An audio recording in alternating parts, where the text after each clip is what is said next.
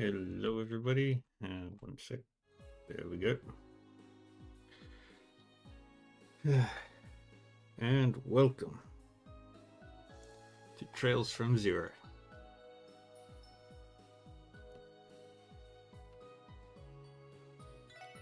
How is everybody?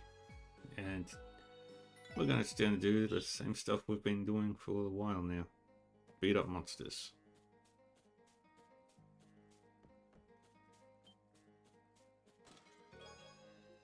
We got a Tira Bomb.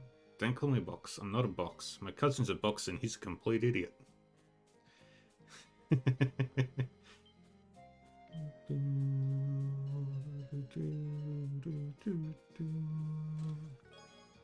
Feather Tackle.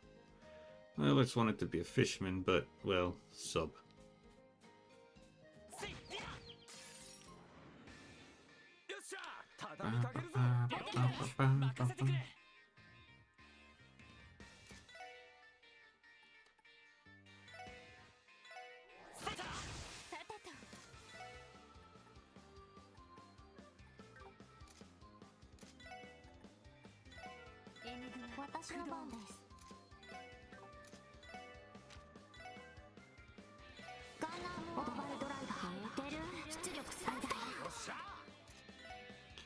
Dang it.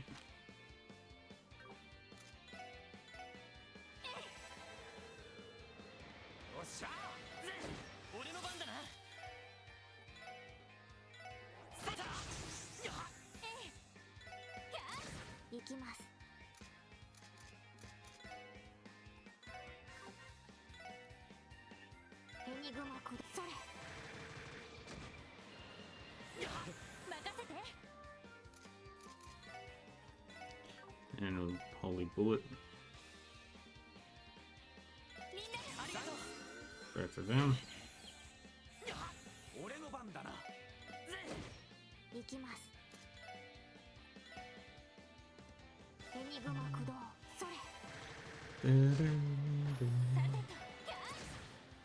We just keep on attacking. Come on, Randy.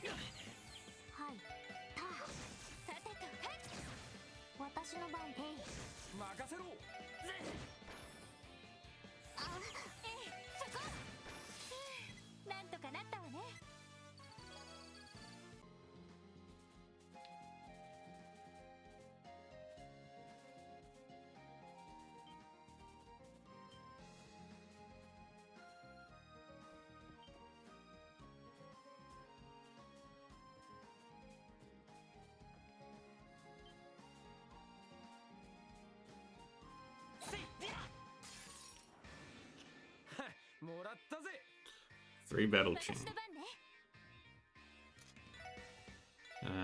So we're gonna start off fairly simple.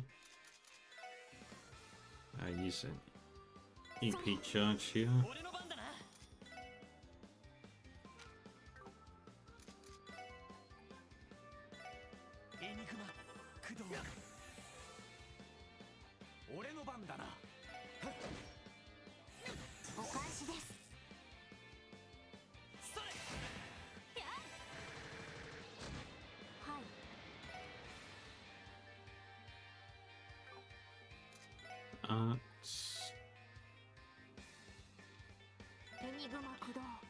Do that. Heal everyone.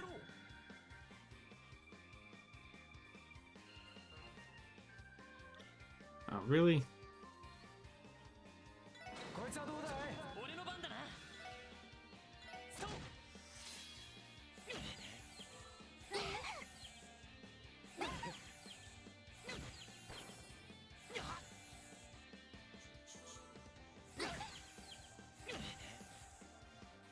Come on.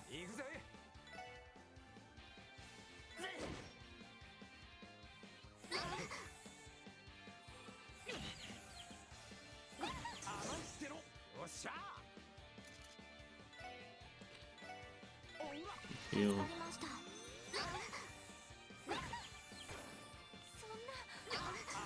Come on.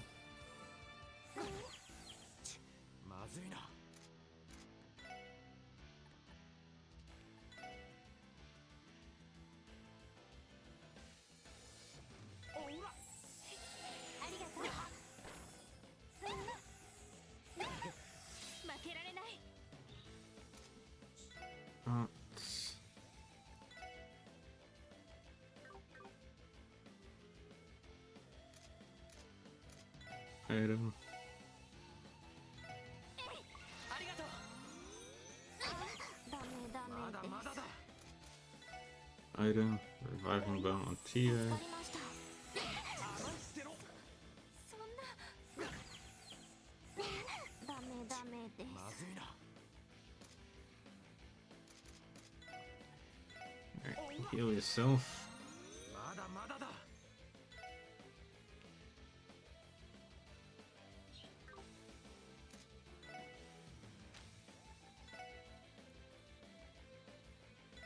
Heal. おうわ。ありがとう。負けられない。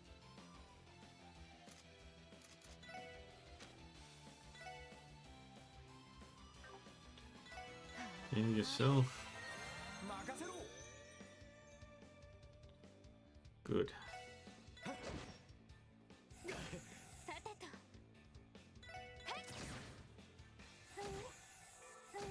行くぜ。よし。 Let's get her back up into the fight. 助かりました。任せてくれ。やっ。さてと。俺の番だな。さてと。 Heal Randy. サンクス。行くぜ。任せて。助かりました。さてと。そこ。おっしゃ。さてと。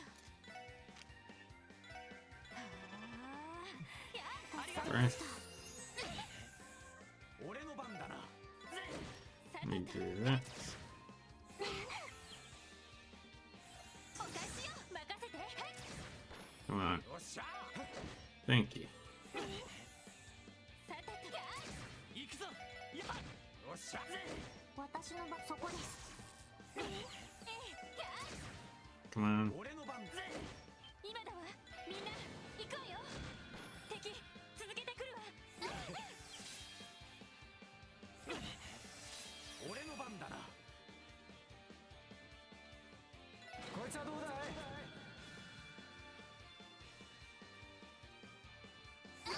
ダメダまだメやれる。です。さあ行くぞ。 Come on. そこだ。まだまだだ。 Craft. ほらよ。そこだ。そこだ。まだやれる。 There we go. やっ。お返しよ。お返しよ。なんとかしないと。 Reviving bomb. 助かりました。負けるか。そう。まだまだだ。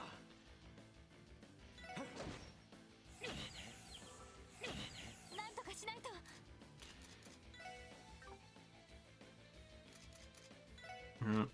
No, art. Craft. Holy bullet. みんな助かりました。さてと。 And then それ。 give Ellie one of them. 私の番で Not す。 Ellie. そこです。俺の番だな。はっ。任せて。甘いってろ。やっ。甘いってろ。さてと。私の番ね。 Art. や Void. おっしゃ。甘いってろ。 Very good. 私の番そこ。敵続けてくるわ。俺の番だな。こいつはどうだい。 Very nice. はい。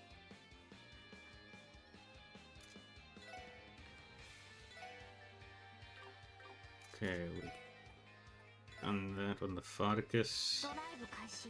それ。任せて。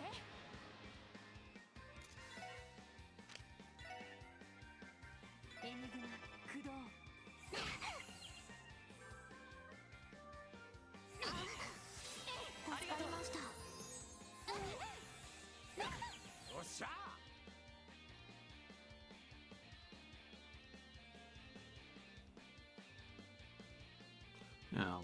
take care of that later.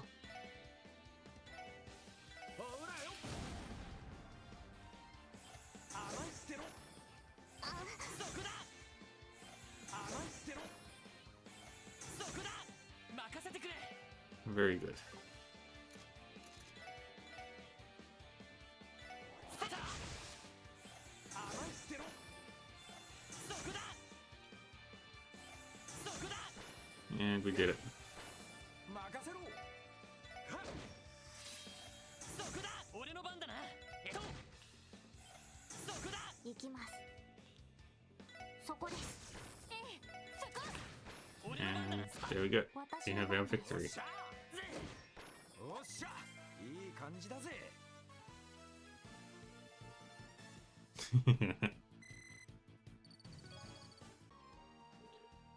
Okay. Looks like that was the last of them. Extermination complete. I no longer detect the presence of any monsters within the perimeter. Damn, they were as much of a pain to deal with as I thought they'd be. Well, at least we got the job done in the end. That's what matters, right? Alright then, let's go give our report to Chief Tolta. Yeah, hopefully he'll have a bit more peace of mind now.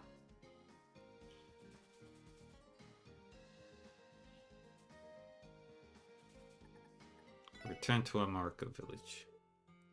I see. I'm glad we won't have to worry about them anymore. I'm glad to hear we won't have to worry about them anymore. We can finally get back to tending our fields in peace. Seems I owe you my thanks once again, Special Support Section. It was no biggie. Stuff like that's nothing for us. Honestly, Randy, you're all talk. Still, seeing as this property is right on the highway, you may want to take some precautions to make sure this doesn't happen again, Chief Tolta. Yes, I agree. We Americans will need to work out some way to deal with this problem ourselves. However, I can't help but notice that this all started after the wolf attacks. It's almost been a month since that was resolved, and yet this still happened. We have yet to confirm any sort of correlation between the two events, but it is quite probable. Regardless, now that we have exterminated the monsters, the storehouse should be safe for the time being. Ah, is that so? That is certainly a relief to hear. Thank you all for your help. As always, I'll make sure to call you if something else pops up. You can count on us, sir. Call us and we'll come running. Well, if you'll excuse us.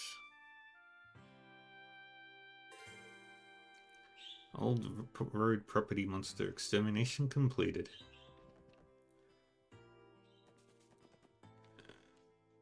Did we get the recipe?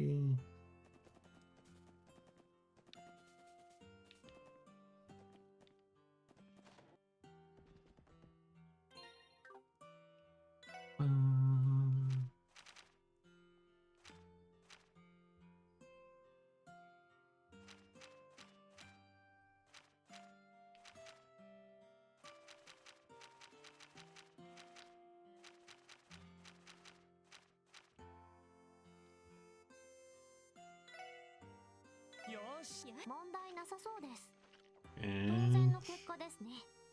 didn't get what we wanted. Alrighty.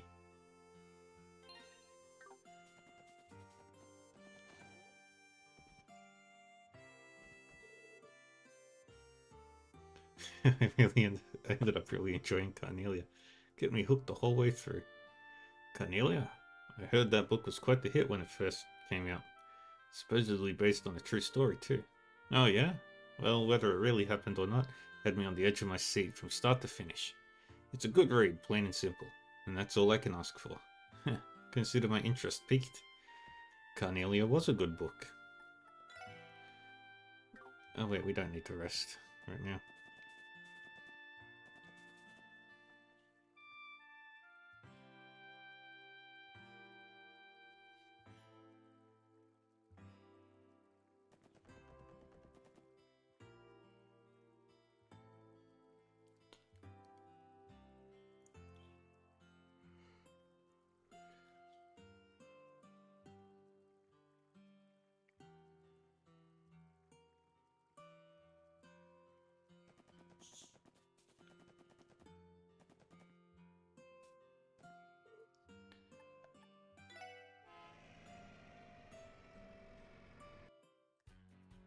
And we head back to Crossbell.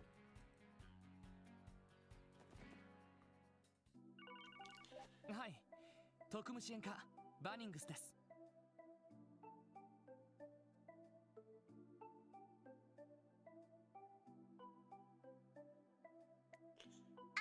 ロイドさん、 Lloyd! よかった、つながったみたいですね。フラン、直接連絡なんて珍しいな。何かあったのか？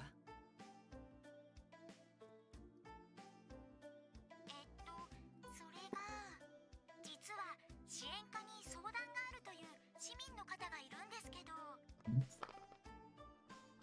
The special support section. 直接そちらに回してもいいですか？ああ、大丈夫だと思うけど、いつものように端末で回せる話じゃないってことか。はい、ちょっと深刻そうな話なので。 Oh dear. それにロイドさんたちをぜひにと指名される方も珍しいですから、 Oh. どうせだったらと思いまして。 Oh, Fran. 事情は分かったよ。 Gotcha. 支援課の方に戻ればいいのかな。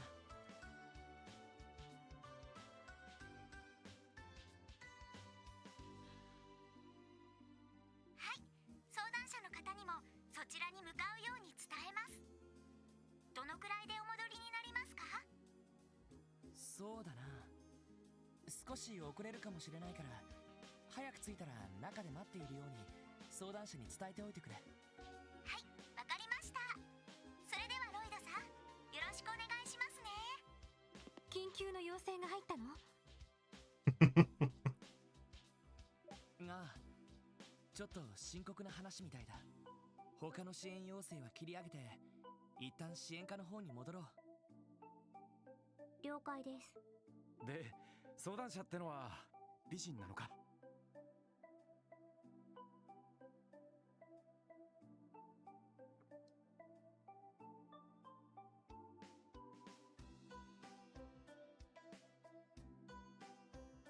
いや、知らないって。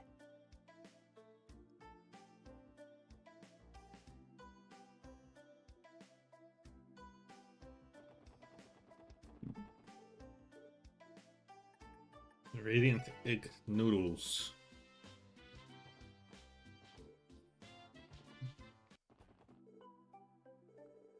I may be merely one who clasps his hands in prayer to the Juzo every morning, and yet I am jubilant to learn that there is another soul besides myself that visits this humble shrine.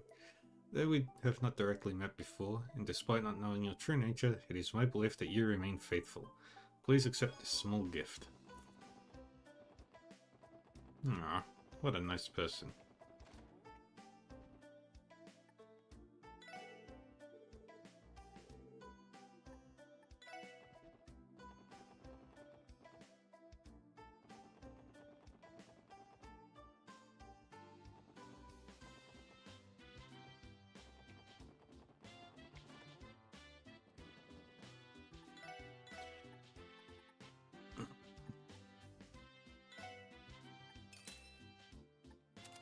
Equip that on Randy. Good there.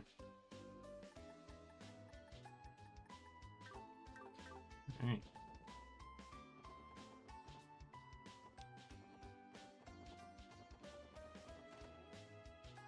おっと、もう来てたみたいね。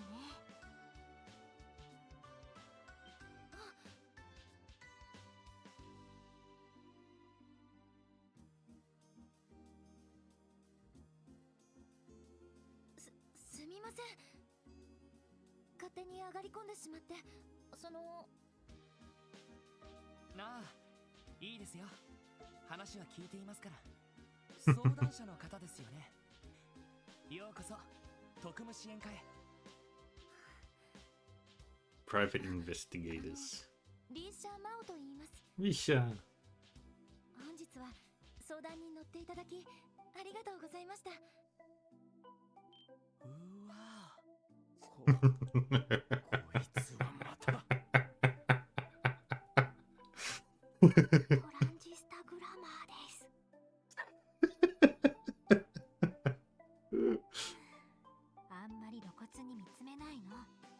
ちょっとロイド、 Lloyd. とりあえずそちらにおかけください。まずは一通りお話を伺います。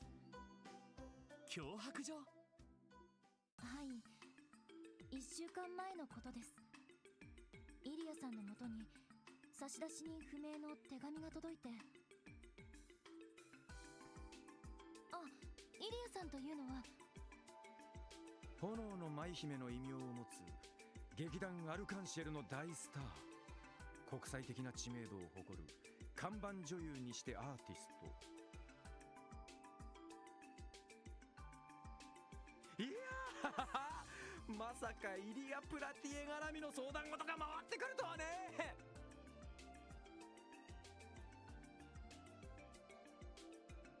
ランディさん、少し落ち着いてください。Yeah, Randy, control yourself, buddy. そのさすがに有名人ですから名前くらいは知っていますが、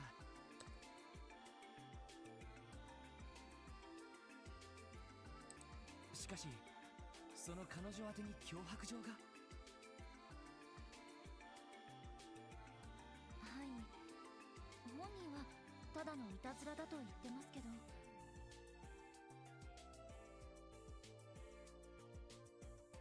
ちょっと不気味な文面でただのいたずらには思えなくって、それで劇団長とも話し合って、とにかく警察に相談してみようって。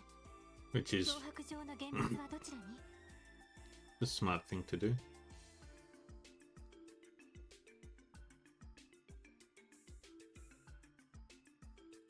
そのイリアさん自身が持っています。すぐに捨てようとしていたところをなんとか止めはしたんですけど。そうなるとまずはその脅迫状を見せてもらう必要がありますね。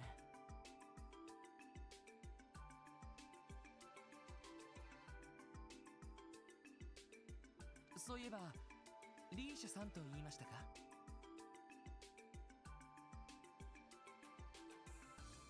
当然アルカンシェルの関係者なんですよね。あ、はい、一応アーティストの一人です。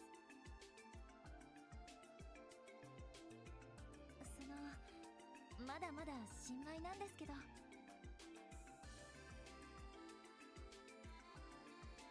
てあなんだよさっきから。君の顔新作の特集ページで見かけたことがあるぜ。イリア演じる太陽の姫と対になる月の姫を演じる準主役、イリア・プラティエが大抜擢した彗星のごとく現れた大型新人って。そんな大型新人なんて。Randy. 不足で足を引っ張ってばかりなんです。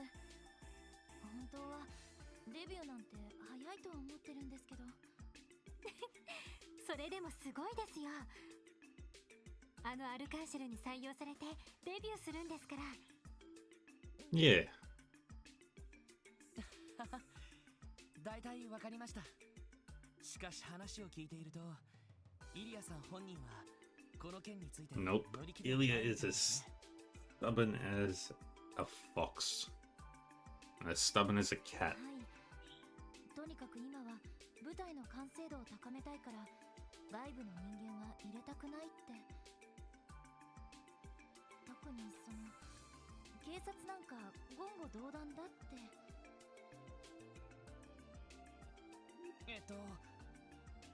それでは私たちも出る幕などないのでは。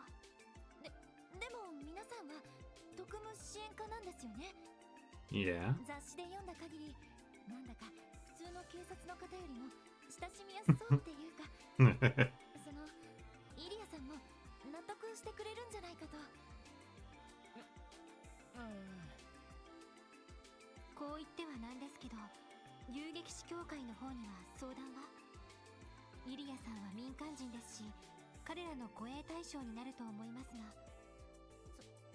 それはそのクロスベルで遊撃士協会はとても人気があるみたいですから。 Yeah. 年前にそんな人たちが出入りしたら変に噂になってしまいそうで、その点皆さんならそこまで話題にはならないかと思って。すみません、私ったら失礼なことを。いや全然気にしてませんよ。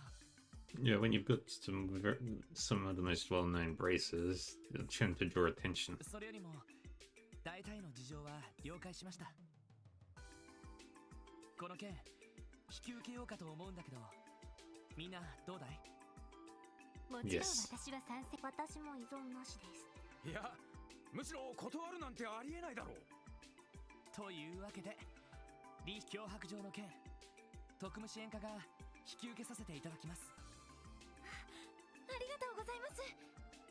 それでは私、一足先に劇団に戻ります。劇団長とイリアさんには私の方から報告しておきますので、いつ来ていただいても大丈夫です。Yeah. わかりました。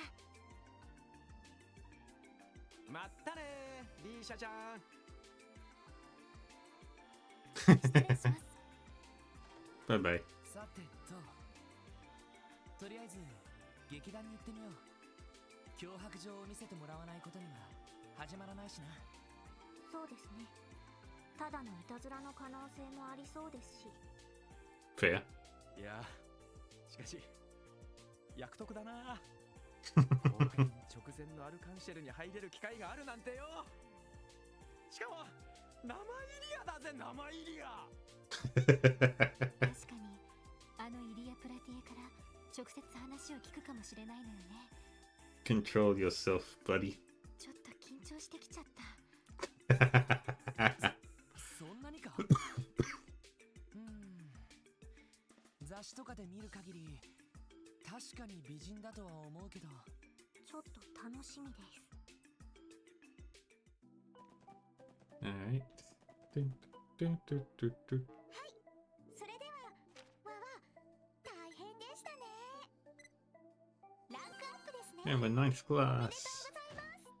Strike 特 quotes. 典の品、お疲れ様。 Alright, let's go to Genten quickly. And let's unlock some more augment slots. Well, not unlock, but upgrade.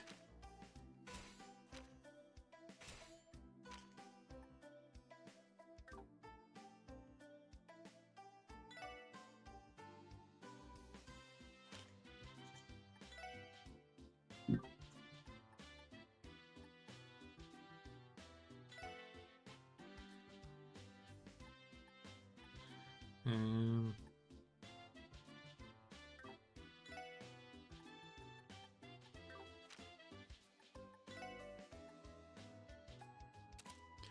give him that.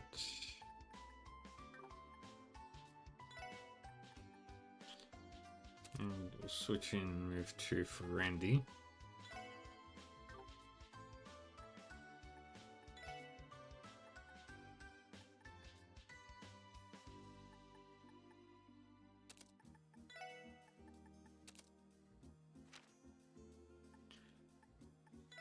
And nothing else for you at the moment.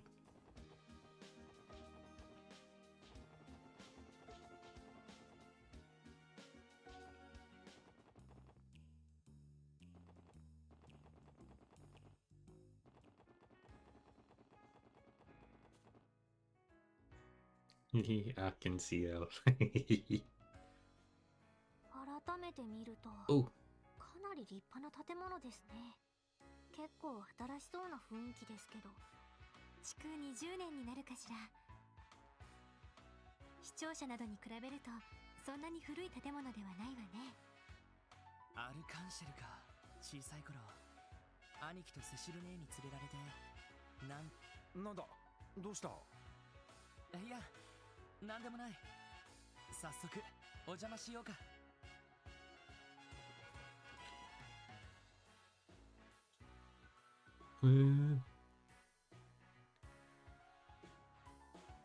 So the second name on there is Ricia.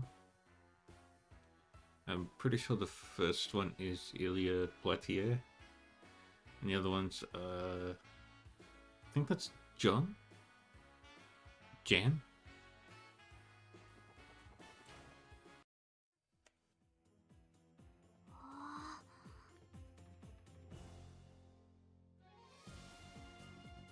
相変わらず雰囲気のある玄関ね。音楽が流れてるってことは稽古中なのかな。おお、きっとそうに違いね。お客様、大変申し訳ありません。ただいま当劇場は関係者以外の立ち入りをご遠慮願っておりまして。 Yes, manager balsamic vinegar. 実はこちらの方から相談を受けた警察の者なんですが。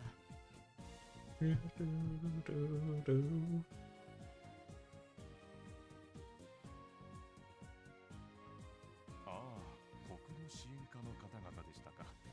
Yes, they are the special support section.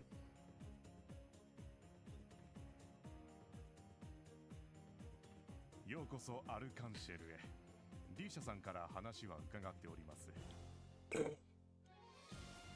何でも劇団長とイリアさんにお話を伺いにいらっしゃったとか。 Yep. お取り次ぎ願えますか。 We're gonna talk to the troop manager and Ilya. それでしたら正面の扉からホール内にお入りください。ちょうどイリアさんの稽古を劇団長とリーシャさんが見学しているはずですから。ね、いいんですか？イリアさんの迷惑なのでは。いえいえ、そんなさじを気にされる人ではありませんよ。Yeah, and even major interruptions are more like a nuisance む to し her. ろ本番に近いと言って喜ばれるんじゃないでしょうか。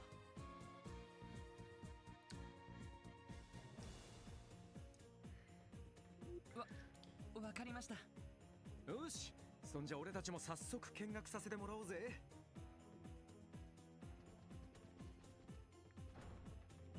こ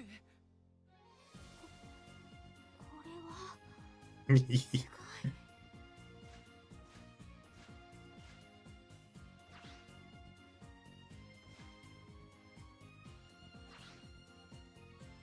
Just jumping around. あら？あ、皆さん。すみません、お邪魔してしまって。なんて言ったらいいか。すごかったです。ちょっと魂抜かれかけたぜ。素晴らしいものを見せていただきました。ありがとう。まあ完成というにはまだ程遠い状態なんだけどね。まだ上があるんですか？当たり前じゃない。このシーンはあくまで冒頭の太陽の姫だけのシーン。これに月の姫が加わることで何倍にも相乗効果が生まれる。最後のクライマックスシーンは今の数十倍はすごいと思うわよ。すごいっすね。想像すらできません。 They're very excited. リーシャ、彼らがさっき言ってた？はい、特務支援課の方々です。 The special support section. 確かに全然警察っぽくは見えないけ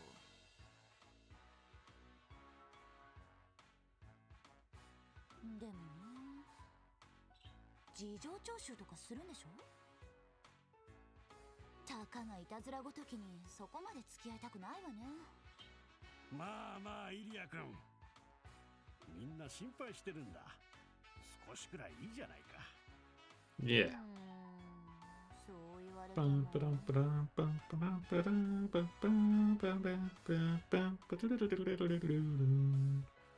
前にテンション下がることは一切しないのがスタイルだし、リーシャが胸を揉ませてくれたら少少しは考えるかもしれないけど。飲ませません。まったく君と来たら。なんか舞台の上とのギャップが。微妙におじさんっぽいです。女傑らしいのは知ってたけど。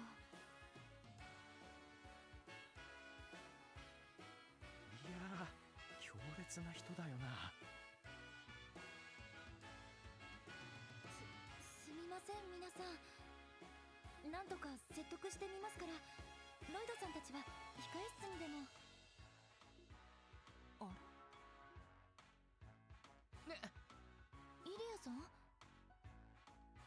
ロイドって今ひょっとしてあなたのこと？まあ近すぎるって。フルネームは？そのロイド・バニングスですけど。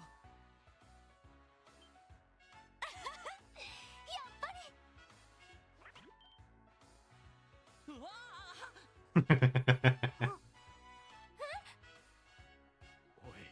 おいおいおいおい。Oh boy. イリアさん？何をしてるのかね。いやー、世間は狭いわね。まさか噂の弟くんとこうして会えるなんて。そういえば警察に入ったって聞いたことがあったっけ？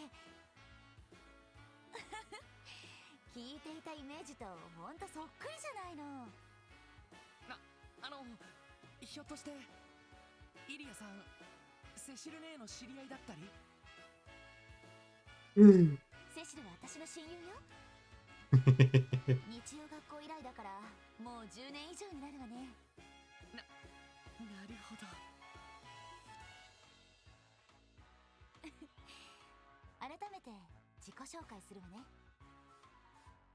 イリア・プラティエ、劇団アルカンシェルの看板を背負って立たせてもらってるわ。よろしくね、弟くんたち。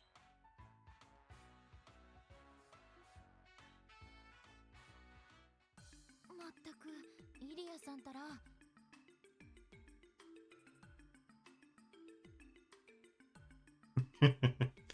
あ、イリア。ついたりしてロイドさんに失礼じゃないですか。まあまあ、固いこと一個なし。それにお姉さんに抱きつかれてちょっとは嬉しかったでしょ。And Randy is jealous. セシルさんに続いて。これがヒエラルキー。弟至上主義というやつか。Oh.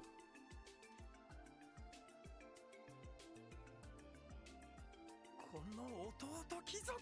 Little brother of the sentence. そういうこと。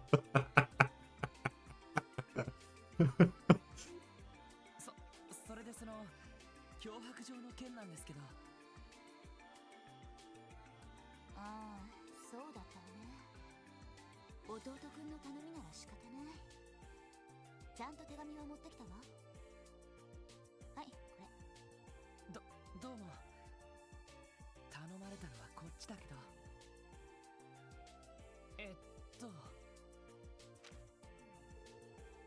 Cancel all performances of your upcoming show or the beloved fervent dancer will have a tragic accident. Ian. これが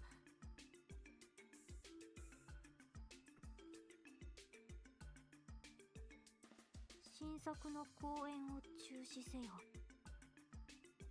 さもなくば炎の舞姫に悲劇が訪れるだろう。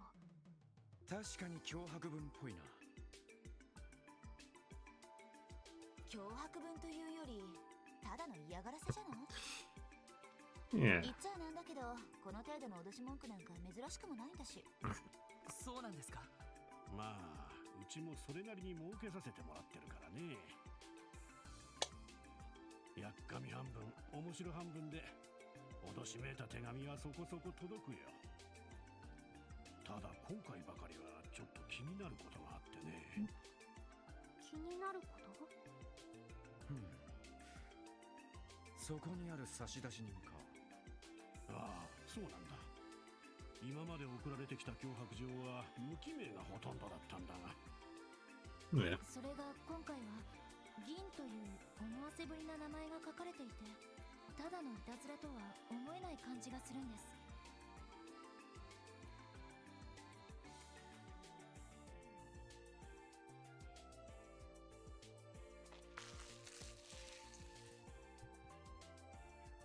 Bum, bum, bum, bum, bum, bum.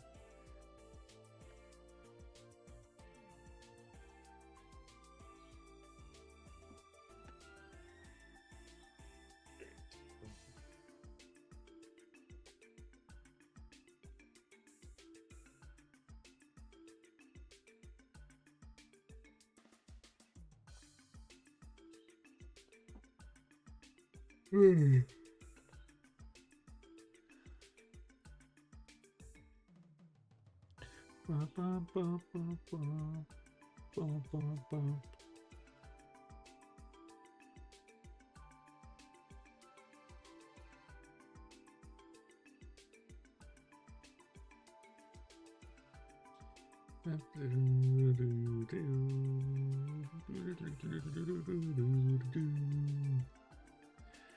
Mm.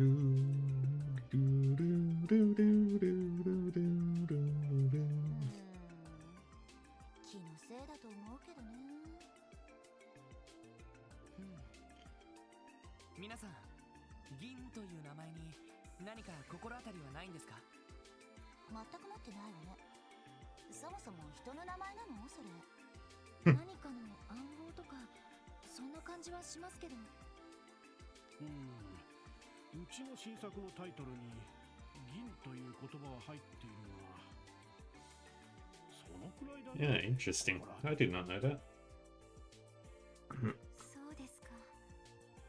では、それ以外の心当たりはありませんか？失礼かとは思いますが、最近誰かの恨みを買うようなことがあったりしたとか。それは。まさかね。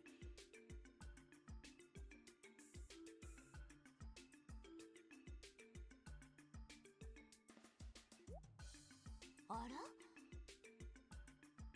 ら？あなたたち、誰かに恨まれる心当たりなんてあるの？あのね。私たちではなくて、イリアさんの話ですよ。ほら、つい先日、例の会長さんのことを。ああ、あのハゲ親父のことか。あまりにどうでもいいからすっかり忘れてたわ。She's ハゲ親父というのは？マルコーニっていう油切ったハゲ親父のことよ。ルバーチ商会っていうゴロつきどもを使ってるっていう。ルバーチェ商会。 Ravach. その名前が出るかよ。何？どうしたの？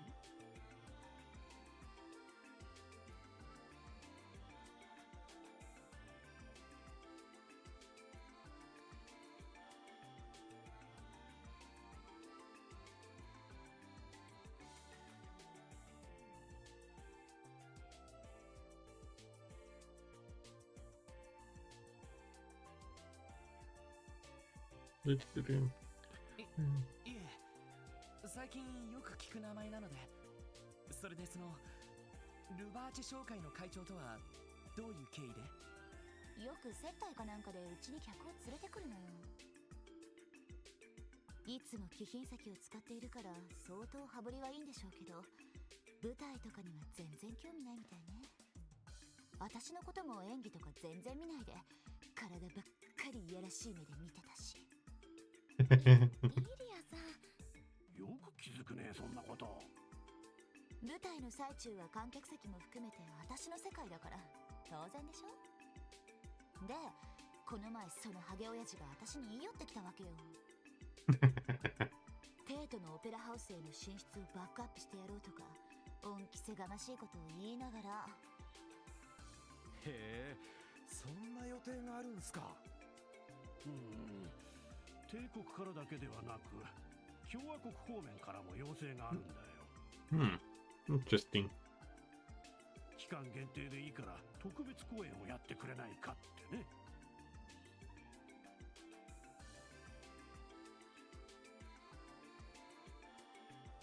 そういえばこの前リベールのグランアリーナからもオファーがあったな。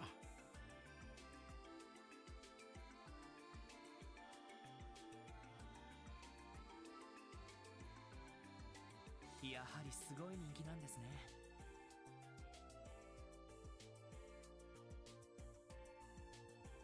でもどうしてそれをルバーチェの会長がバックアップするという話に。どうやら帝国軍に強力なコネを持っているらしくてね。まあ彼らの噂を聞いている限り遠慮したい類のコネだと思うが。ルバーチはどちらかというと帝国とつながりの深いマフィアです。帝都の暗黒街とのコネクションもそれなりにあるのかもしれません。そうなんですか。それで結局そのハゲ親父をどうしたんですか？もちろん丁重にお断りしたわ。二度と迫ってくる気が起こらないようビンタもかましてあげたけど。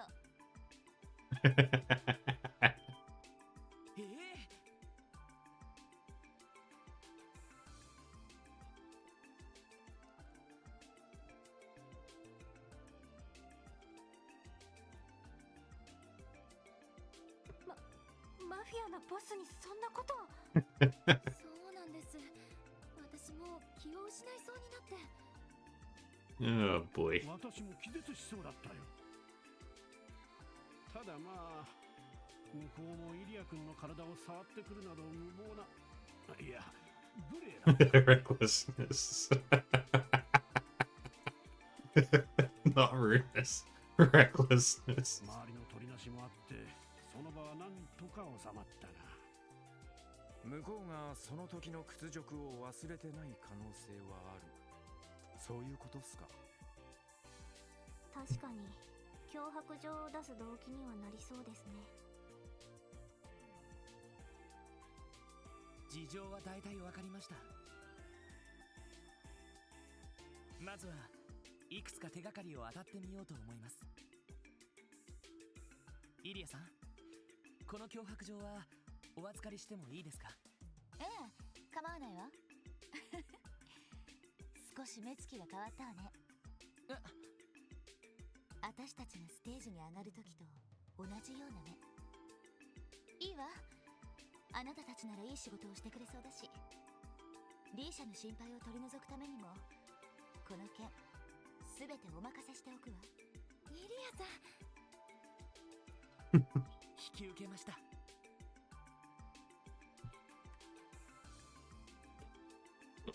Lucky.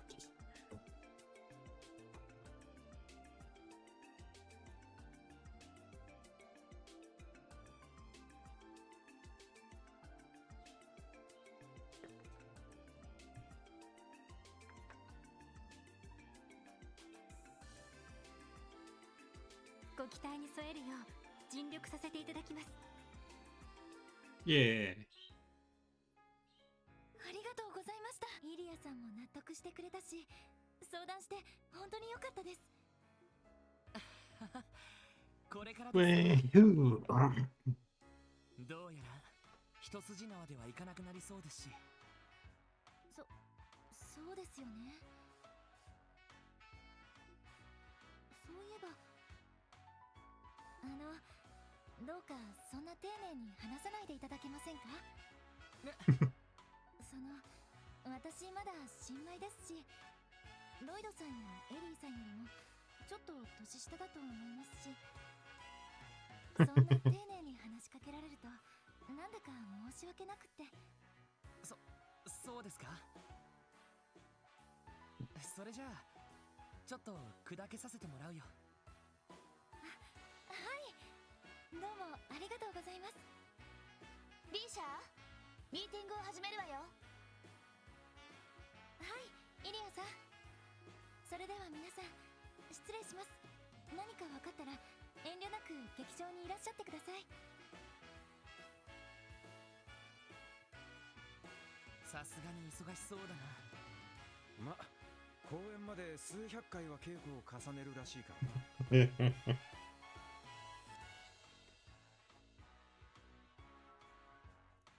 脅迫状を気にかけている時間がもったいないのもうなずけるぜ。Yeah, they got a busy schedule lined up. 納得です。新作の成功のためにもなんとか解決できるといいわね。ああ、そうだな。Let's get to it.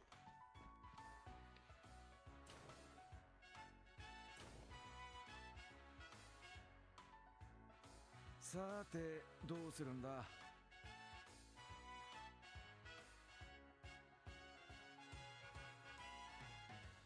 今のところ手がかりはルバーチェくらいだが。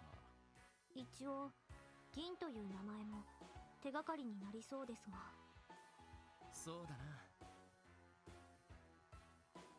な。なあみんな、ルバーチェ商会を一度訪ねてみないか。マジか。別に警察の捜査として普通の事情聴取をするだけさ。脅迫状を出したのがルバーチェの会長かどうかはまだわからないけれど、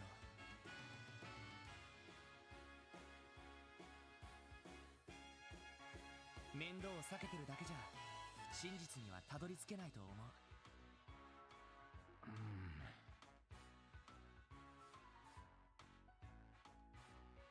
一理ありますね。い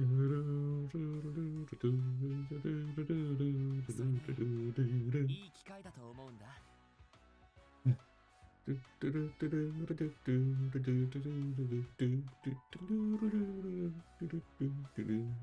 あれだけのことをしても捕まらず、大手を振って歩いている連中。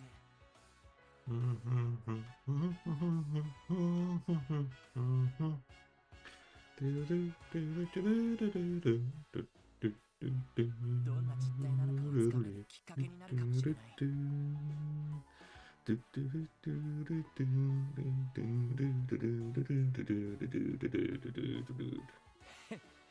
なるほどな。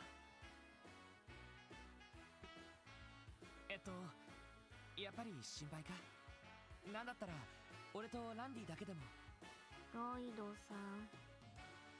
いや別にそういう意味じゃなくて。別に心配はしていないわ。そうね、尋ねるだけであればそれほど危険ではないと思う。この町のマフィアというのが本当はどういう存在なのか知るにはいい機会でしょうね。ああ、なんだよお嬢、随分と思わせぶりだな。気のせいよ。脅迫状に関してもひょうたんからコマということがあるかもしれないし、早速訪ねてみましょう。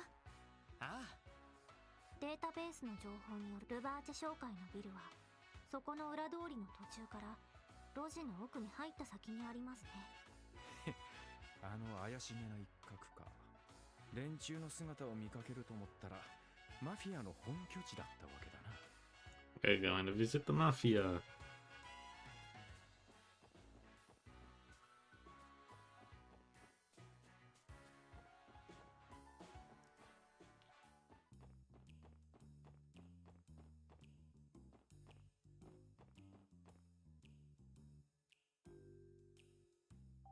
Ravashi and Co. ここがルバーチェ商会。ずいぶん怪しい路地だとは思っていたけど。なんだお前ら。お前らみたいなガキどもが近寄っていい場所じゃねえ。とっとと失せよ。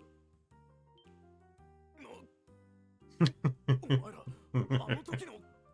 もしかして。はあ、どうやらお知り合いだったみてえだな。なんだこいつらがどうしたんだ。例の警察のガキどもだ。市街の仕込みを邪魔してくれた。He's actually scared. なんだと。どうやら自己紹介をする必要はなさそうですね。The important people know who the SSS 今 are. 日は捜査任務でこちらに伺わせてもらいました。何？こちらの会長さんに取り継いでもらえませんか？とある事件に関して話を聞かせてもらいたいんです。ふざけるな。警察のガキが会長に話だと。よくも抜け抜けと。容疑者というわけでなく、あくまで参考人としてです。もちろん強制ではないので無理強いはしませんが。ま、取り継いでくれるくらいはしてもらってもいいんじゃねえか。あるのがしくじった件でさらに調子に乗らせてみて。おいおい、どうする？勘違いしてるクソガキどもに改めて礼儀でも教えてやるかよ。そうだな。なんかダメっぽいぜ。仕方ない。退散するしかないか。通してやれ。若頭。お疲れ様です。Big guy. でかい。あのバルドさんも相当な大きさでしたけど。こっちはそれ以上だな。お前らが警察のガキどもか。話には聞いてたが、思った以上に若いじゃねえか。特務支援課のロイド・バニングスです。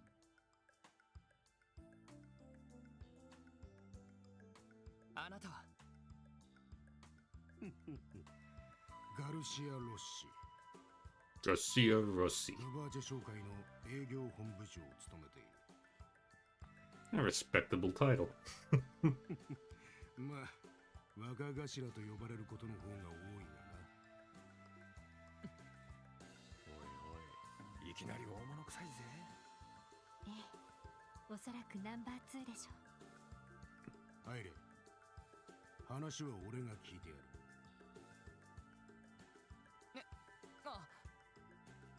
あ、若頭がそう言うなら仕方ねえ。とっとと入りやがれ。くれぐれもあの人に無礼を働こうと思うなよ。長生きしたかったろな。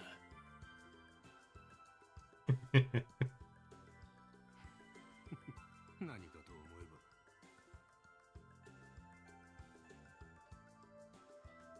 ば、うちの会長がイリア・プラティエに脅迫状で嫌がらせだと。とんだヨタ話もあったもんだぜ。無論こちらもそうだと決めつけているわけではありません。 Yeah. ですが、ほとんど手がかりがない状況で先日揉め事があったと聞きまして、参考までに話を伺えればと。会長が引っ張かれたやつか。 Garcia probably is like, 酒の席でのちょっとしたハプニングだ。 dude probably 会 deserved 長 it. も酒が入ってたせいか、ほとんど記憶にないらしいしな。全然気にしてないと思うぜ。そうなんですか？お聞きした話だと、テートのオペラハウスへの進出をイリアさんに持ちかけられたとか。ああ、そんな話もあったな。うちもいろいろな付き合いがある。そっちの方から仲介された話だ。まあ、むしろそれは口実で。あれ？特別ゲスト？ああ、こっちの話だ。まあ、そういうわけで、何の関わりもねえ話ってことだ。わかったか、坊主ども。念のため脅迫状の現物を確認してもらってもいいですか？まあいいだろう。 Yeah. よこ They're そ。 not enemies right now. They might not like each other, but there's a non-aggression pact right now. なんだこいつ。確かにイリア・プラティエの公演を妨害したいみてえだが。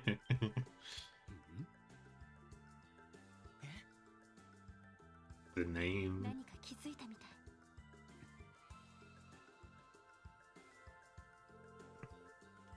Garcia threw the threat letter back at Lloyd. くだらねえな。脅迫状というよりは単なるいたずらじゃねえのか。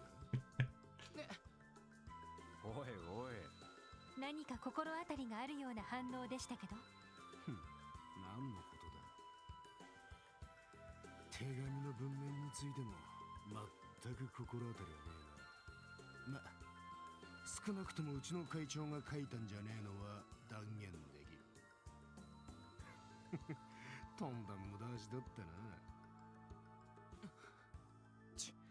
何か知っていそうだが。引き出すのは難しそうですね。話は分かりました。ところで今の話を会長さんから直接お聞きできないでしょうか。ああ、確かにそういった話は本人から直接聞きたいもんだな。First-hand information. 留守でもしてんのかい？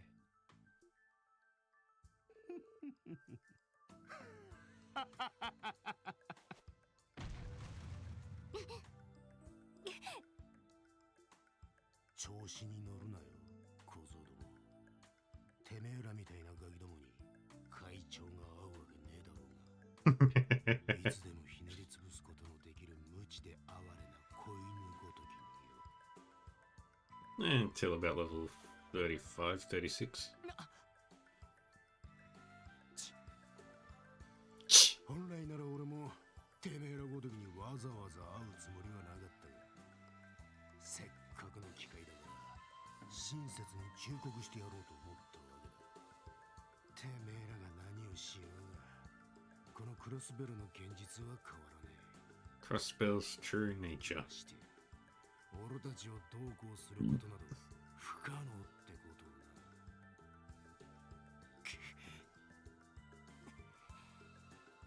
ずいぶん余裕たっぷりじゃねえか。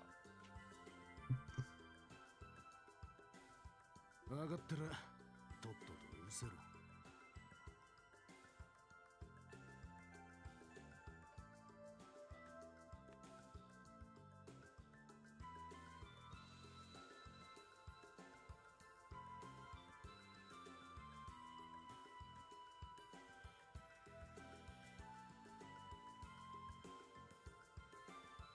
てめえらみてえなガキどもを相手してるほど暇じゃねえんだ。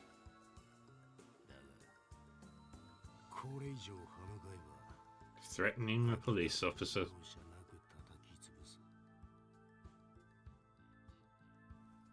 忠告ありがたく受け取っておきますよ。行こうみんな。聞き込みはこれで十分だ。ええ、ですね。茶の一杯くらい出しやがれってんだ。Yeah, terrible host. Not like Duke Dunan was. 待て、そこの赤毛。ああ、俺のことか。その赤毛、どこかで見たような。いや、そんなはず。おいおい、勘弁してくれよ。グラマーな姉ちゃんならともかく、おっさんに言い寄られる趣味はねえぞ。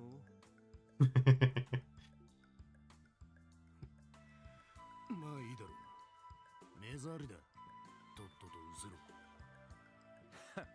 そっちが引き止めたんだろうが。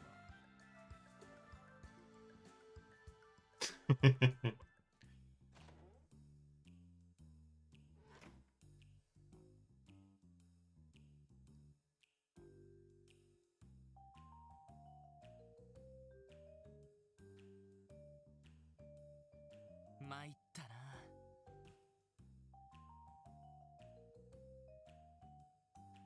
完全に子供扱いでしたね。 Well, to him, basically old enough. そういえばランディ、何か呼び止められてたけどどうしたんだ？さあな。ただまあ、あの男、ただまともにやり合ったら、今の俺たちじゃ歯が立たねえだろう。そうか。それ以前にまともに相手にされていない感じでしたけど、こちらが何をしたところで痛くも痒くもないというか。なあ、それは俺も感じたよ。議員とのつながりがあるとはいえ、あの余裕は何なんだ。エリー、なんだ、どうした？なんでもないわ。それよりこれからどうするの？どうやらルバーチェには何か心当たりがあるみたいだけど。ああ、脅迫状の一件か。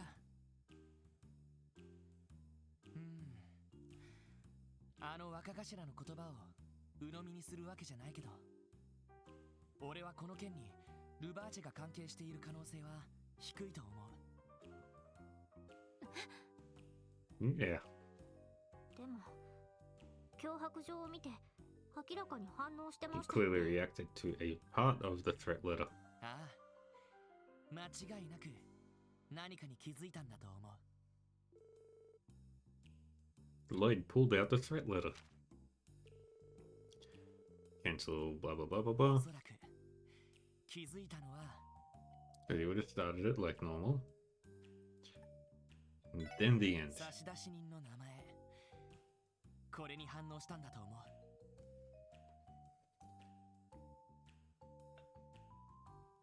銀。 Yin. 結局はこいつか。この人物がルバーチェの関係者という可能性はないのかしら。いや、関係があるとしたら、あの若頭の態度はおかしい。まるで関係がないことを最初から確信しているような、そんな感じじゃなかったか。なるほど。確かにそんな素振りだったな。The mayor of Crossbell is kind of like the leader of the whole state, but it works more like a parliament system where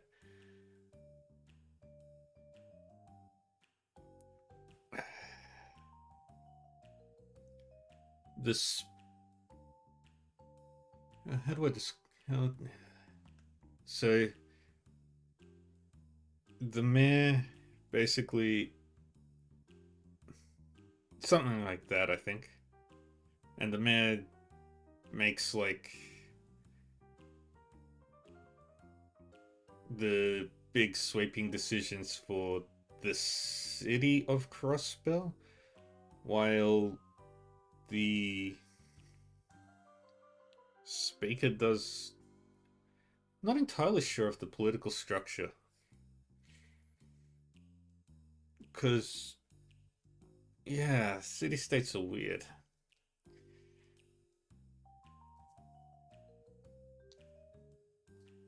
Erebronia or Calvard should get off their butts and just take it over. ルバーチェと無関係でありながら、 And we're investigating Yin, whoever this mysterious person is. That I as a player totally know who it is. But I have to act like I don't know who it is. そういう人物ということですか。ああ、そうだと思う。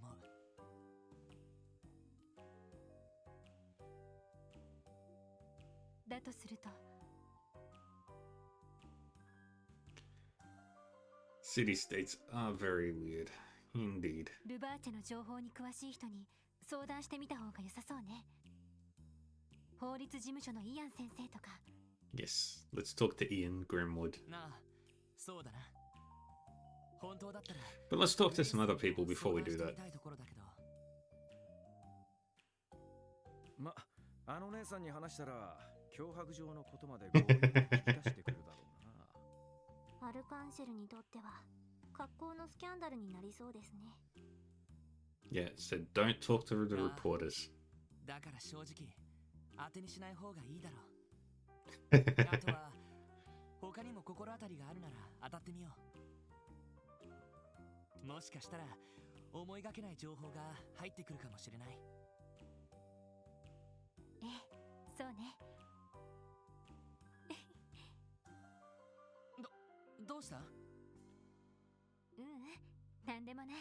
それでは早速聞き込みを始めましょう。どこを回るにせよ法律事務所には行かないとね。ああ、そうだな。 Alright, who do we want to talk to first? Let's start with the central square and then just circle around.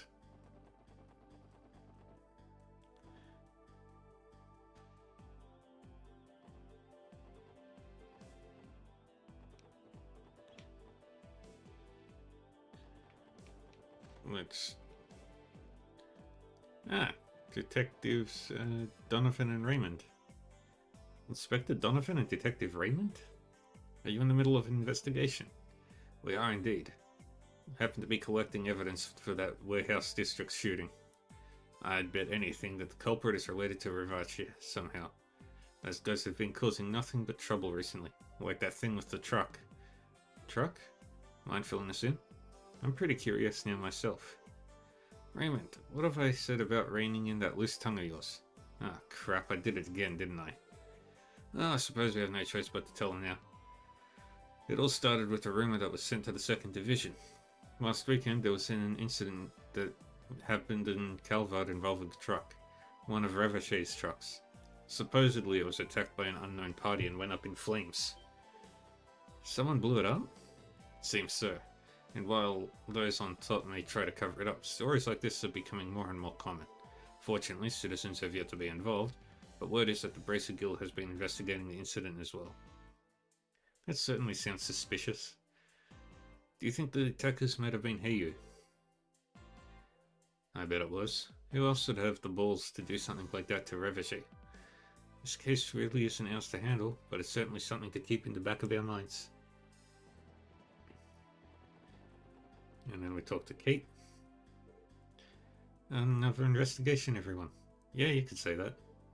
Alright, Kate, you mainly patrol around the city, don't you? Does the word yin ring any bells? Yin? Sorry, can't say it does, unless... Isn't yin the word people in the East use for silver? If so, it might refer to an Arc-en-Ciel's show Golden Sun Silver Moon. Is that so? We'll keep that in mind. Sorry, that's the only thing that came to mind. Wish I could be of more help. Alright. Let's talk to Michelle. Ravache is a criminal organization entrenched deep within the foundation of Crossbell. For them, breaking laws is as much of an everyday occurrence as tying their shoes. We can't so much as lay a hand on them, though. They've got all the corrupt men who run this state deep in their pockets. Best we can do is give them a good pounding, and even then, only if they lay a hand on the citizens. I've got to admit, Guild definitely has the CPD beat when it comes to proactively responding to threats against the people. Yeah, by the time any of us cops get up to the scene, you braces are already there cleaning shop. You can say that again, honey. Honestly, if your co-workers were just a little quicker on their toes, that'd take some of the work off our plate. Alright, let's go downtown. Let's talk to Wazzy first. Heiyu's been clawing their way into Crossbell's underworld. There's supposedly a large group that operates in the east. Yeah, I've heard they're a crime syndicate with a strong foothold in Calvard. Do you know anything about them, Wazzy? No, can't say I do. I've heard that they've been engaging in skirmishes over smuggling routes of late. They've also been strengthening their forces, even though they're already keeping Ravache at bay. If sources are to be believed at least. We're remaining cautious for now. Their actions could affect us too. Huh, really? Hey, how'd someone like you yourself manage to find that juicy piece of info? Well, I suppose it is a bit out of my area of expertise. I may not look the part, but I actually have connections everywhere.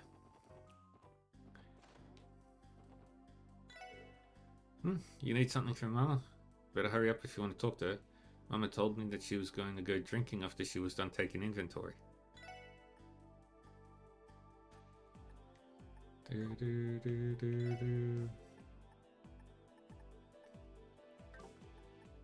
Other?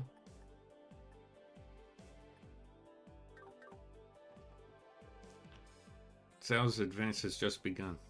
It should be interesting to see how this plays out. I'm impressed at the marvelous job he's doing of destroying Ravache. Zhao, that name sounds... Is that the name of Heiyu's boss? Yeah, it is, though I can't say I've ever met him myself. He's the branch manager of Heiyu's Crossbell outfit. He's supposedly cunning enough to resolve any kind of issue, be it internally or externally. I imagine they're planning their attack now that they've gained a foothold in Crossbell. Fully solid move for a mafia, I'd say. Is that related to the uptick in crimes being reported around the city? Now that you mention it, this month in particular has been chock full of incidents. Guess they've been doing all their dirty work just under our noses. Let's talk to Wald. Those black suits have been creeping me the hell out lately. The reason I've been sending my boys on regular patrols around our turf. Black suits. You talking about Revochet? Yeah, I guess they've been making moves these days. Screw them. Those cowards love sneaking around behind our backs, instead of facing us like real men. As soon as you catch one of those snakes, they're friggin' dead meat. Oh, I can't wait. Come on, Walt. Please don't escalate this into something bigger than it used to be, okay? But wait, I can't turn a blind eye to all of the larger crimes they've been committing. I'm sure the fight between the mafias will only continue to escalate if it's already become this fierce. Alright, now we head to the Harbour District.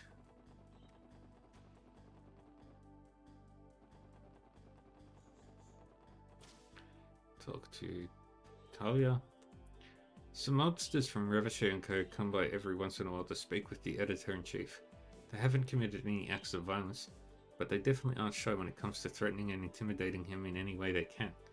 Yep, definitely not a fan of scary guys like them.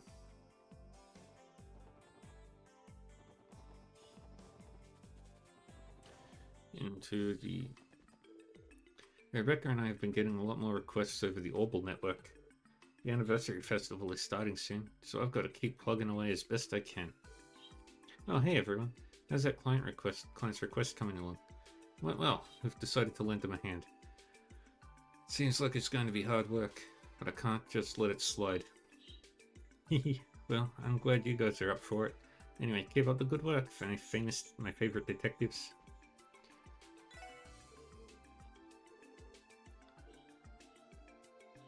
And we got a U material from that.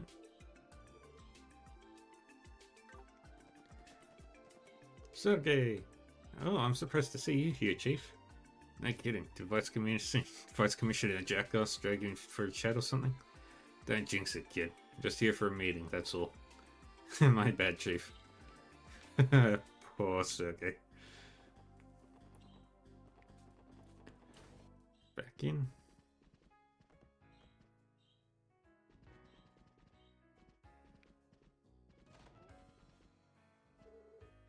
Celine.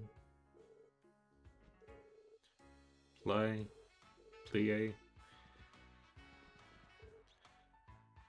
Theodore is styling Eugene's hair.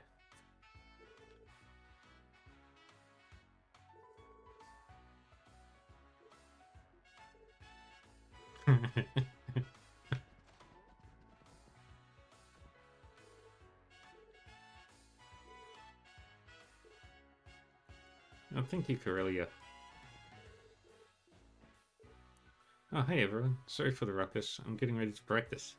Hey, you're looking as busy as ever. What do you expect, man? She's a rising star. I actually had no intention of joining the troupe originally. Oh, really? Why the change of heart? Well, I've always wanted to watch one of Arcane Ciel's famous performances.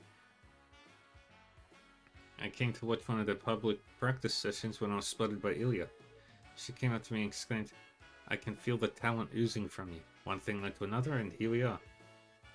I can clearly visualize the event in my mind. That definitely sounds like Ilya. Once she has a vision, there's nothing that can stop her. I'm sure one of my solo performances could easily leave the entire audience stunned. Seriously, Rishia's acting has its own qualities that deserve to be seen. She pushes me to raise the bar for myself. Well, is she seriously that good? Now that you mention it, she doesn't really have that same sort of swagger you usually see from a talented up-and-comer. Instead of being someone who's eyeing the spotlight like a hungry wolf, she reminds me more of a cute little bunny rabbit. You got that right. And it's part of her personality, and that's that part of her personality that makes her such a breath of fresh air. I don't think she's realized it, but she's got as much potential as me. Who knows? Maybe she'll end up dethroning me someday. She is that talented? Ricio has piqued my interest. I would like to watch her perform once.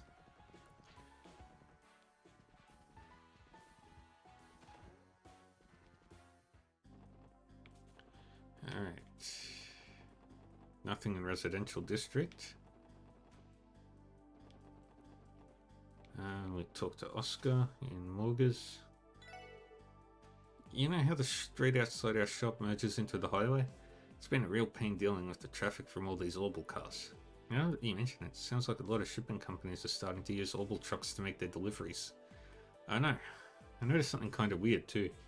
There's this black truck that I'll see sometimes when I come out to prep around 3 in the morning. When word on the street is that it belongs to Revachie. Any truth to that claim? I wonder if they could be using West Crossbell Highway as a smuggling route between here and the Empire. No way to say for sure, but that sounds shady as hell.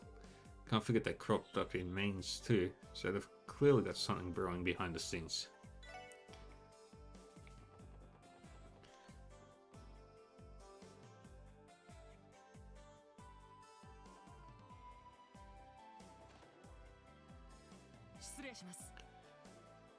Let me talk to Mr. Grimwood. お疲れ様だ。頑張っているようだね。I like him. 先生こそ相変わらずお忙しくしてらっしゃるみたいですね。もう慣れっこだよ。Where are you up to now in the game?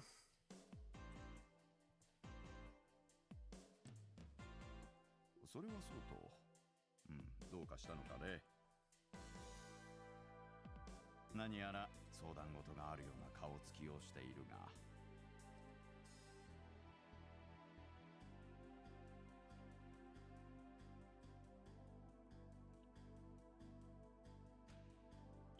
驚きました。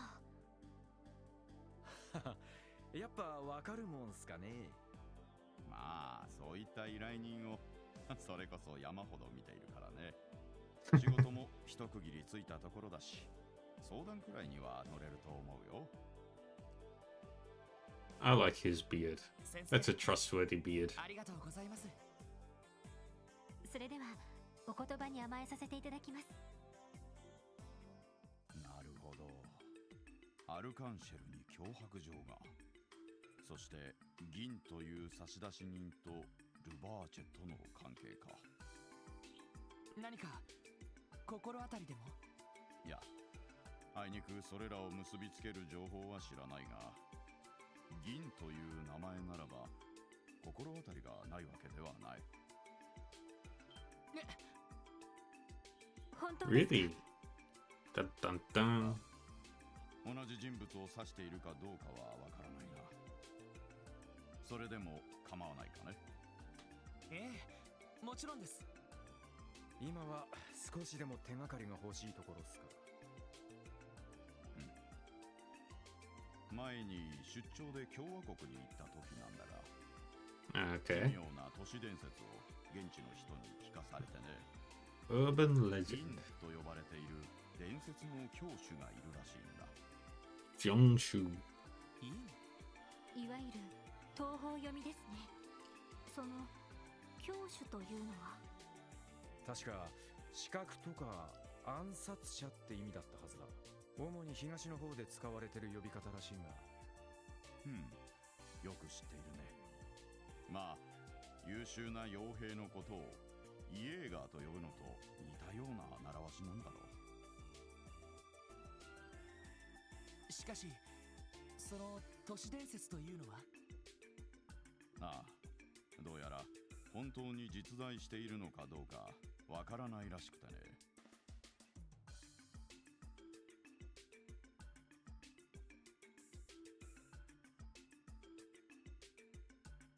噂では仮面と国威で身を包み、決して素顔を見せないという。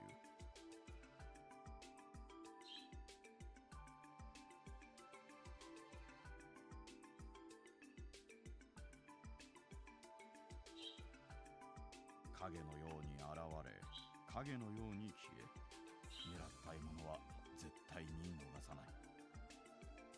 そんな亡霊のような存在として噂されているみたいだね。A phantom. Phantom assassin. But not a phantom thief. ずいぶん高等無形な話だな。なるほど。だから都市伝説ですか。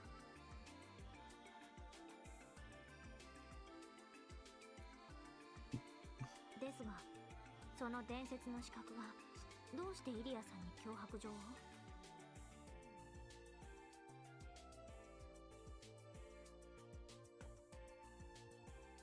そうね。すぐには繋がらないけれど。Yeah. もしかして変ゆえ？ああ、俺もそれは思った。確かにヘイユエはカルバードの東方人外に一大勢力を構えている組織だ。伝説の教主と何らかの関係があっても不思議ではないが。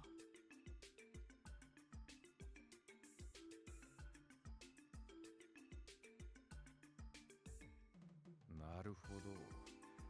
あの若頭が反応した理由がなんとなく見えてきたな。ルバーチェとヘイユエは現在この町で対立している。そのヘイユエとインってのが結びついているとしたら、ルバーチェと無関係でありながら彼らが強く意識している存在。ロイドさんの推測を裏付けることにはなりそうですね。興味深いな。しかしそのインがどうしてアルカンシェルの大スター Yeah, why ブ would ラティエを脅すのかね。 why would Yin threaten Ilya? それは確かにそうですね。There's no reason for イ it リ to アさ happen. んとルバーチェの会長が酒の席でトラブルを起こした件、それが関係している可能性は？どうやら大した話ではなかったみたいだし、ルバーチェの対立相手が彼女を脅す理由にはならない。Exactly. だな。となると脅迫状のインってのは全くの別人って考えた方がいいのかね。いや、これだけ符号が揃ってるんだ。全く関係がないと切り捨てるのは早計だろう。なあ、みんな。さっきの今でなんだけど、一度ヘイユも訪ねてみないか？おいおい、またしてもいきなりだな。Both criminal organizations. あのルバーチェに警戒されているほどの勢力だ。そんな相手がこの町に進出して裏社会の覇権を奪おうとしている。場合によってはルバーチェより危険な組織かもしれない。それはなるほど。これを機会に確かめるわけですね。しかしいきなり訪ねても大丈夫かよ。どんだけ危険な相手だかこっちには情報もねえんだろ。 Yes, we do. ヘイユエ貿易公使の支社長だが、実はこの前会ったばかりでね。本当ですか？クロスベルデの商取引について法的に問題ないか監査を依頼してきたんだ。違法なところはなかったから結局引き受けることになったが、その時にそうだったんですか。そのどういった人物でしたか？一言で言うとA shrewd man. まだ若いのにひょうひょうとした言動で相手を絡め取っていくというか、とにかく一筋縄ではいかない頭脳の持ち主だと感じさせられたよ。頭脳派ですか？なかなか厄介そうな相手だな。そんな切れ者にわざわざ面会を申し込むのか？ Definitely not. ああ、せっかく口実もあることだしね。どうかな？面白そうじゃねえか。私も少し興味があります。私もルバーチェについてはある程度は知識があるけど、ヘイユエはほとんど知らないから、確かにいい機会かもしれないわ。決まりだな。イアン先生、どうもありがとうございました。これでなんとか捜査を続けることができそうです。そうか。そうしていると少しガイ君のことを思い出すな。相手は一応まっとうな貿易会社を装ってはいる。 Under the guise. その意味で尋ねるだけであればそこまで危険はないだろうな。だが彼らの本体は巨大な勢力を誇る犯罪組織だ。 Let's go. くれぐれも気をつけたまえ。はい。ご忠告感謝します。 And out we go. さてと、ヘイユへ貿易講師に行こうか。確か港湾区にあるはずだけど。場所的には港湾区の北東の外れですね。川辺に面しているみたいです。ああ、あの赤っぽい東方風の建物だよな。あの周辺は IBC やクロスベルタイムズがあるくらいまともな場所のはずだけど、まあいいわ。とにかく行ってみましょう。Alright, off to the Harbor District. That's the building.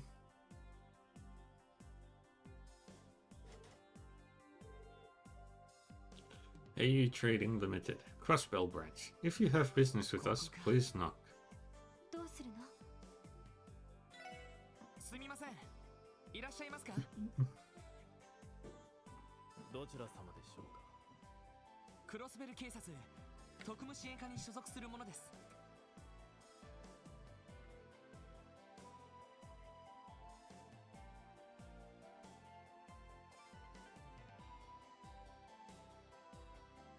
とある事件に関してこちらの支社長さんの話を聞かせていただければと思いまして。少々お待ちください。さてと、鬼が出るか蛇が出るか。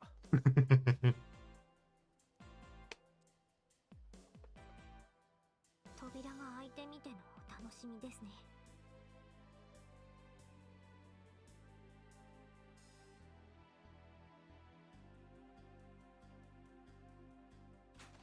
お待たせしました。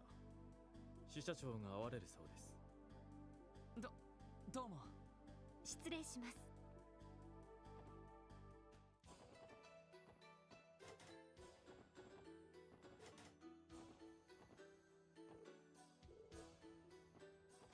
いやー、よくいらっしゃいましたね。はじめまして。クロスペル警察特務支援課のロイド・バニングスと言います。こちらこそ。ヘイユへ貿易講師クロスベル支社を任されているツァオリーと言います。ツァオリー。ロイドさんにエリーさん、ランディさん、ティオさんでよろしかったですか？どうして私たちの名前まで。Wait a sec, I need to fix up the picture.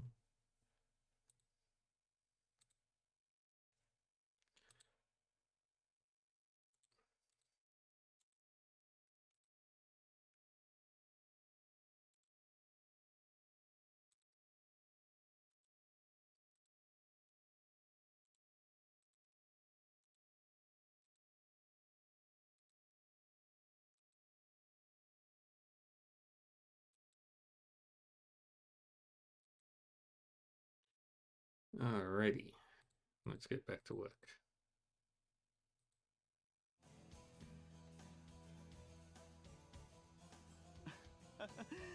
種を明かしますと、クロスベルタイムズを愛読していまして、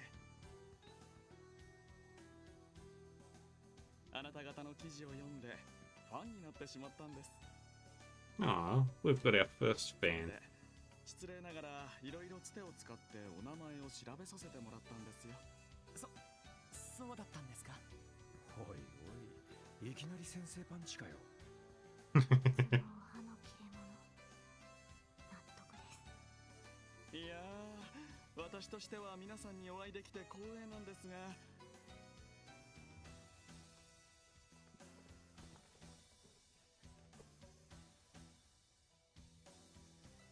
本日はどのようなご用件で？もしや当社の営業活動に何か問題でもあったのでしょうか？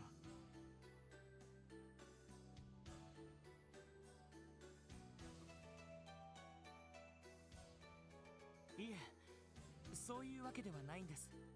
実は自分たちは現在アルカンシェルに関係する事件を調べていまして。Yeah, we gotta protect Arkansas. ああ、あの有名な劇団のことですね。いやー、クロスベルに来たからには私も一度は見ておきたいんですが、忙しくてなかなか時間が取れなくて。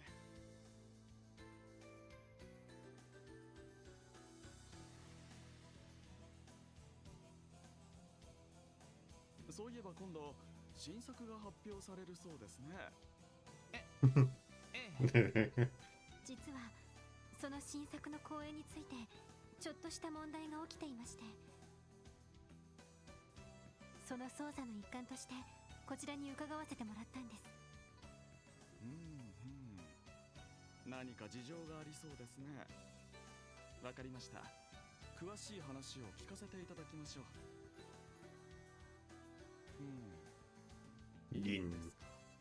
こちらの貿易会社はカルバード共和国の東方人街に本社が終わりだとか。もしかしたら名前くらいご存知ではないかと思いまして。なるほど。まるで私どもがその因なる犯罪者と関わりがあるかのようなおっしゃられようですね。No, not connections. とんでもない。Just familiar. 正直情報が少なくて、こうして藁にもすがる思いでお尋ねしたというだけなんです。いいでしょう。あくまで一般的な情報ですが、院についてのもう少し詳しい伝説についてご披露しましょうか。お願いします。 Let's learn about the history of Yin. 院という名前は共和国の東方人街では非常に有名です。Oh, I forgot to ask. How are you today, Velocitas?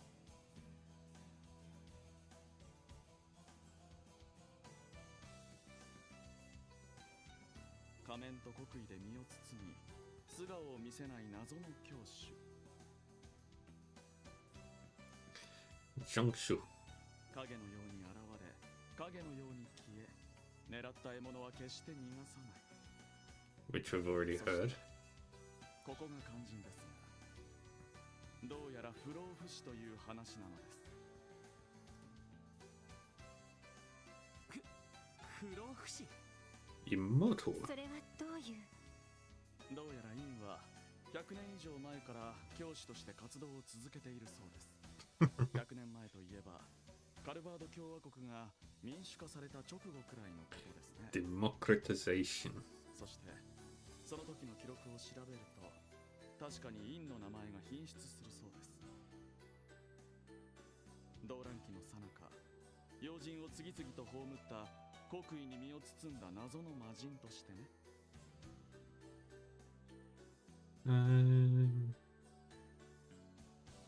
Demon trait. Yeah, no wonder the democratization took effect. If there's nobody to counter it. やっぱりただの言い伝えで実在はしてないんじゃねえのか？いいえ、実在しますよ。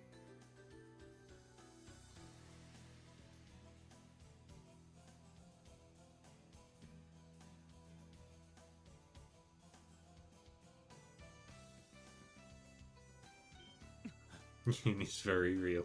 何？東方人街の裏側においては、院はただの伝説ではありません。正体不明ではありますが、条件さえ合えばミラで雇える最高の資格にして暗殺者。 The あ right らゆる price. 暗記と武術を使いこなす神速の速さを秘めた闇の武術家、そんな存在として認知されています。Tio and Randy just have to stand. 噂ではとある組織に重宝され、よく仕事を任されているのだとか。その組織というのは。ああ、そうそう、そのいいんですが、噂では最近東方人外から姿を消してしまったそうですね。なんでもその組織から大きな仕事が入ったらしく、 Interesting. とある自治州に向かったのだとか。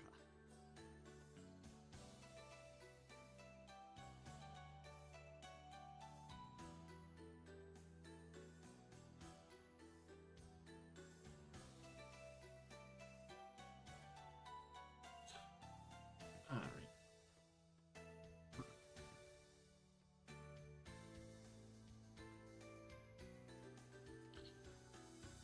Do. あんた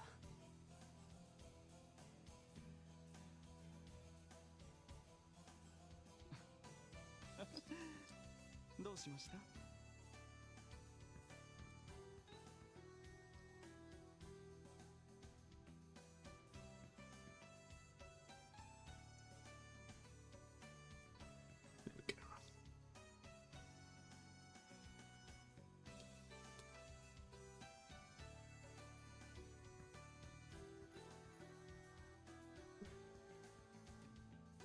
？West, perfect. その組織が何という名前なのか、私はまだ申し上げていませんよ。その自治州がどこなのかもね。Yeah. It could be anywhere. Could be Le Mans. Could be Le Mans State. Or,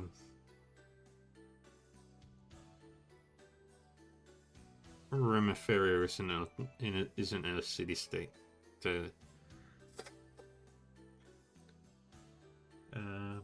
What other ones are there?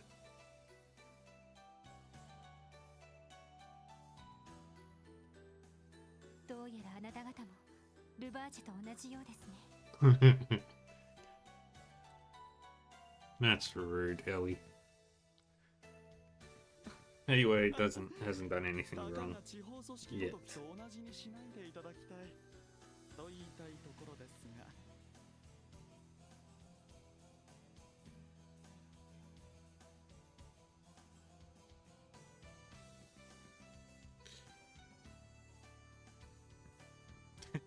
彼らは彼らで、この得意な町に抜け目なく適応しているだけはある。なかなかに手強く、私も手こずらせてもらっています。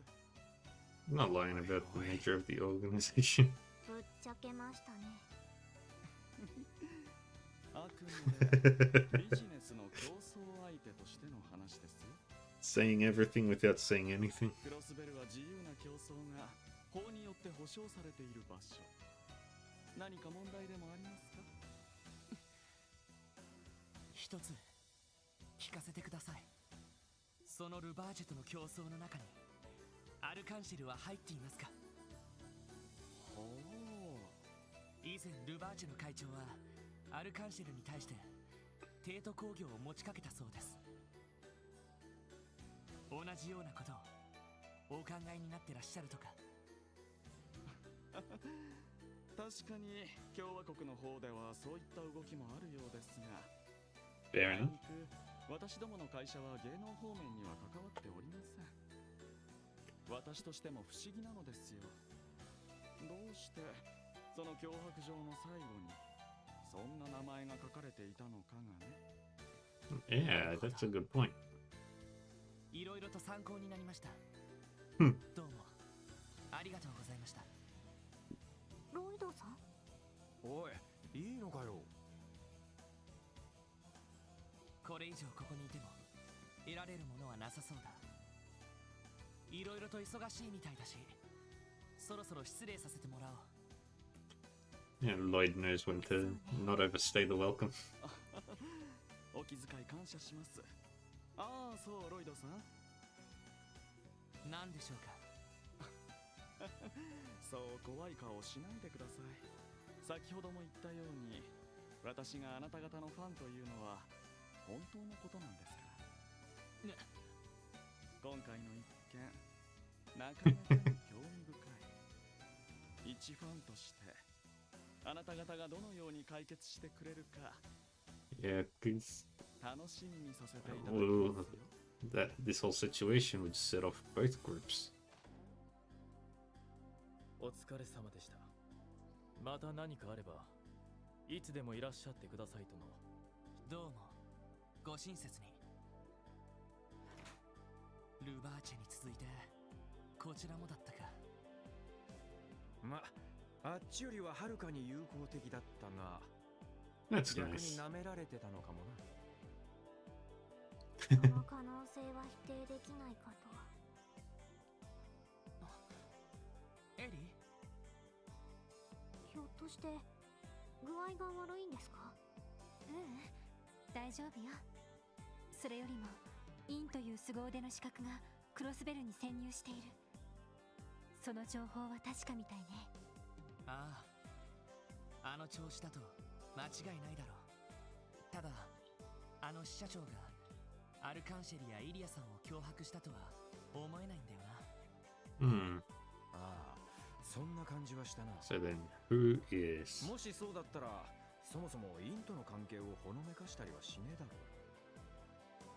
ということは、インという暗殺者が雇い主である兵ゆえに関係なく勝手にやったことなのでしょうか？そうだとしたら正直手詰まりになりそうだ。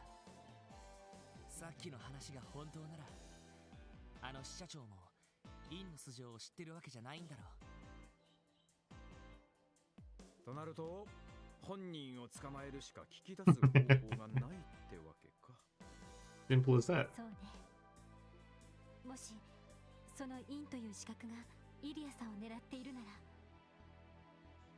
これはもう私たちの仕事ではないかもしれない。どうやら相当な凄腕みたいだし、私たちで捕まえられる保証もない。だったら今回は警察本部に任せた方がいいんじゃないかしら。 Yeah. それはまた旧市街の時のように知らぬ顔をされるのでは。 Maybe not for Arkansas, アルカンシェリやイリア・プラティエという存在は because クロスベル市にとって pretty 非 rich 常に重 people 要よ。その身に危険が迫っているなら and would 警察本部だって絶対に動くはず。それこそ警察の威信にかけてもね。その通りだ。 Dudley. あなたは確か捜査一課の。一家のダドリーだ。来い。 Yeah. こんな場所で悠長に話をするバカがどこにいる？いいからついてこい。わかりました。おいおい、なんだってんだ。お前たちはアホか。何のつもりかは知らんが、のこのこと乗り込んで挙句の果てにあんな場所で悠長に相談事をするとはな。すみません。確かに少々配慮が足りませんでした。まあいい。でとは？アルカンシェルがどうとか口走っていただろう。それとお前たちが兵ゆえを訪れたことに何の関係があるか、洗いざらい話せと言っている。おいおい、いきなり何言ってんだ。唐突に現れた割にはずうずうしい要求ですね。ずうずうしいのはどちらだ？我々一家は一月以上前から兵ゆえをマークしている。いきなり何の断りもなく割って入ったのはお前たちだぞ。そうなんですか？もしかして一家の方でもインを？その名前を知っていたか。とにかく知っていることを包み隠さず話してもらおう。従わなかった場合、こちらの捜査妨害を行ったとしてセルゲイさんに厳重抗議する。わかりました。 And Lloyd explained the entire た situation. だし、あくまで支援課で受けた話です。他言は無用にお願いしますよ。それは私が判断する。いいから話せ。これは命令だ。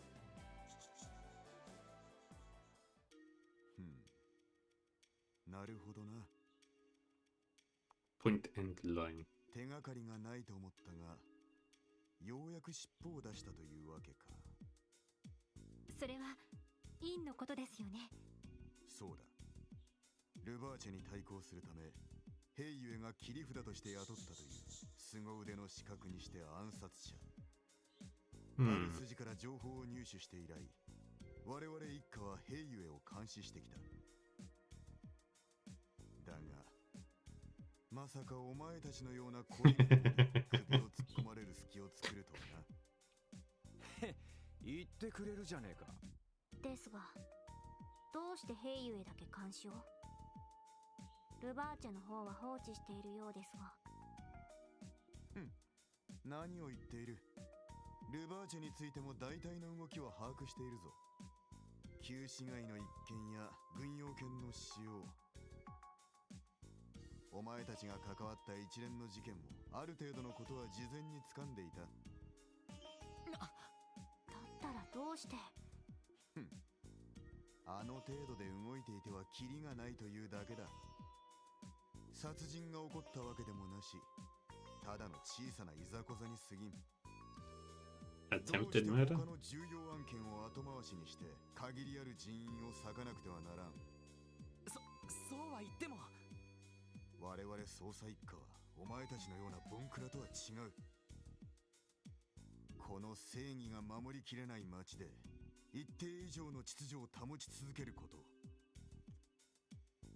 殺人などの重犯罪を抑止し、犯罪組織や外国の情報機関から可能な限り人と社会を守ること、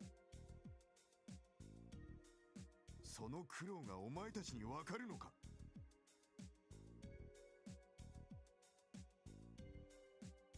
They did in 2 days more than they've done in like a month. やはりそうなんですね。クロスベルの平和と繁栄は薄皮一枚の上に成り立っている。市民の大半はその事実に気づいていないがな。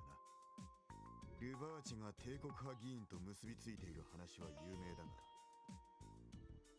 あのヘイユエにしたところで共和国派議員と関係を深めている。その時点で直接手を出すのはどちらも不可能になってしまっている。それだけではない。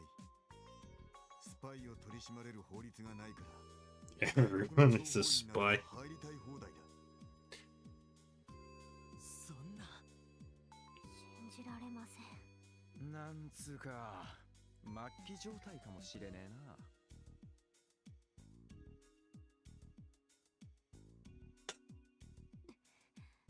だがそんな絶望的な状況でも我々は There's so much talking. 全ての案件の危険度を査定し、 I am so glad I'm not. 解決できなくても抑止できるように働きかける。 I'm so glad I'm not doing all the talking this time. その一環に過ぎん。 I would have lost my voice about 3 streams ago. アルカンシェルの一件についてはこちらの目が行き届いていなかった。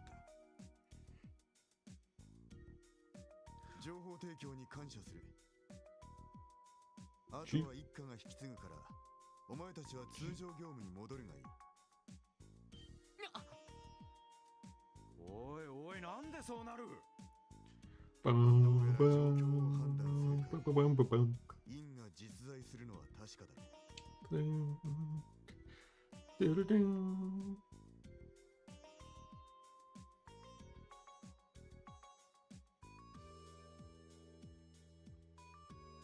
イユエの動向にも気を配りつつ、姿なき謎の暗殺者の手からイリア・プラティエを守りきる。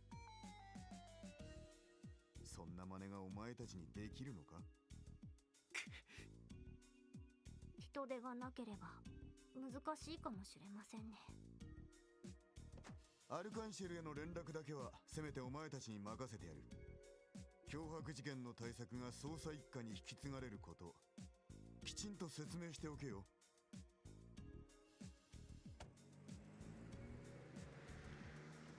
And away he 言 goes. うだけ言ってとっとと行きやがったな。しかも専用車でというのがさらにムカつく感じです。でも彼の言うことも納得できないわけじゃない。実際こちらで処理できる範疇を超えてきている気がする。リーシャとイリアさんには事情を説明して謝るしかないな。それしかねえか。仕方ありませんね。ちょっと待って。ロイド、あなたがそんなことを言うの？壁を乗り越えるってみんなでなら乗り越えられるって言ってくれたじゃない。There is no barrier too high. エリー。おいおい、どうしたんだ？お嬢だってさっきは警察本部に任せるべきだって言ってただろうが。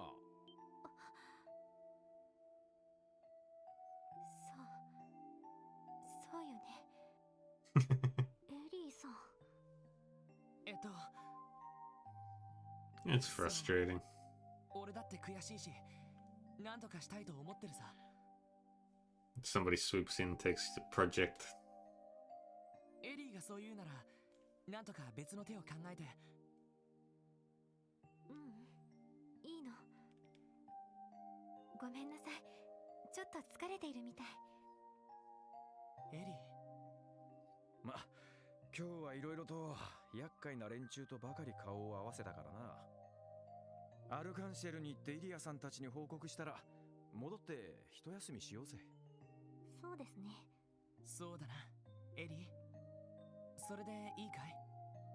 ええ、みんなありがとう。それじゃあアルカンシェルに行きましょう。Let's go.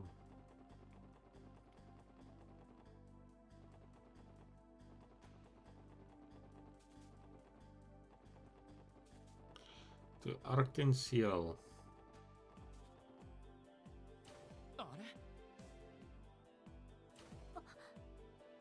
おお。エリーお嬢さん。おじいさま、アーネストさん。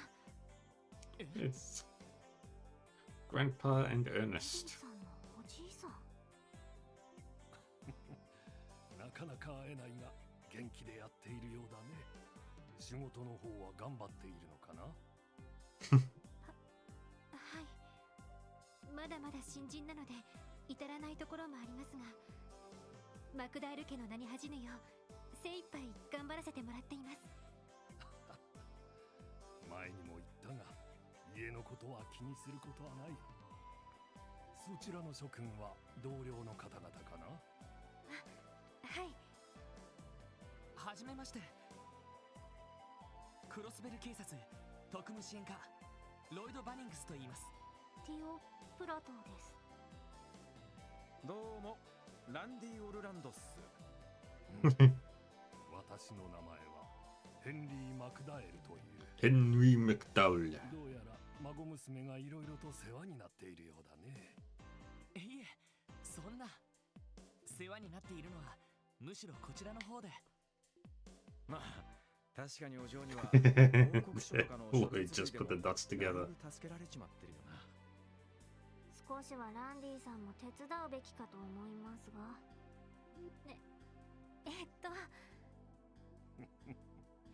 充実した職場で何よりだ。しかしお嬢さん、たまにはご実家の方にもお顔を出された方が。すみません。せっかく自立したのに頼るのもどうかと思いまして。ですがいいんだ、アーネスト君。Yeah, it's fine, Ernest. それだけエリーの決意も固いということだろう。お前が選んだ道、納得のいくまでやってみなさい。公私混同はできないが、できるだけ協力させてもらうよ。はい、ありがとうございます。それでは行こうか、アーネスト君。次は商工会との会合だったな。はい、5時からになります。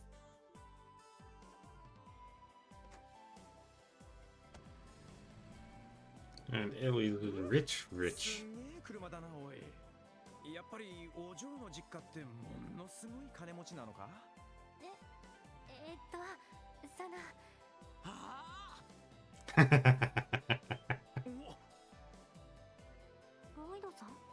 ヘンリー・マクダエル。このクロスベル市の市長さんの名前じゃないか。Here we go. 何？本当ですか？あ、確かにデータベースでもそう記録されていたような。I'm surprised that Lloyd didn't put the pieces together right at the start. 今まで気づかれなかったのが不思議なくらいだと思うけど。いや、最初に名字を聞いた時に引っかかってはいたんだけど、なんだかいろいろあったからすっかり流してたっていうか。いや、でも確かに面目ないな。まあ別に気にすることないわ。祖父が何者であろうと私には関係のないことだから。それより早くイリアさんたちに報告しましょう。面目ないけれどきちんと引き継ぎのことを伝えないと。ああ、そうだな。ところで、そのお嬢のじい様がなんでアルカンシェルに来てたんだ？あ、そうね。今回の新作は市の創立記念祭と合わせて公開されるそうだから、その関係の打ち合わせにいらっしゃったのかもしれないわね。Makes sense. Let's go give the good news. I love this music.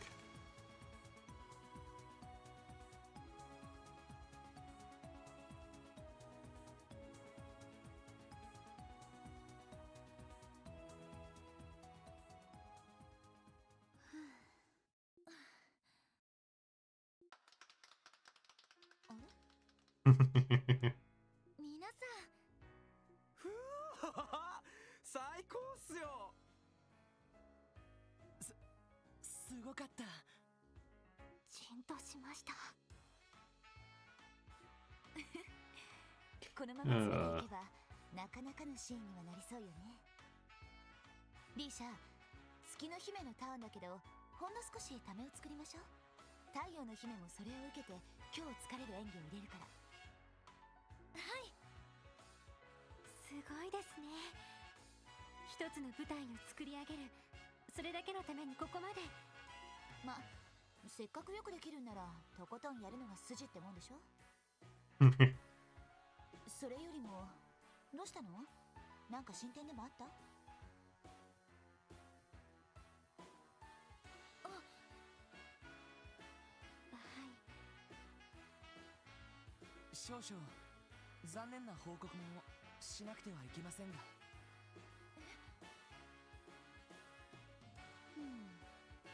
いいわ。劇団長も呼んでくるからここで話を聞かせてちょうだい。Let's go talk to everybody. いい？まさかそんな危険なやつが。そんな。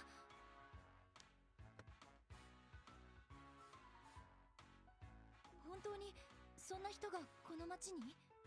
へえ、面白いじゃない。東方人外に伝説と歌われた影のごとき不死の暗殺者か。Ellie's got a new story for a play. いいわね。舞台向きのキャラだわ。そうだ、第3幕の白装束のイメージに使えるんじゃないかしら。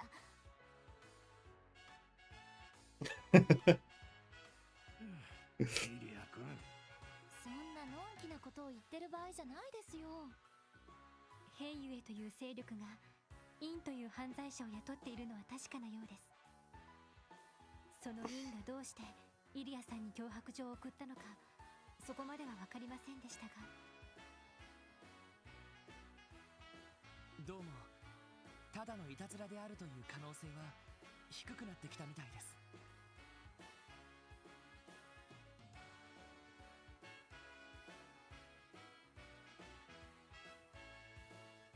その公演を中止するというのはありえないわね。たとえ劇場の爆破予告があったとしても私たちは舞台から降りたりしない。そうでしょ劇団長。そうだね。イリア君ほどではないにせよ。私たちは多かれ少なかれ舞台という魔物に見入られた人種だ。おそらくただの一人としてうちのアーティストたちが出場を辞退することはないだろう。私も新米ですけど同感です。やれやれ、素晴らしきは舞台の亡者たちか。となると他の部署に警備などを引き継ぐ形になっても構わないと。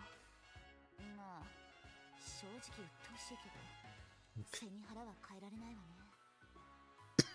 捜査一課だっけ。見るからに有能そうというかエリートといった感じで。実際相当優秀だとは思います。 Objectively speaking, 捜 yes. 査一課というのは警察でも名実ともにエリート集団ですから、あくまで目立たない形で完璧に警備するのではないかと。うげえ、勘弁してほしいわね。まあお客さんもいることだし安全には配慮するしかないか。まあ我慢してくれたまえ。うんどうせ君のことだ。舞台に集中し始めたら他のことは一切どうでもよくなるんだろう。失礼ね。客には気を配ってるわよ。舞台は観客とも響き合うことで初めて真の意味で完成する。劇団長がいつも言ってることじゃない。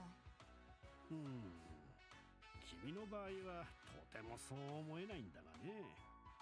響き合うというより無理やり自分のリズムに引きずり込むというか。なんていうか。He's not taking any of Ilya's bullshit. 舞台バカなんですね。それじゃあロイドさんたちはこれで捜査の方は。ああ、申し訳ないけどまああとは一家が引き継ぐし心配することはないと思うよ。そうですか。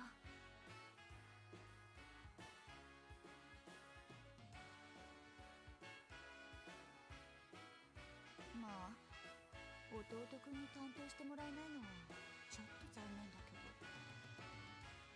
いろいろと調べてくれて感謝するわ。お礼にチケットを全員分送るから暇な時にでも見に来てちょうだい。そうだね。記念祭中の分は無理だが。Yeah. 来月分のチケットでよければプレゼントさせてもらうよ。あ、 Tickets. いやー、再来月分になるって諦めかけてたんだけどな。太っ腹です。エリー。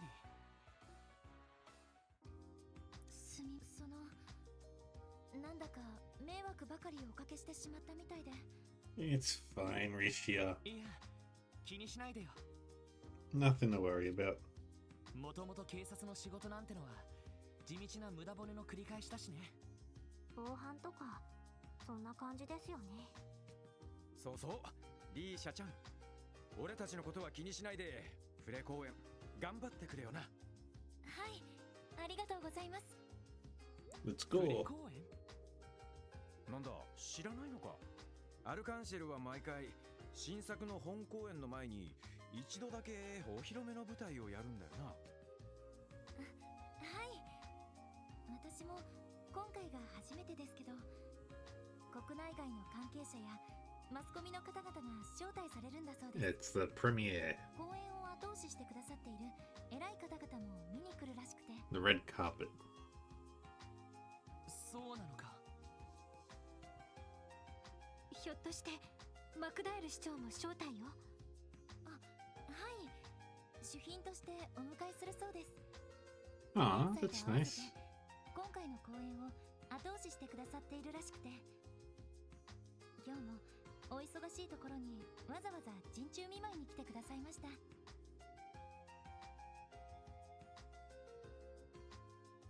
そうですか。リーシャさん、プレ公演頑張ってください。リーシャさんなら初めてでもきっと大丈夫だと思いますから。そうだな。練習を見る限り何の心配もいらなさそうだったし。おお、絶対にいい舞台になるって。すごく楽しみです。ありがとうございます。とっても心強いです。それでは私、稽古に戻りますね。皆さんありがとうございました。失礼します。Bye, Ricia. はあ、今日はもうだな。なんだか気が抜けてしまいました。Oh, poor Tio. そうね。Let's go. Yeah. And we'll stop in Imelda's. Hey, it's Ren. Oh? We have met before, correct? Yeah, we have. Back at the doll studio. It's been a while. Your name was Ren, right? Correct. I believe it's been about a month since we last saw each other. And, you know, it's very impolite to have to double check what a lady's name is. I should think that any true gentleman would know how to greet a lady properly by their second encounter. You're right. Sorry, Ren. Stern little girl, ain't she? You look like you're alone. Did you take the bus to come and look around the city? Yes, something like that. See, I enjoy visiting the antique shop by myself every so often. I occasionally put Grandpa Jog's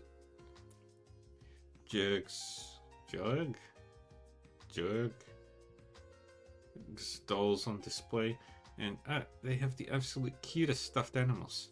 They do? Huh. Still, I don't think it's the best idea for a girl your age to be wandering around this part of town alone. Yeah, let me assure you, it's perfectly safe. After all, what's there to be afraid of? The Barkers and hostesses are also very nice. Those men in the black, wearing all the black glasses, never fail to make me laugh. That's okay. I might even be more rude now. Yeah, that reminds me. Did you have fun playing hide and seek with the wolves? It looked as though you had quite a few uninvited guests show up at the last second too. Come again? Did you get all that from reading the Crossville Times article about the case? Sure, let's go with that. You befriended that wolf, correct? If you could, I would love for you to introduce me to him sometime. Sure, we'd love to. Mysterious as always, this one. Indeed she is. So, you're all friends with Ren, are you? Oh, I do love coincidences. They never fail to liven up my day. So then, you're saying you know her as well? Indeed, she's staying with an acquaintance of mine. A real stubborn old kook who runs his own workshop. I don't believe she's his actual grandchild, but he certainly loves her as if she was. Anyway, that little girl is a pure genius. I'm lucky that she's a regular of mine. Alright, now we head home. あの人は。ああ、よかった。It's Ernest. 本当にこの場所でいいのか迷っていたんだよ。アーネストさん、ひょっとして私を訪ねて来られたんですか？ああ、事務所の用事のついでに訪ねさせてもらったよ。エリー、どうしたんだい？元気がないようだが。先ほどアルカンシェルを訪ねていたようだが、何か警察の仕事に問題でも？いえ、大したことじゃないんです。その劇団の関係者から相談を受けていたんですけど、その報告に伺っただけなんです。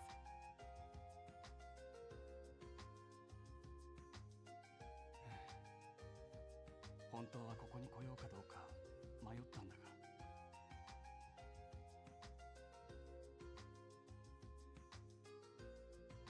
やはり来て正解だったようだな。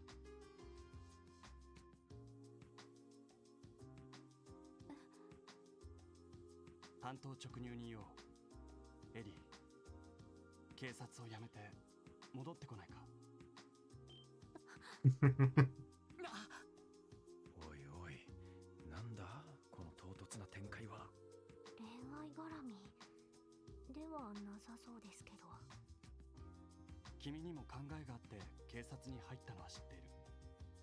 だがそんな疲れた顔して子供のように迷った目をして、本当にそれは君が歩むべき道なのかい？それは今の政治状況に絶望を覚えているのもわかる。おそらく警察入りを志望したのもそのことが関係しているんだろう。エリー、少しは市長の苦労と気持ちを分かって差し上げてほしいんだ。Nice. 来月に記念祭を控え、市長は今多忙を極めている。記念祭の後は予算をめぐって帝国派と共和国派双方とやり合わなくてはならない。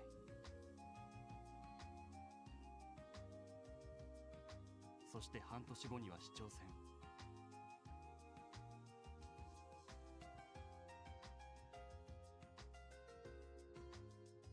市長は引退されるおつもりだが、工事を託せそうな候補者もおらず迷っておられるようだ。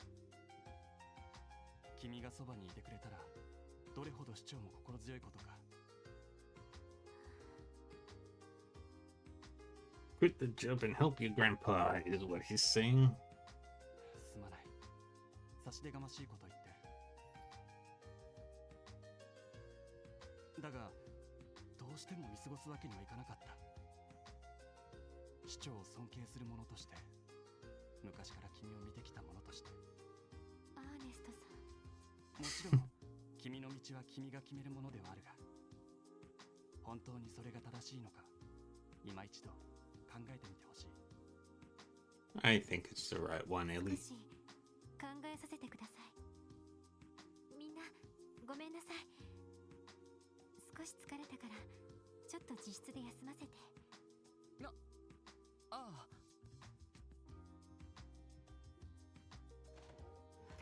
君たちいきなりすまなかったね。いえ、いろいろと事情が終わりのようですし。まあ、あんまりお嬢のことをいじめないでやってくれよな。ですね。私たちからエリーさんを奪おうとしているみたいですし。別にそんなつもりはなかったんだが、ただ君たちは彼女がもともと政治家志望なのは知っているかい？おいおい、そうなのかよ。確かに政治や経済のことにとても詳しいみたいでしたが。ああ、市長の後継者としていずれ政治の道を志すべくいろいろと勉強してきたんだ。そのために各国に留学して深い教養と国際的な政治感覚を養っていたはずだったが、去年帰国したと思ったらいきなり警察入りを志望してね。Interesting. そうだったんですか。知りませんでした。まあ、なんでこんなセレブなお嬢様が警察にとは思ったけどな。できれば彼女が結論を出すまで君たちもそっと見守ってほしい。このまま続けたとしても、あんな風に迷いを抱えたままではとてもやっていけないだろうからね。もうこんな時間か。お騒がせをしてしまった。私はこれで失礼させてもらうよ。はい。Bye, Ernest.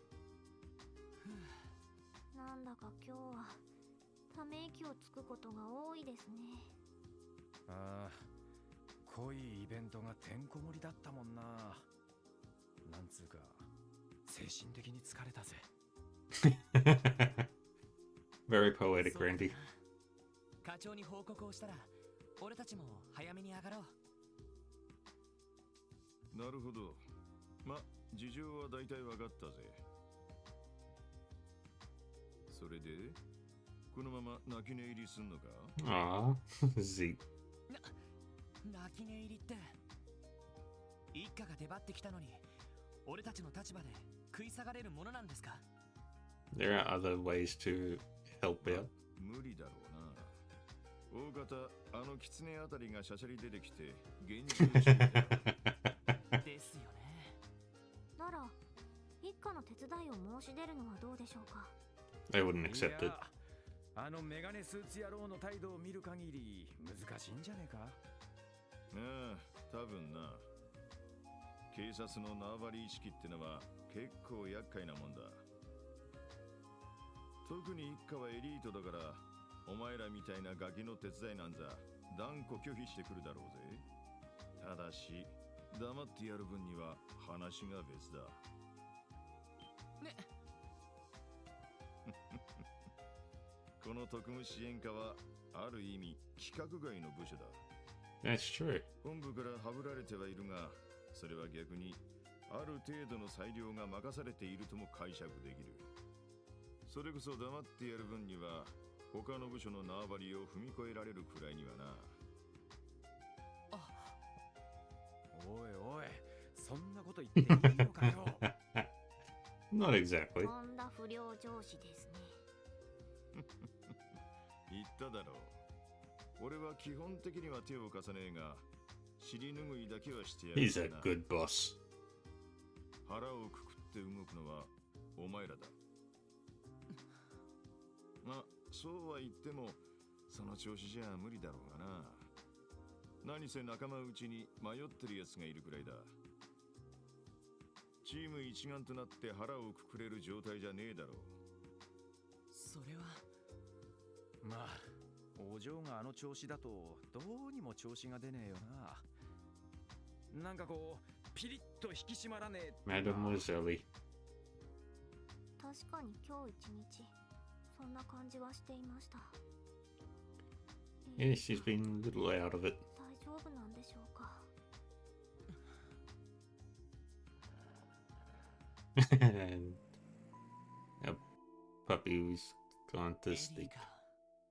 この2ヶ月結構親密になれたと思ってたけど、肝心なことは何も分かってなかったんだよな。マクダエル市長の孫娘で政治家志望か。確かエリーは警察学校には行ってなかったんだよな。どういう経緯で警察に？ Yeah, he did ask that. ありていに言うと社会勉強ね。 Real world experience, ち huh? なみに入る時の試験は筆記と射撃だったんだけど、どちらも満点だったから断りきれなかったみたいね。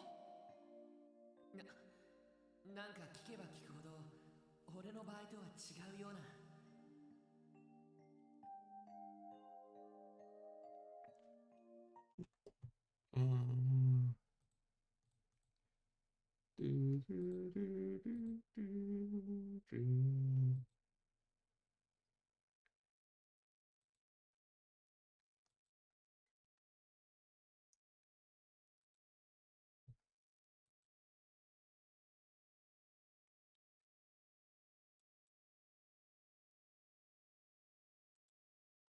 Alright.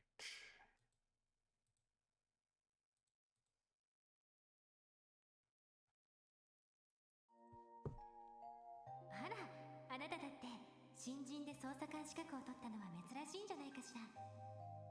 やっぱり事情があるんでしょ？ Yes. He does. Everybody's got reasons. ここから先は正式な同僚になってからの方が良さそうね。よし、少しエリーと話してみよう。何を悩んでいるのか力になれるかもしれないし、それにあの時の続きをそろそろ話してもいいよな。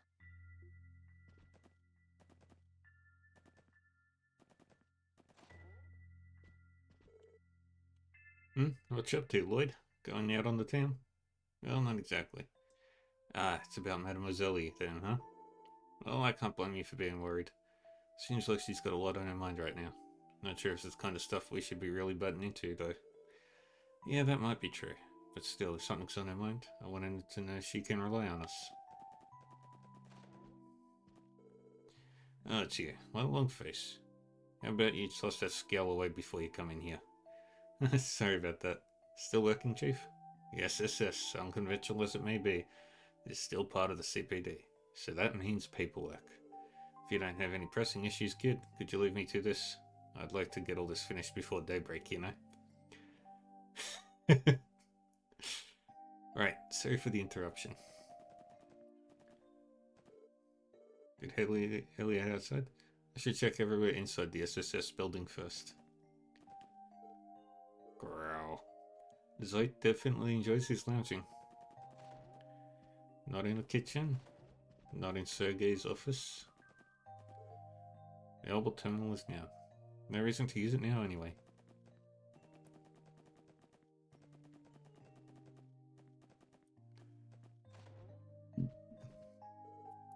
Oh, were you busy reading something, Tio? Yes, I was halfway through this science journal, actually. Lloyd. I know, you're worried about Ellie too, aren't you? I was just thinking about going to talk to her. Is that so? If that is the case, I will let you handle it, Lloyd. After all, dealing with these kinds of issues does not fall into my area of expertise. よし。エリー、ちょっといいかな。返事がない。ね、いや、それにしては気配がないな。 Don't sense anyone inside. 開けるぞ。いない。どこに行ったんだ。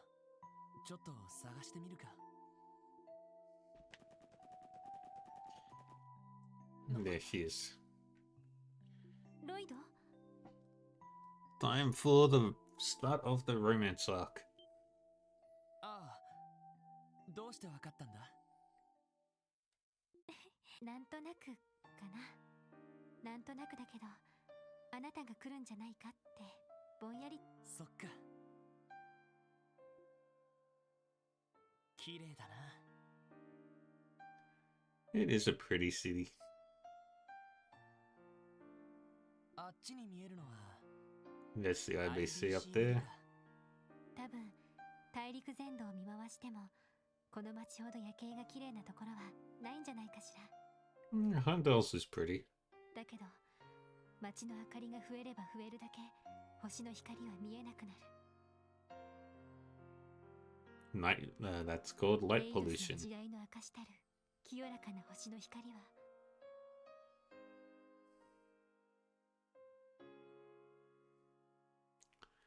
Huh.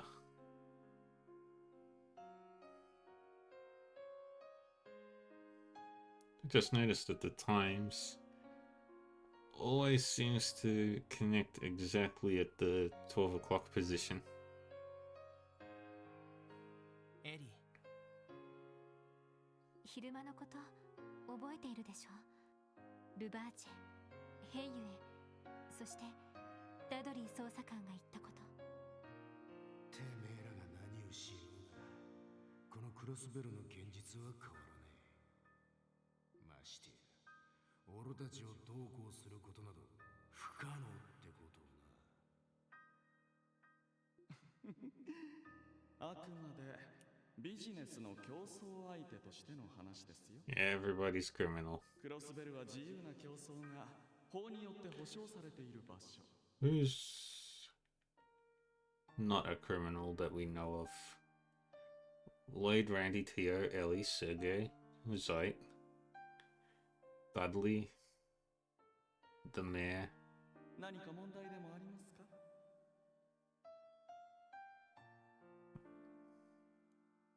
この正義が守りきれない街で一定以上の秩序を保ち続けること、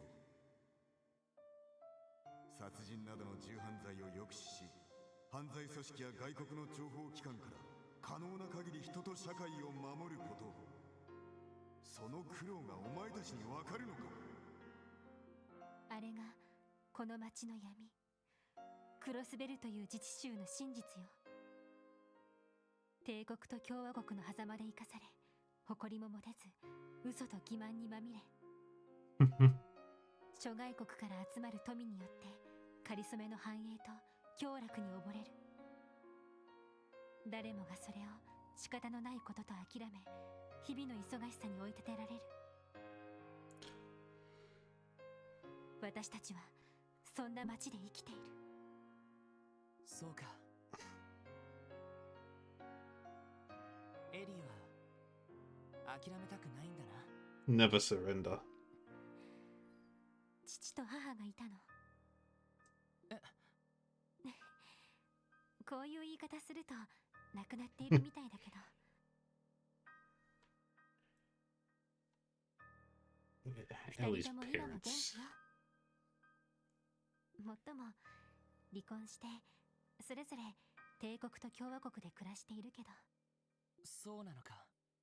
父はもともと共和国の人だったの。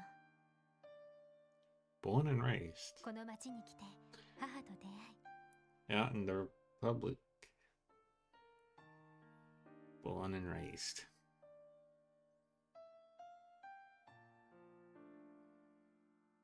マクダエル家に入ることで政治家としての道を志した。そして議員になってすぐにこの町の歪んだ現実に気づいた。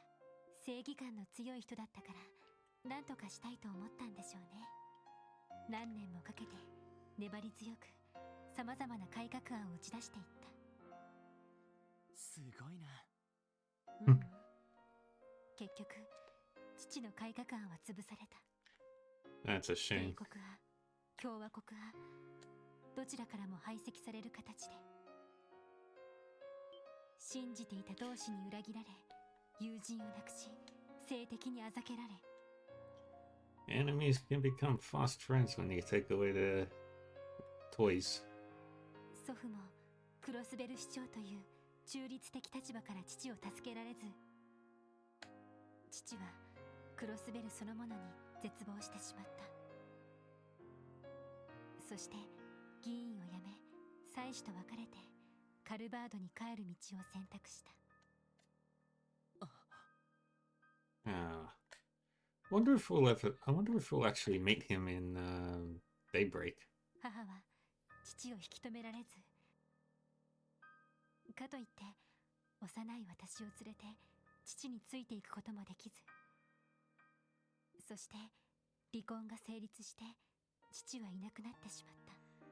母は父を恨んだみたいだけど、やっぱり愛していたんでしょうね。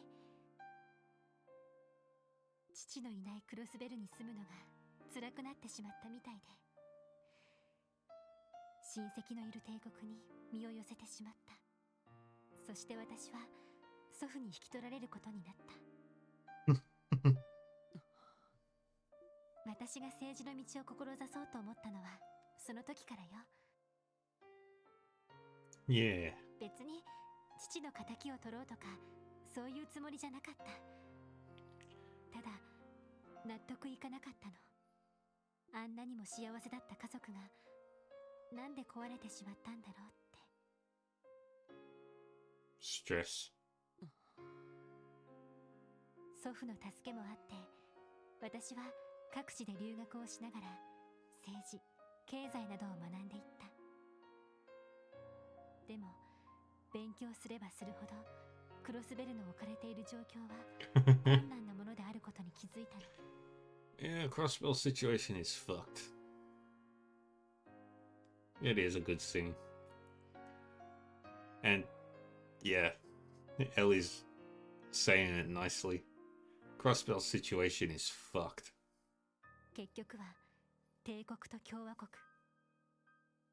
この二大国の持っている重力にあらゆる正義と利害は絡め取られ、歪みを余儀なくされてしまう。 There is 私は壁にぶつかった。 a barrier. The love interest of the trail's protagonists. Barriers. 壁か。ええ、父もそうだったけど祖父も感じているであろう壁。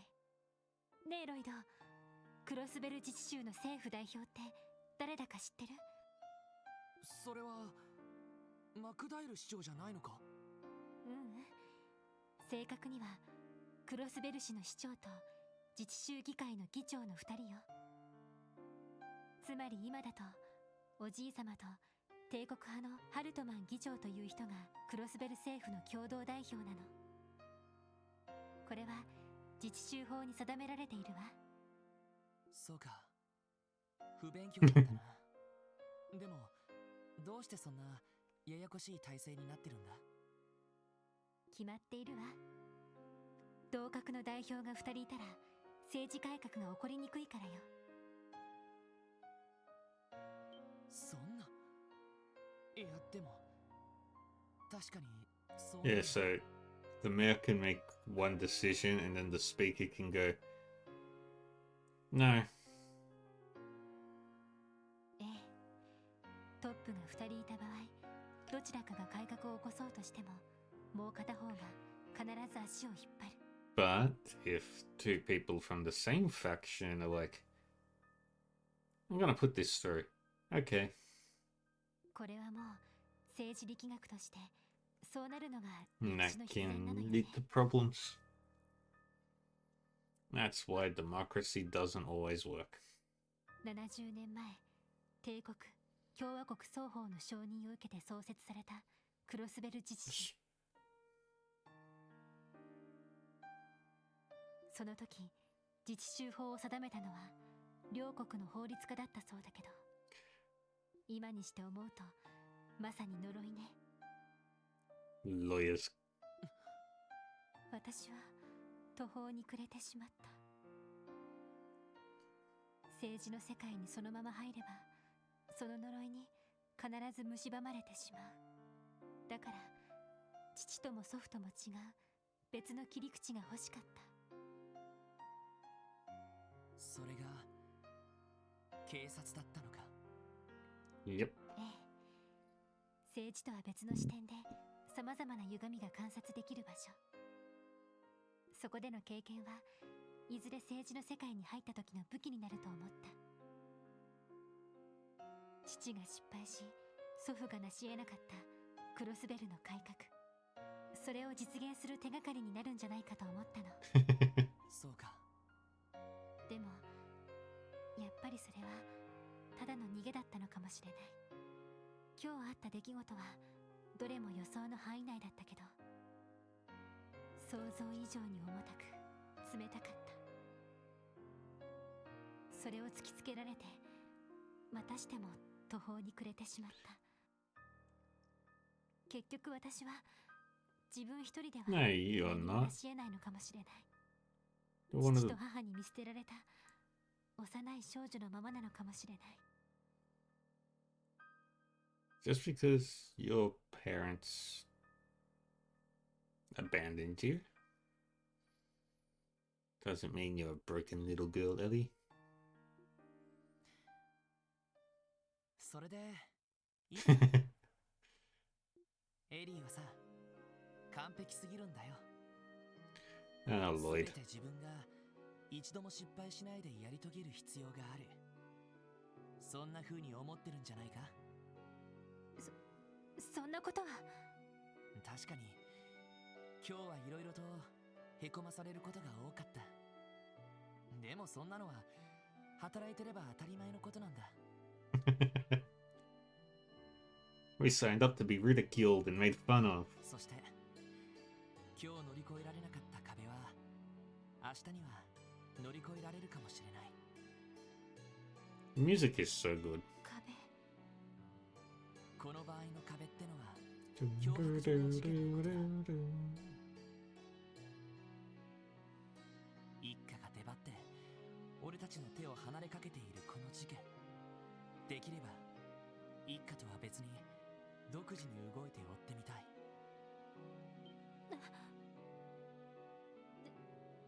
でもこれ以上私たちができることなんて。 There 一 is. 家は一家で大したものかもしれないけど、それでも警察の論理でしか動いていないのは確かだと思う。ひょっとしたら別の切り口で事件が終えるんじゃないか。 Yeah, look at it from below. そんな気がしてきたんだ。ロイド。そう、さっきエリーが言った話に似ているだろ。これでもし俺たちが大金星を上げることができれば、エリーが目指そうとしていることだって決して不可能じゃないんじゃないか。もちろん今回の事件とクロスベル全体の大きな問題は一緒にはできないかもしれない。でも俺たちに必要なのは壁を乗り越えるための力だ。こういった小さな壁を一つずつ乗り越えていければ、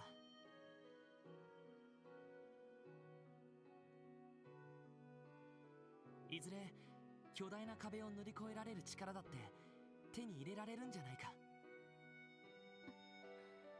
この2ヶ月一緒にいてなんとなく分かった。あなたもまた私と違った悩みを抱えている。それなのにどうしてそんなに前向きでいられるの？俺は目指している人がいるから前に進めているのかもしれない。それはそれで問題なのかもしれないけれど。そう。でも私はあなたほど強くないみたい。少し疲れちゃった。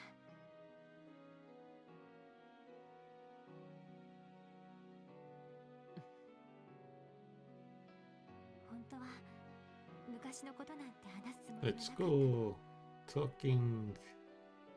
でもなんだか耐えきれなくなってしまって、このままじゃ本当にあなたたちの足を引っ張るかもしれない。だったらいっそもう。エリー Hand on the shoulder. 俺たちにはエリーが必要だ。射撃の腕、交渉センス、政治経済の知識とバランス感覚。 Your holy bullet craft. Your area of effect massive healing craft. この町を相手にするにはどれも必要不可欠だと思うんだ。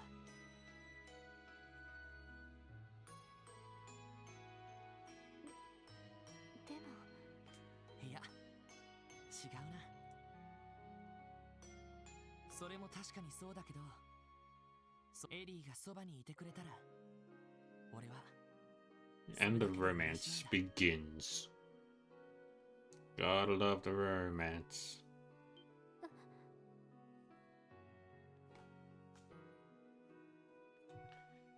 Oh, model's acting a little weird.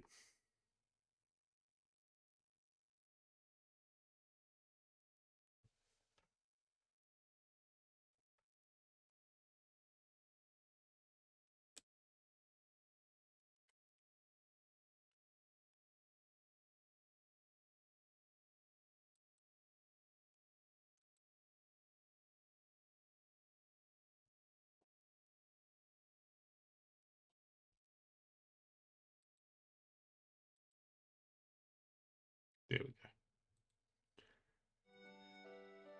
There we go. That looks better. この2ヶ月で呼吸も合ってきた。忙しい毎日に翻弄されながらも食事当番なんかも決めたりして。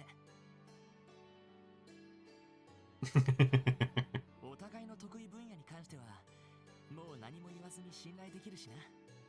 そんな仲間がいるっていうのはそれだけで嬉しいもんじゃないか。俺たちは若造だ。世界を甘く見るにも絶望するにもまだ早すぎる。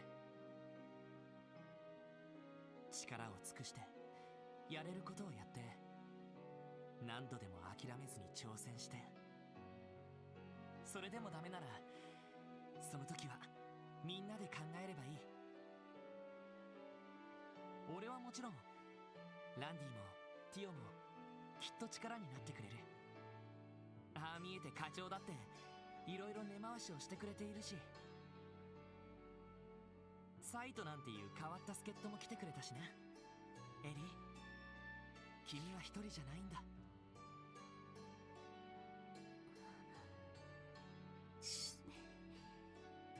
Wonder.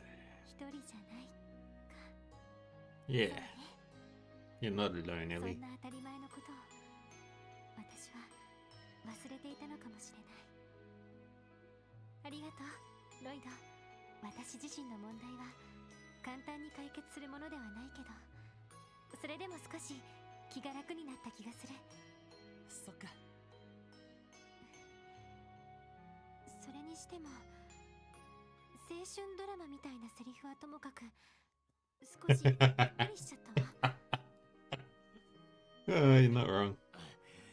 臭いのは承知してるよ。 Lloyd and his cheesy speeches. びっくりしたって？だって私が必要だとか、そばにいてくれて嬉しいとか、てっきり告白でもされているのかなって。いや、別にそんな意味じゃ。あら？ Uh-oh. 私なんか告白する価値すらないっていうことかしら？そうじゃなくて。Oh, Rain. ああ、もうエリーからかってるだろ。お返しよ。でもあなたちょっと気をつけた方がいいわね。天然っていうかすごく女たらしなところがあるから。ちょっと待て。ランディならともかく、なんで俺がそんな。自覚がないところがまたたちが悪いというか。Oh, Lloyd. まさかあんな言葉だけでこんなに気分が変わるなんて。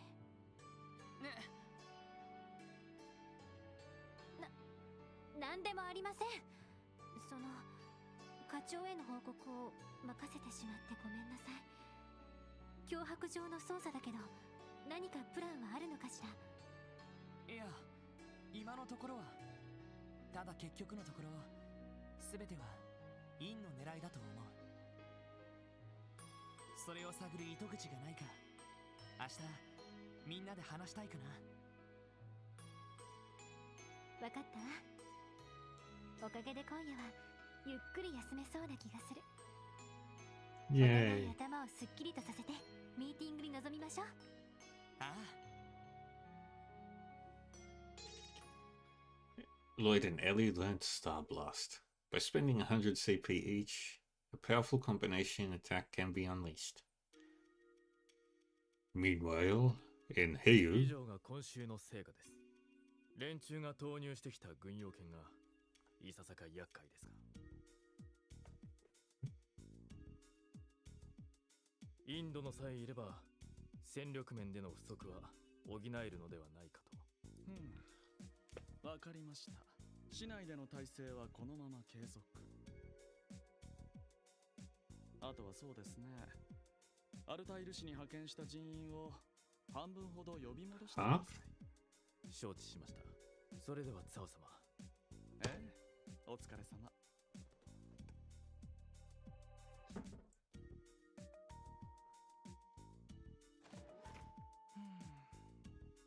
困りましたね。長老方の助けを借りるのはさすがに後が怖いですし、やれやれ、インドのがもう少し協力的だと助かるんですが。契約分はきちんと働いているつもりだがな。おお、いらしてたんですか。いやはや失言でしたね。 and Yin is not a man. わざと聞かせたのだろう。相変わらず食えない男だ。It's not a man. いやいや、あなたほどでは。ところで今宵はどのようなご用件で？軍用犬への対処をする気になっていただけましたか？あの程度、お前の部下どもで何とかできるだろう。私が相手をするのはガルシアをはじめとするルバーチェの主力のみ。そういう契約だったはずだ。やれやれ、釣れないですね。何やらアルカンシェルにこだわってらっしゃるようですが、ここの警察はなかなか優秀だ。こちらへの面倒事は困りますよ。心配は無用だ。それよりも特務支援かどうかにした。要件というのは彼らについてでしたか。そうですね、興味深い若者たちでしたよ。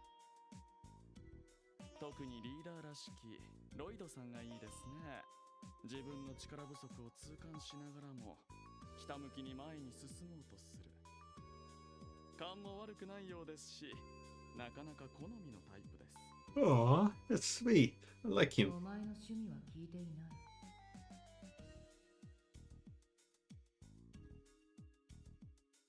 他のメンバーはどうだ？これがまたなかなか興味深い面々でして、マクダエル市長のお孫さん、相当な政治センスをお持ちのようで参謀役と言ってもいいでしょう。エプスタイン財団の娘さん。魔道場そのものも興味深いですが、特殊な資質を持っているようです。そして赤毛の彼はこれは私の勘ですが、我々と似たような匂いがしますね。なるほど。しかし、どうしてまた彼らに興味を？何？少々試したくなってな。この私に院の依頼を託すのにふさわしい相手であるのか。Interesting. Following day. Zeit needs to sleep outside, like always. でもそれはおかしいわ。今回一家が出てきたのはあくまで結果でしかない。リーシャさんが気を利かせて私たちに頼まなかったら表に出なかったわけなんだし。確かに。となると一家の目を欺く陽動っていう線はないか。そもそも院の存在を知っている人間は誰なんだろう。そうね、雇い主であるヘイユエは当然として、Yeah. やり合っているルバーチェと動向を追っている捜査一課。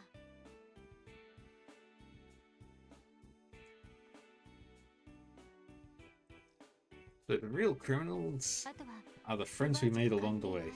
ハルトマン議長も知っていそうね。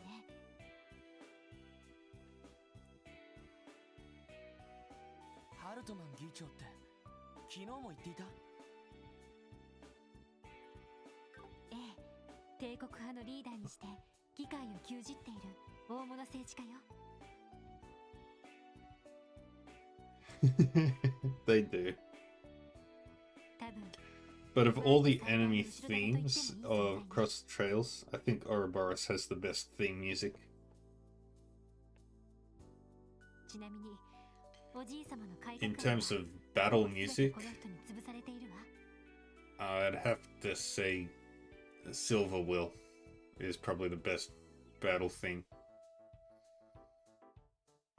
そうなのか。名前くらいしか知らなかったけど。そうなると院にとっては逆に敵対勢力になるってことか。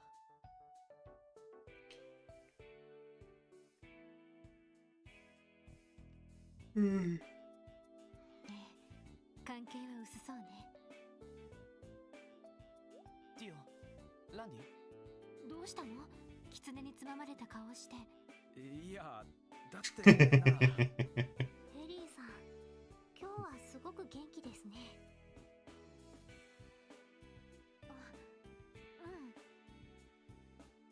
ごめんなさい。昨日はどうかしていたわ。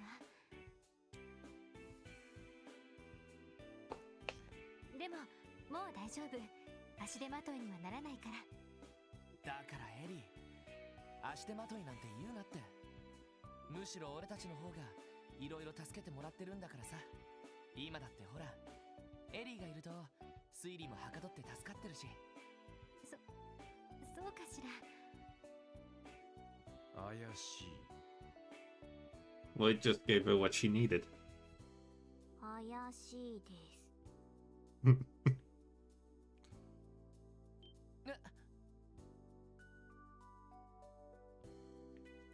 He used his mouth. ちょっとそういや昨日の夜屋上から話し声が聞こえたな。ひょっとしてなるほど。おめでとうございます。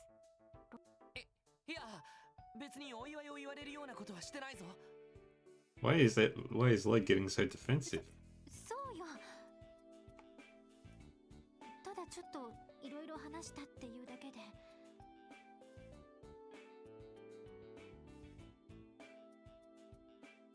なるほど、いろいろね。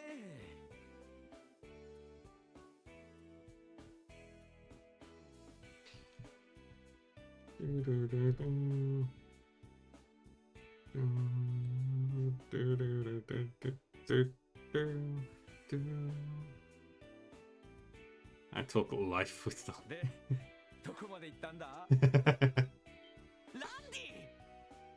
ィ Oh, poor Lloyd. ちょっと、ティオちゃんもいるのに。どこまで行った？ああ、お付き合いの過程でいろいろな段階を踏むという。いやいや、ないから。ヒューヒヒューヒュー。 Lloyd's sitting in a tree. いい加減にしなさい。はい。まったく、俺とエリーの関係を疑うなんて、そんなのありえないだろ。そもそも釣り合わないっていうか、そんな雰囲気にならないっていうか。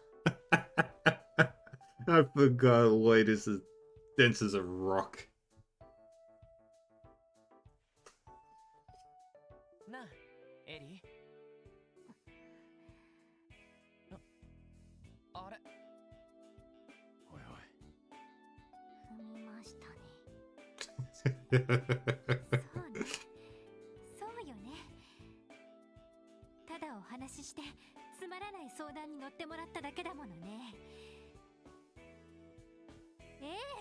そんな甘い雰囲気には全くもってなりませんでしたとも。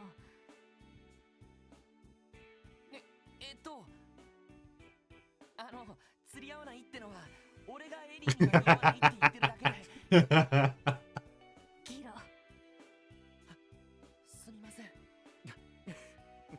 まあなんだ、元気が出て何よりじゃねえか。安心しました。ひょっとして警察やめてしまうんじゃないかって思ったので。ごめんね、心配かけて。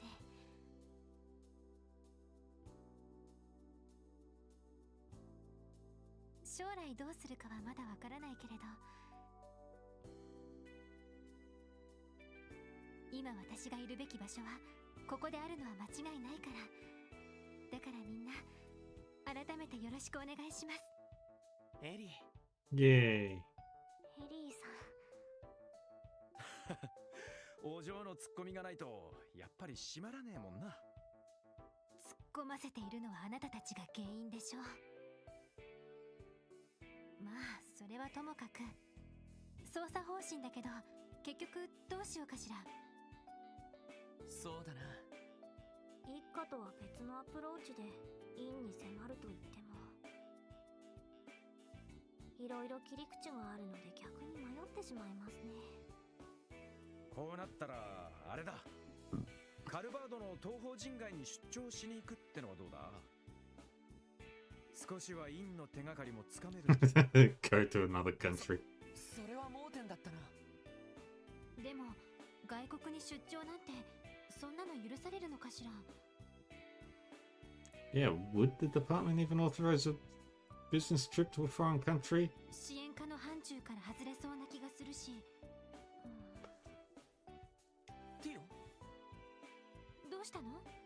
警察のデータベースをもう少し漁ってみようかと。一家の動向などもつかめるかもしれませんし。ただ、昨夜調べたばかりなので追加情報はないかもしれませんが。そうか。ま、やらないよりマシか。どううしたんだ？珍しいですね。動力メールが届いているみたいです。動力メール？確か文章だけの情報を端末に送るものだったかしら。 You have mail. はい、すごく便利なのに警察では使っている人がほとんどいないみたいで、キーボードが使える人がまだ少ないせいでしょうね。なるほど。確かに俺も使えないしな。それより誰からなんだ？今開いてみます。なんだ？一体誰から？ I, Yin, hereby submit my support request. I overcome this trial and face me.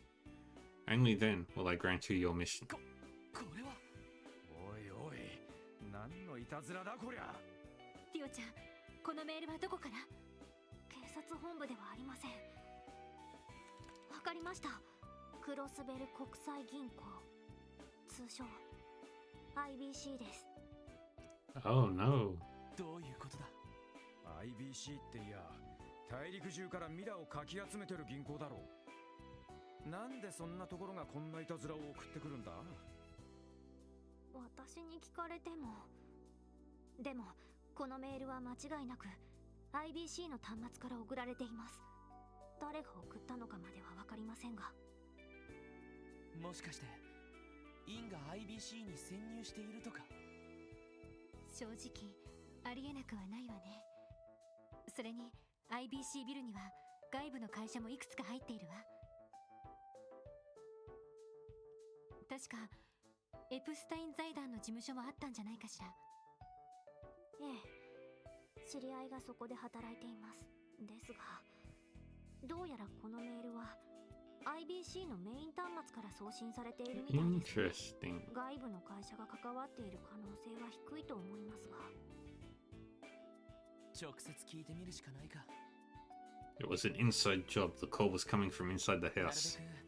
一家には内密に捜査を進めたかったんだけど。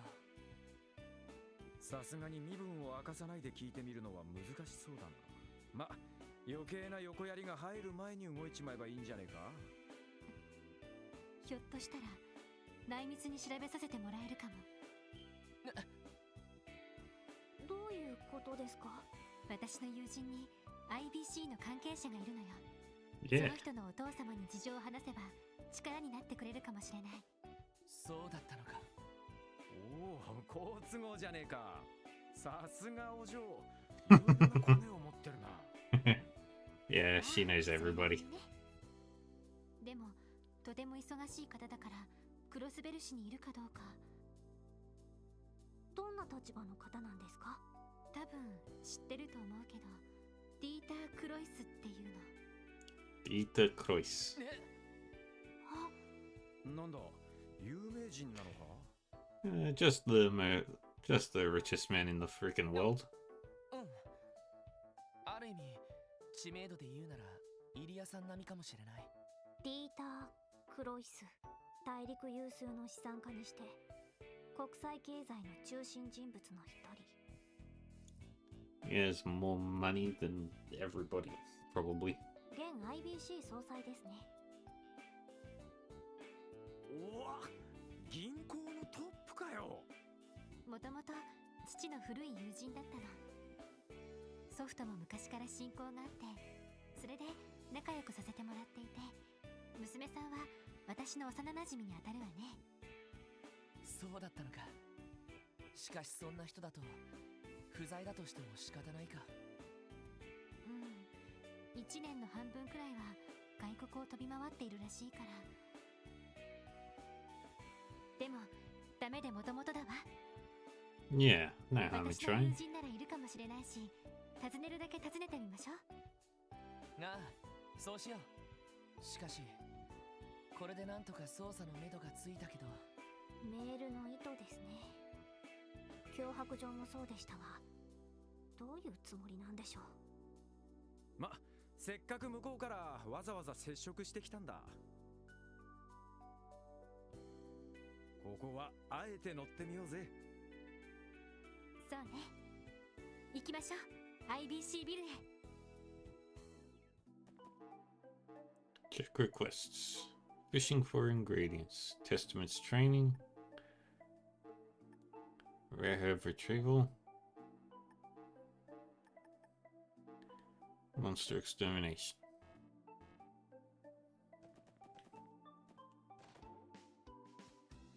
Alright.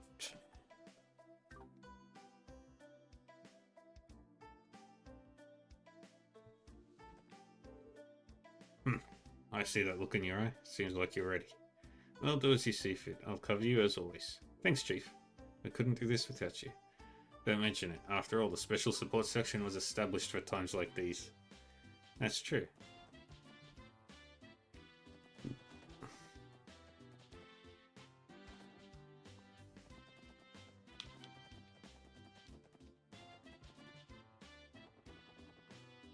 We don't need to upgrade any weapons or armor.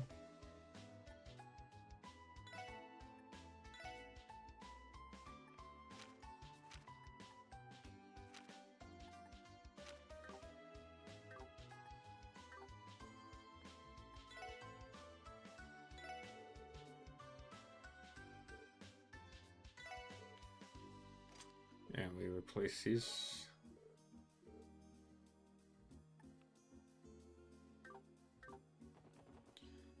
Okay.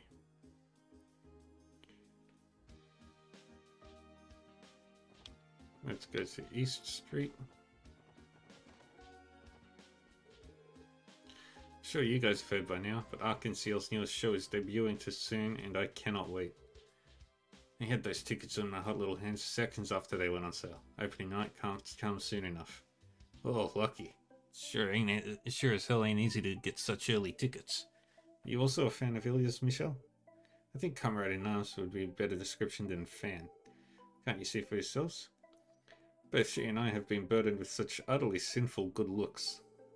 As a devotee of beauty who pursues it in all its forms, of course I feel a kinship with my fellow disciple Ilia Platier.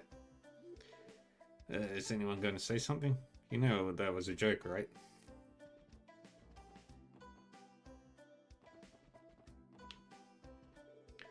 Have you guys heard about the raids on the Bracer Guild that happened in the Empire about 2 years ago?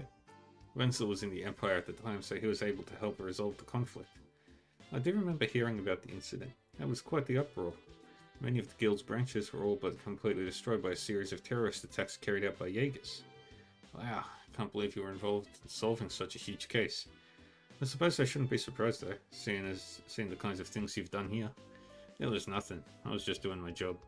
The ones who made a real difference were the high-ranking bracers that came to assist the guild. Their brilliant strategic abilities are the keys to solving things. My role just happened to be a little more publicly visible, that's all.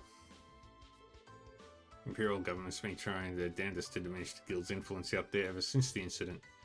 I'm just lucky that the Crossbell branch managed to drag me out of that sticky situation. Actually, forget I said anything. I'm on duty and it's got nothing to do with the job at hand.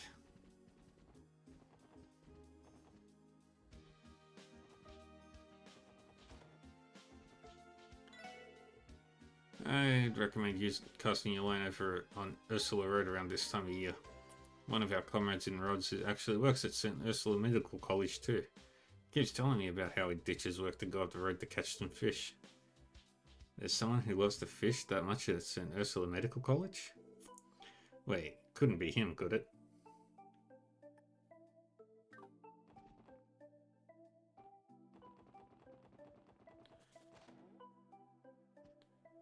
Hey, it's Wald. Welcome to Long Lao. Shanshan, I presume. We're here to discuss your support request. Wow, you're here already. Oh, thank goodness. Ain't she a cutie? I think fishing for ingredients was the name of your request. Works, but does it mean or does the SSS get saddled with a lot of fetch requests? You're not wrong, but it really is out of our control. I don't know what you guys are talking about, but I need this done as soon as possible. We had a customer suddenly come in this morning and make a reservation bigger than our stock can handle.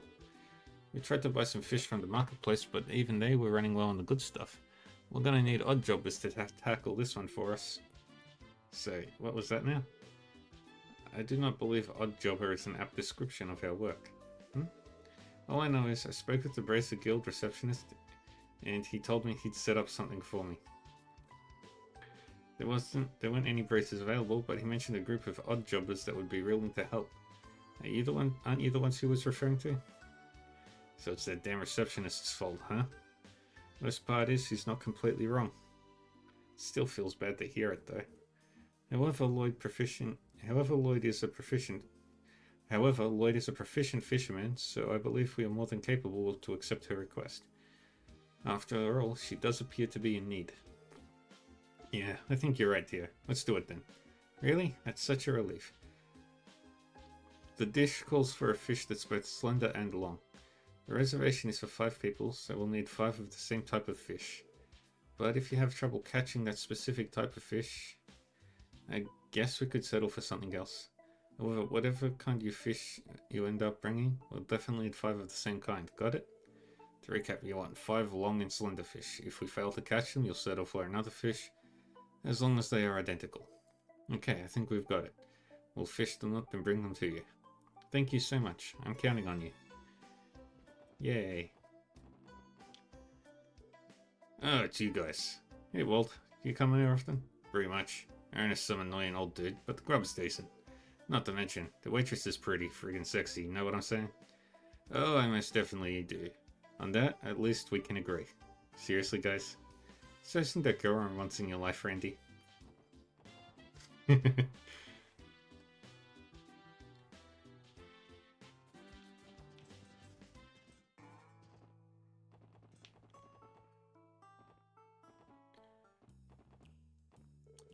Well, isn't it pretty risky to buy up those kinds of goods? Yeah, not really. I only dabble in goods that they easily sell. Looks like they're in the middle of a conversation. Oh crap, it's morning already, isn't it? I've stayed up drinking the night away again. Is Jingo gonna be fine opening the store on her own? Ugh.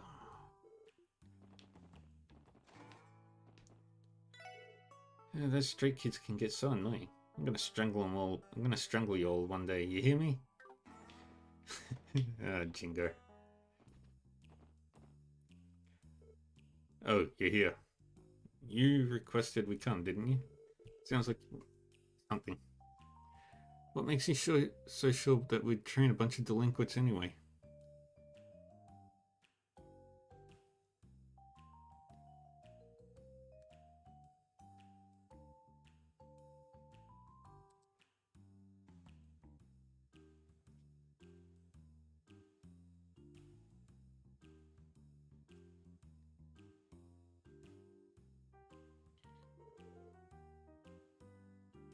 Not only that, but I was expecting to see Wazzy's name on the request. Was this all your idea? I believe you've misunderstood the request. Give me a moment, I'll explain the details.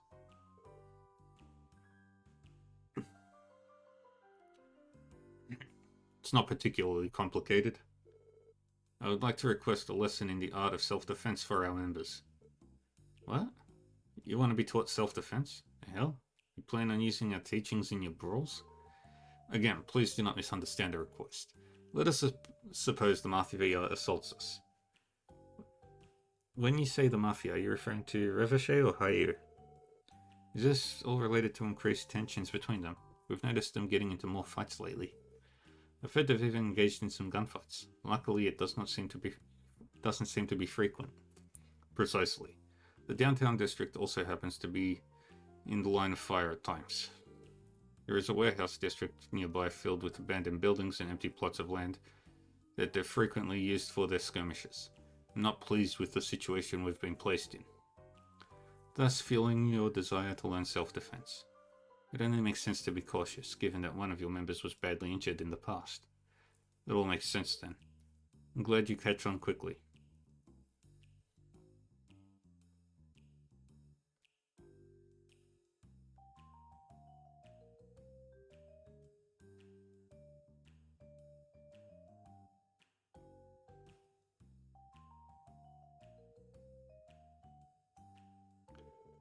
Wazzy is typically tasked with giving our members lessons in combat. However, his fighting style is too unique. It requires a flexible body and a strong affinity for it. Hence why we've come to you, Lloyd Bennings. The abilities you've displayed boast defensive prowess, whilst being simple enough to learn. May I humbly request you once again show our members your skill in a real test of combat. Naturally, I don't expect them to master it in a day. However, having first-hand experience would be a good incentive to try picking it up. I'm glad the request doesn't have any nefarious intentions. I agreed. I take no issues in accepting their request. What are your thoughts, Lloyd? A lesson in self-defense, I wouldn't necessarily call what I do self-defense. Rather, they're restraint techniques taught at the police academy. Is that still fine with you? Indeed. Since this is merely for training purposes, I also have no objections with bringing your comrades along to battle. Now that we've heard your circumstances, we have no reason to refuse your request. Not only that, this is a good opportunity for me to brush up my skills. Figures you'd say that. May have some trouble taking them all on at once, Lloyd. Don't forget you got us to take some of the heat off you. For sure, I'll be counting on you guys to back me up. It's settled then. Everybody, assemble. The Testaments will now engage a series of practice fights with the SSS. Yes, sir. The objective is a 4-on-4 battle. The Testaments will fight the special support section with all of their might. Right. Let's see those self-defense techniques you cops are so proud of. In return, we'll show you the full power of the Testaments. If you don't take this seriously, you'll get beaten to a pulp. Prepare yourselves. You guys got spunk, I'll give you that. We'll put our skills to the test to see how well we can control the tide of battle. We'd better not hold back, or it could hardly be called training. Let's give them everything we've got. Right. Roger. Very well then. Let the battle begin. I'll be right back. Just give me 1 moment.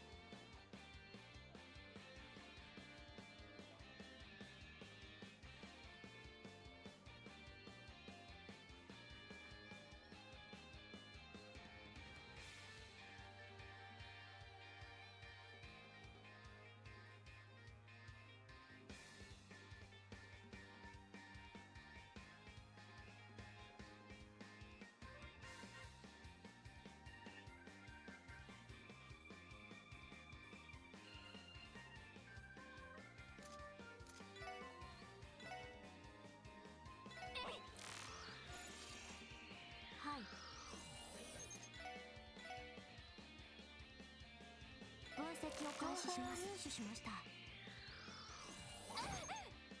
私よ。行くぞ。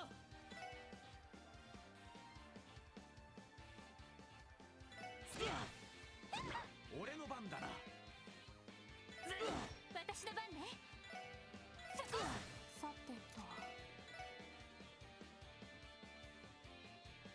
分析を開始します。入手しました。行くぞ。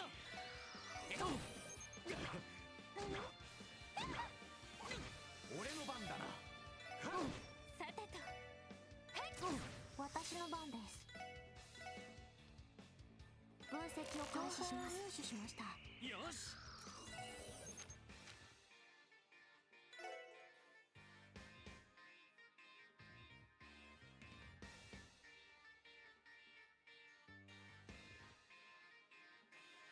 These are powerful techniques combining two character strengths. Unleash these powerful attacks and target any enemies within range of either character involved. Just make sure that we've scanned everyone.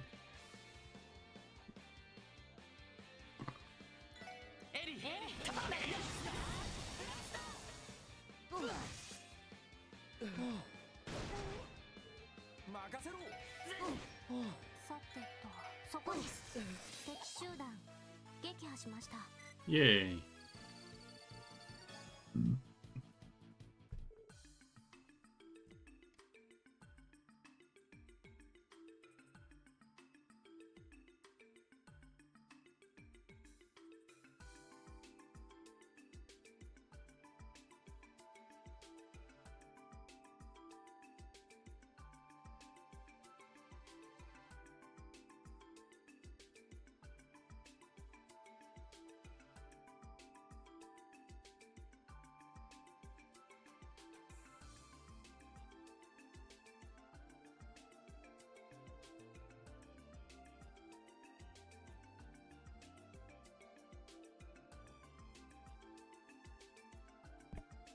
Phew, I think this is enough. Is everyone okay? You got us good. You're certainly forced to be reckoned with. How come we couldn't take you down with a relentless assault like that? It's all thanks to the techniques we learned to restrain a target. They're difficult to master, but can prove very effective on small groups once you get the hang of them. A detective not only has to protect himself, but also those around him. We undergo extensive training to stay calm no matter the level of stress. You'd all do well to train how to protect yourselves too.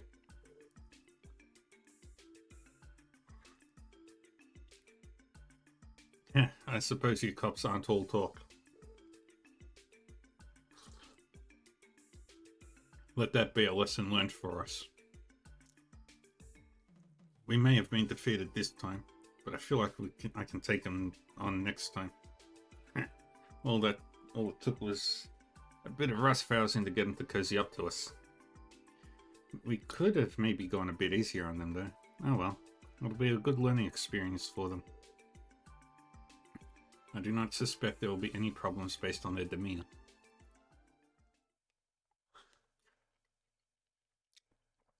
Bullshit.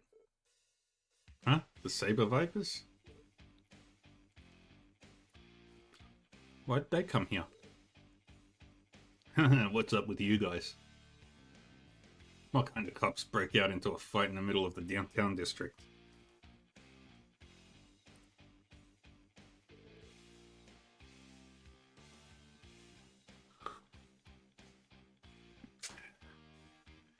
Those blue bastards look like they got their asses handed to them.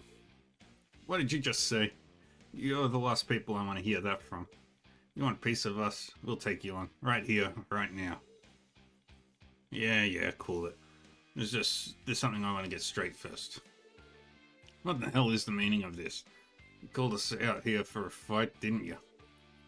You wanted to take us on 4 against 4 without our leaders getting involved. I'm used to your holier than thou shtick, but now you're fooling around with the damn cops. You've arrived at just the right time.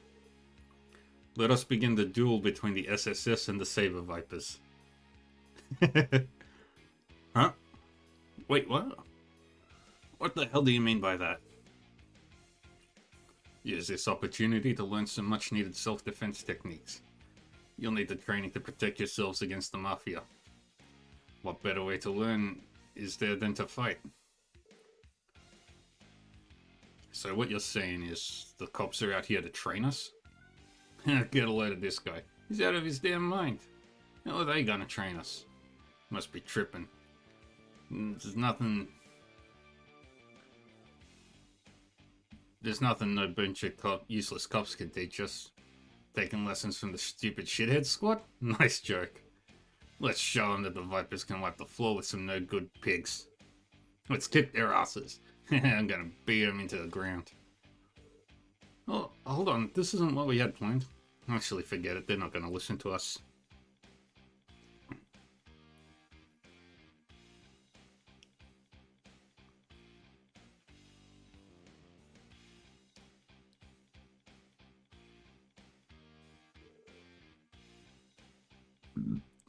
You sure fighting them back to back is a good idea? You got a plan? There's not much we can do other than fight. Ellie, Tio, are you gonna be alright? Yes, I'll manage. Seconded. We will go all out if we must. Think we will have to if we want to come out on top. So don't hold anything back. Take your places, special support section, Saber Vipers. Let the battle commence.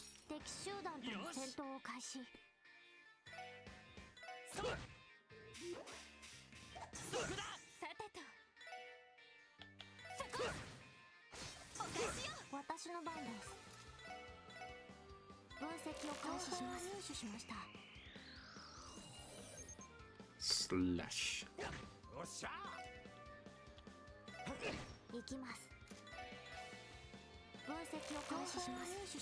And that's Jed.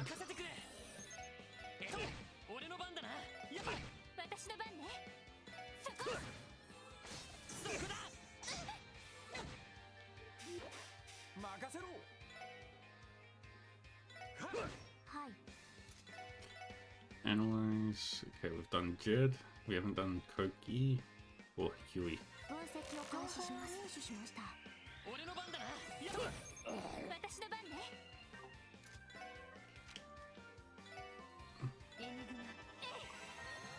Okay, we healed.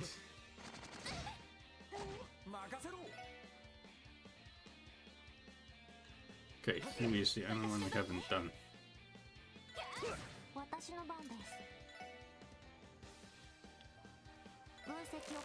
He's scaring you.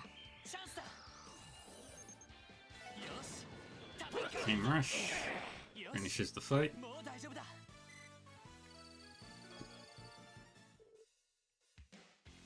Phew, made it by the skin of our teeth. Shit. Damn cops. You killing me? How the hell will you lose to them? We're no better than those blue bastards. I don't believe this. You're telling me we're just as weak as those hooded freaks? That's what you're concerned about? They really are sworn rivals. Let me state one thing.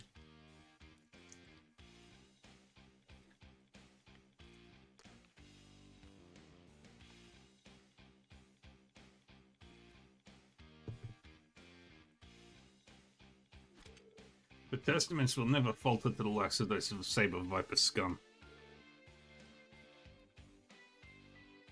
You imbeciles lack the mental capacity to outwit us. You said it. They can't hurt to compete with us. The hell was that? You asking for an ass kicking? Everyone calm down. You are all far too quick to anger.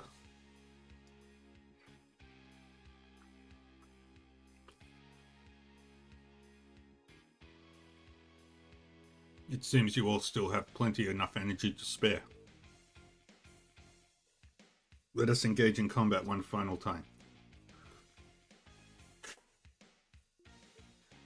Huh? Another battle? The rules are simple. Whoever is able to bring the police officers to their knees first will be deemed victorious. Are those terms agreeable for everyone? This is ridiculous. Why do you keep dragging us further into this? Is it not obvious? The only way to truly take this seriously is if you feel your life is on the line. Let's get them. You better not hold us back. It's on. I'll take them down. This isn't looking good. I don't think we can take them all on like this. We ain't going down without a fight. Alright, let the battle commence.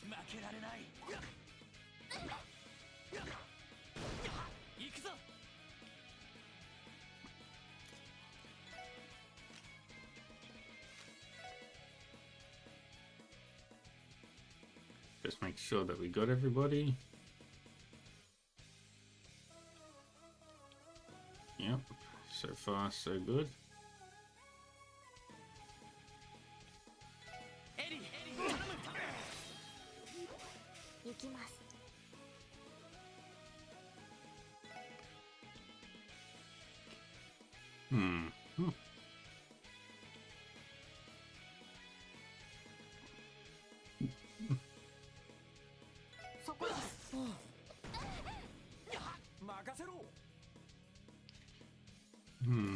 Craft.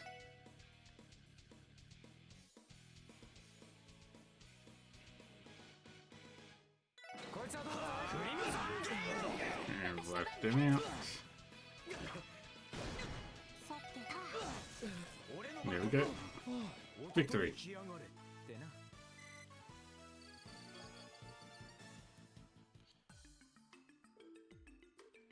It's over. We are victorious. That was intense. I can't believe they took all of us on at the same time.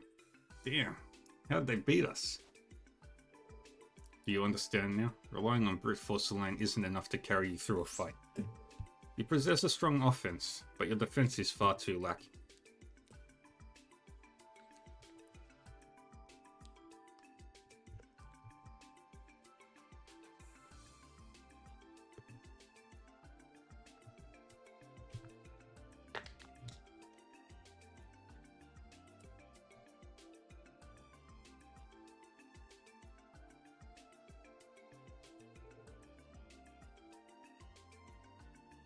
Put it in simpler terms, you're all inexperienced.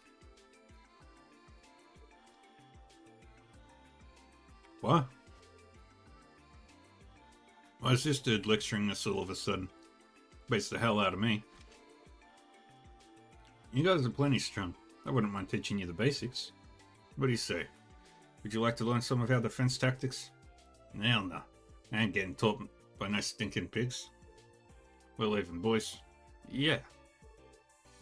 Big dude always sounds like he's full of it. I don't get him. Like I'd ever listen to him.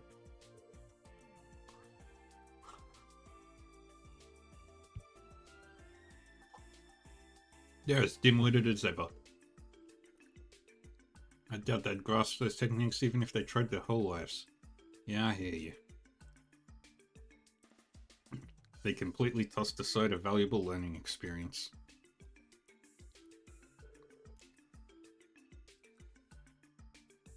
Well, I'm just glad you guys got something out of it. That's what makes what we did here worth it. Agreed. Though I must admit I'm pretty exhausted. We'll be taking our leave, if you'll excuse us then. If you'd like to take a rest, the bar is open to you. I hope that exercise served as adequate training for you as well. Huh? Wait, what? The battle is over. Let us withdraw. Yes, sir. Albus planned this all from the start, didn't he? He even managed to get the Saber Vipers to play along. Certainly seems that way. He managed to play us like a fiddle, huh? Screw that guy. Indeed, I am utterly exhausted. However, the delinquents may straighten their attitude as a result of his speech. You're right, we managed to accomplish our goal too. I think it's safe to say we've wrapped up everything we need to do. Let's head out. Ready when you are. Yay!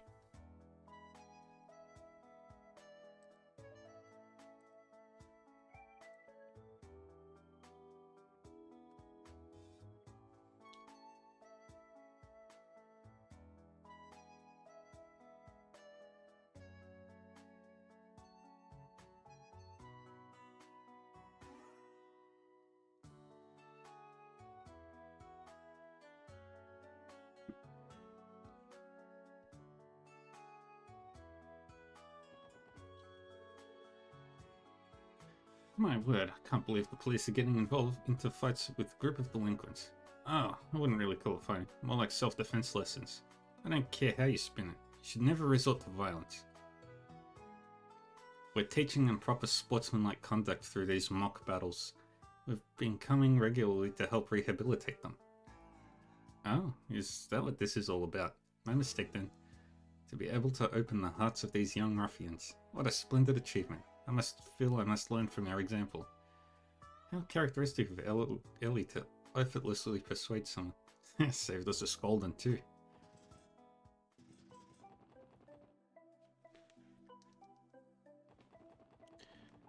Alright.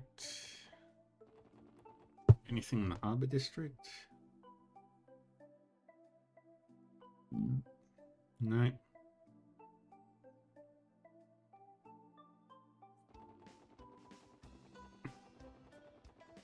But there are some new fishies we can try and catch.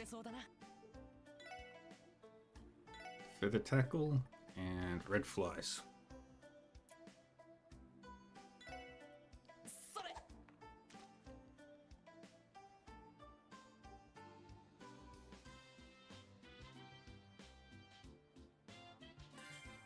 And we caught the azelfish. And now the roe.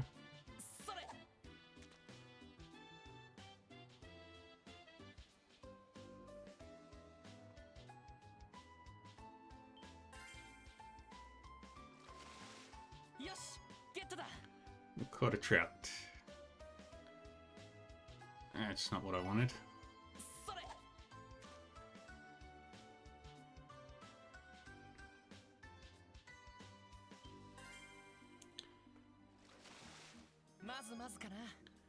That's still not the one that's still not the fish I want.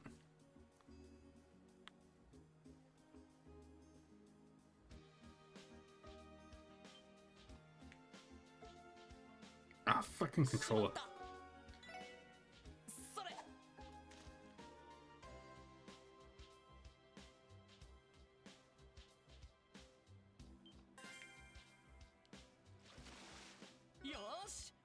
That's what I wanted. Alright. There's nothing in the Harbour District now that we need. So let's head to the Administrative District. Talk to Uncle, whatever his name was. Miles. Ouch, I was sorting the materials in the archive room downstairs, but one thing led to another and I was buried under an avalanche of books. I'm lucky Castle was around. I just might have suffocated if she hadn't come to my rescue. I'm sure it wasn't that bad. But if you needed help, you should have sent a request to the SSS. That's alright, sorry about that. I was so busy it didn't even cross my mind.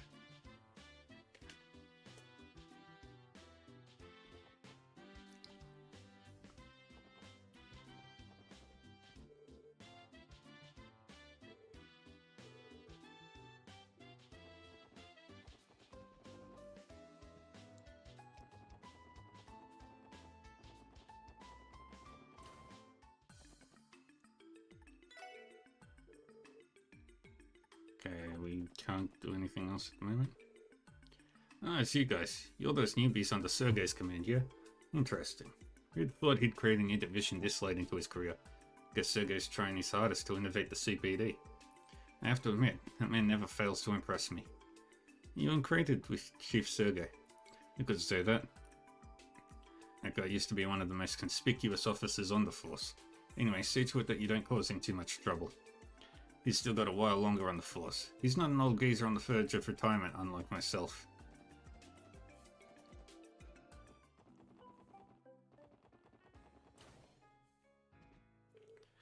Okay, I've completed setting up this terminal. As an expert in this field, I can operate terminals with ease. Chief Roberts is one of the lead developers of the Orbital Network project, despite the way he acts. Gospel's access to the Orbital Network is largely thanks to the Chief's efforts. As difficult as that may be to believe. You're not wrong. Aren't you being a bit too mean to me, Tio? I do not follow. I am behaving as I usually would.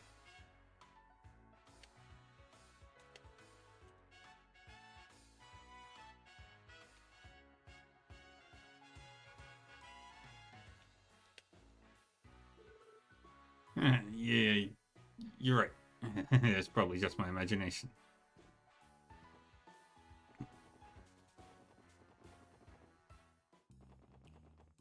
Garante.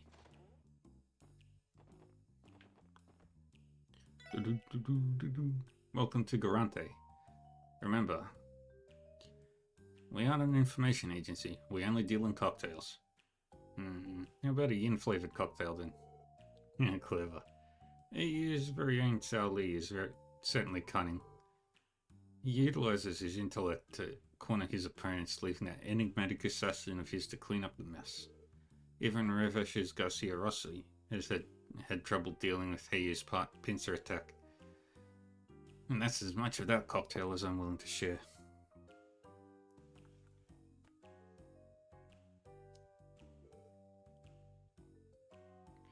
I can't believe that worked. So he does know more than he lets on. Stop fucking up, you stupid piece of shit controller. Now we'll go to Ellie's house.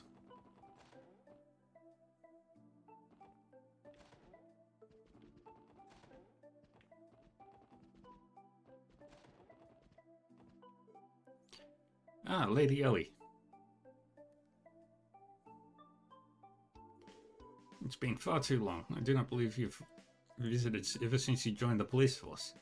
I apologize I haven't come by Sina Helma. So has anything changed around here? Not that I am aware of. Joanna and I have managed to stay in good health, and Master Henry continues to work tirelessly, to no one's surprise, I might add. Oh, what are we ever going to do with him? Man, Mademoiselle's place is as decked out as I was anticipating. This must have cost a fortune. Yes, when we visited before, I saw that the inside was just as magnificent. She also appears to be well acquainted with her butler.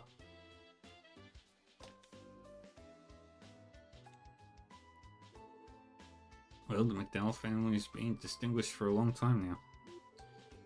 This is precisely why I didn't want to bring you all here. I knew this was bound to happen. Do you all like to read novels? I enjoyed this book during my breaks, but I finished it now.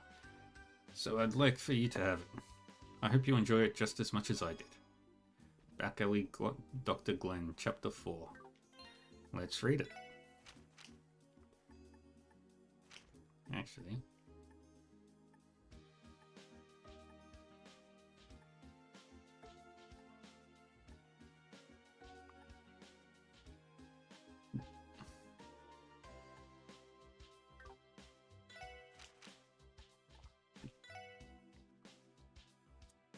Chapter 4, Crystallization.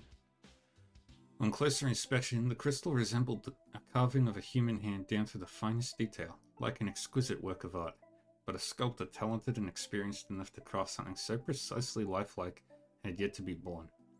The reason was because this dazzling Esmelis crystal truly was once Hugo's hand. The effects would manifest quickly, transforming the body beginning from the tips of one's fingers or toes. The process did not result in any pain, but the parts of the body affected would remain lifelessly frozen in place. If left untreated, it would continue to spread up the limb, and after about a month, it would reach the heart, resulting in death. This disease was known as crystallization. Its cause was unknown, and the only treatment that could save a victim from a cruel death was amputating the crystallized parts of the body before it spread. Hugo could survive, but at a bleak cost for an aspiring violinist like himself. Gledden stood transfixed, staring at the boy's hand.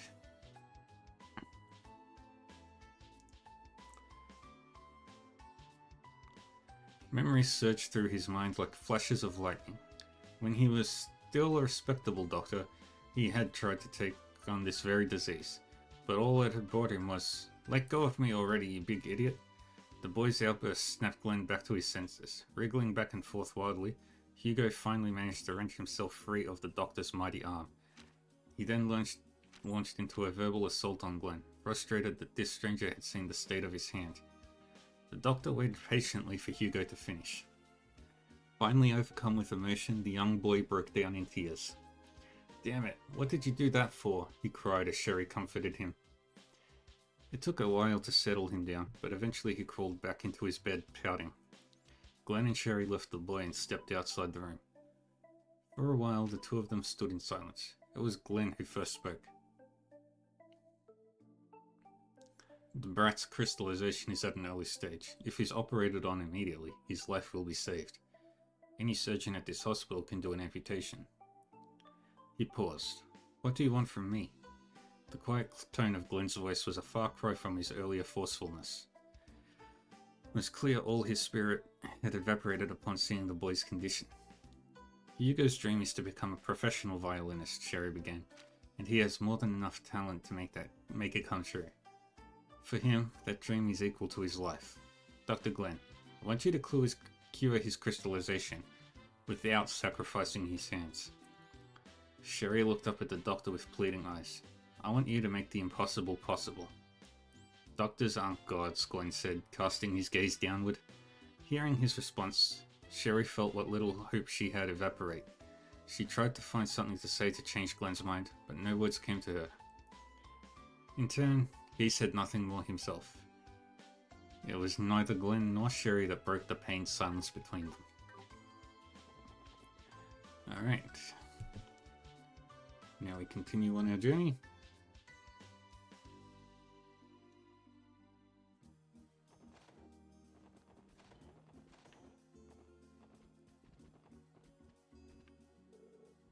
Even a cat can do it. How to prepare a delicious cake is on a shelf. You got the recipe for sweet cake.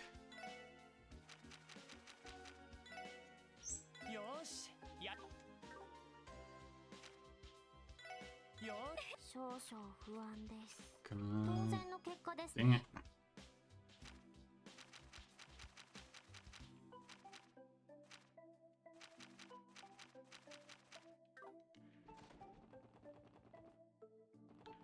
it.。Alright.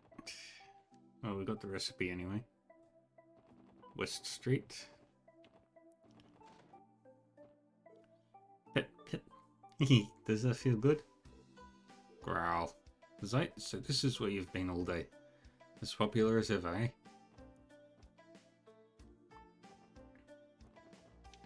We'll talk to Grimwood. Nice to see you, everyone. I heard that threat letter case was transferred to the 1st Division. Yes, that's right. Though I'm surprised you caught up the wind of it so quickly. Oh, well, I have Detective Dudley to thank for that. Stopped by just a while earlier. Wanted to verify some new intel about Yin and Heiue's possible ties. Dudley's working on the case. Well, the 1st Division isn't wasting any time then. Well, it's officially out of our hands now. We'll have to figure out what we can do about this from the sidelines.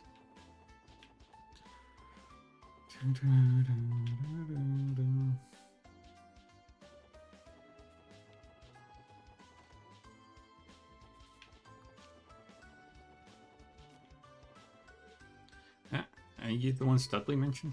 Leave immediately. You're getting in the way of our guard duty. What?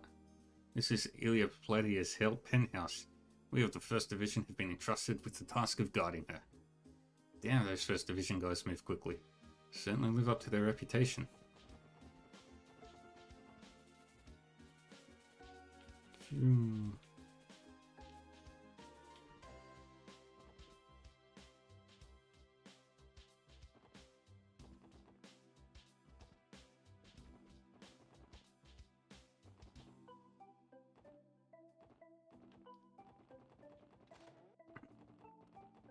Let's go say hi to the Lloyd dear. Yes, what is it, Auntie Lloyd? You seem like you've matured a bit. Something about you seems more sharp. Reminds me a little of Guy. Really?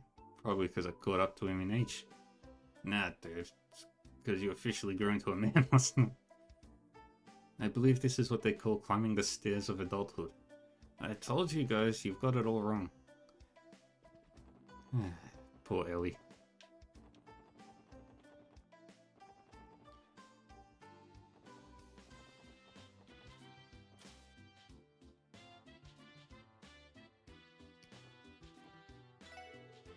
Did you guys know that Arkan Seal has new production that's rolling out next month? I'm not usually into that kind of thing, but customers have been chattering about it non-stop. Here's an idea. Want to go with me, Lloyd? I'll snag some tickets. Wait, what? Oscar, how did you manage to get those? One of the regulars gave them to her. You know, pretty lady who lives in the apartment just down the street. She said she wanted to thank me for the extra bread I throw in every now and again. You don't think he's talking about? I am certain that he is referring to Ilya. Classic Oscar. Still just as pop culture illiterate as I remember. Have you considered showing your face in the bakery every once in a while, Dad? I've been holed up in this kitchen all the time lately. My poor naive girl. The reason I stay back here is obvious. It's because Oscar is a handsome lad. Who needs my ugly mug when we've got a ladies' man? Our female demographic has doubled. He's just such a weirdo, Dad. Oscar's got a whole lot of talent, and he's a handsome young fellow to boot. Baker's future is secured. Anyway, is the kitchen open yet? I've got to get in there already. I'll be fine with just using it for a short while.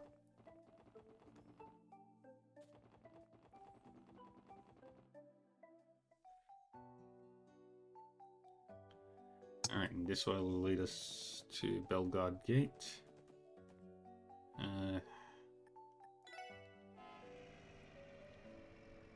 We'll just take the bus.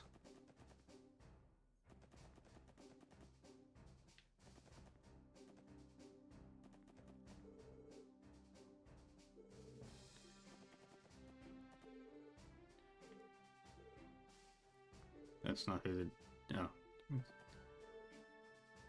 Randy, up for a spa next time you stop by? Huh? Where's this coming from? Well, it's just when you were stationed here, I never once beat you in any of our combat drills. Something about that rubs me the wrong way. It's like you ran away without giving me the chance to make things even. You seriously hung up on that? Fine, but I'm a little busy right now. If I remember next time, I'm game.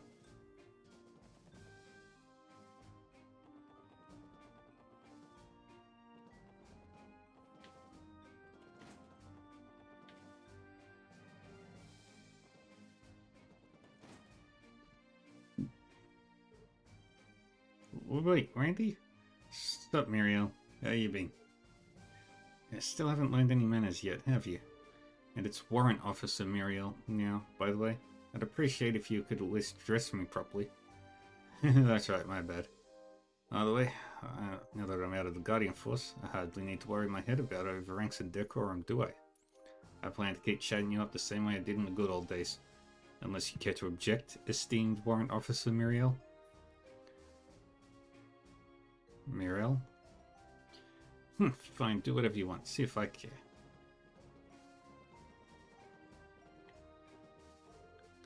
Well, it looks like my break is already over. Time to get back to it. When I think of Warrant Officer Muriel as my boss, instead of the commander, life becomes a lot more bearable. Alright, I just finished this book a while I was on break. Why don't you guys take it with you? Chapter 5. Rufus. It's no use. That man can't do it.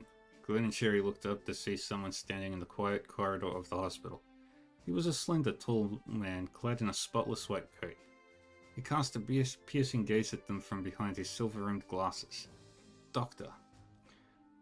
Being a nurse at Ameria General Hospital, Sherry knew him as one of the doctors and worked with him daily. Glenn also happened to know this man, though it had been 10 years since they last spoke. Rufus. Glenn, what are you doing here? Rufus scowled. Sherry's lack of surprise at this exchange suggested she was aware the two of them were acquainted. However, she could do little more than watch dejectedly as tension rose in the air. Rufus looked at her and sighed, an annoyed crease forming in his brow. What made you think it was a good idea to... What made you think it was a good idea to bring some back-alley doctor like him here? You should know that this could hurt the hospital's reputation.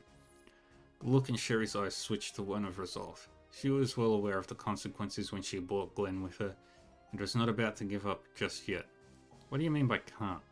She asked as if challenging Rufus's words. Glenn found himself wondering why Sherry's patient, the boy in the nearby room, was so important to her. However, he decided against voicing this question for the moment and stood in silence. Simple. That man abandoned his work. When it came down to it, he ran away from being a doctor. No matter how skilled he may be, someone like him is incapable of curing the incurable. He cannot stop the crystallization disorder. Glenn let out a dry, bitter laugh, as though to agree with Rufus. Then, without saying anything further, he turned and began walking away. Dr. Glenn! Sherry hastily followed after him.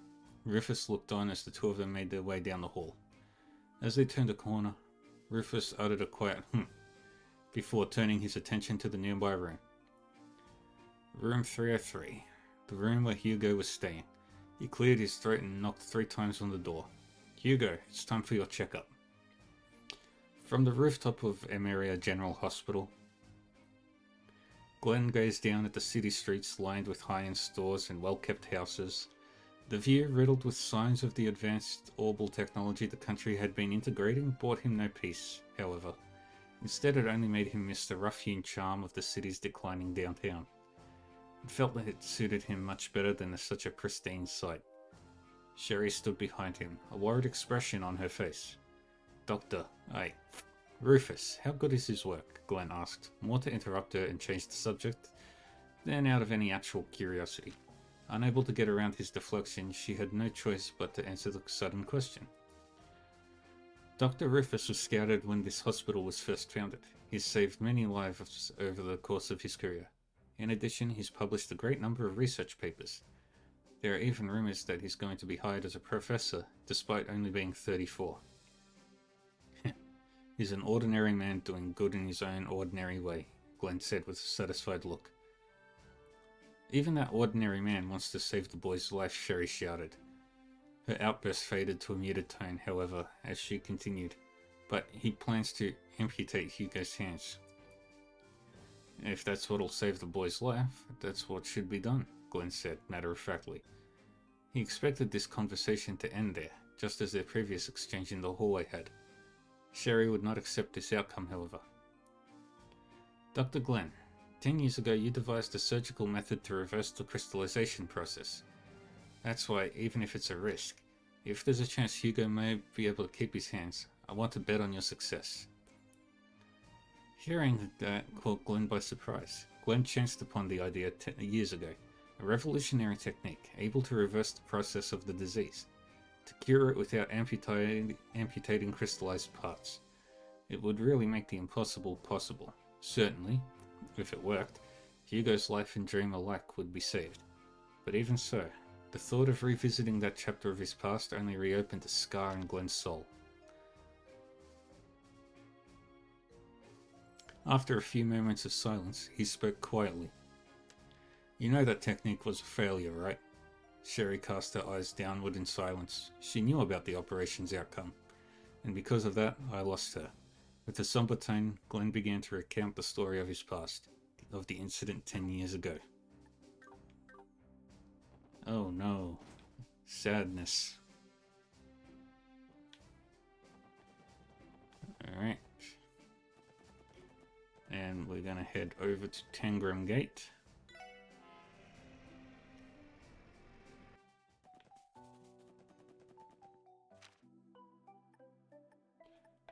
East Crossbell Highway.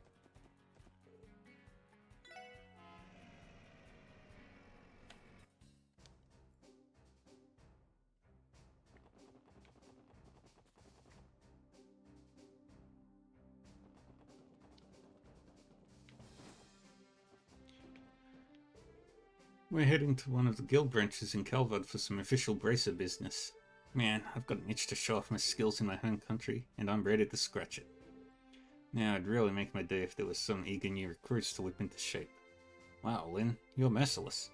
Naturally, being a bracer isn't something to trifle with. When I was in training in martial arts, my teachers never let me slack, not even for a second.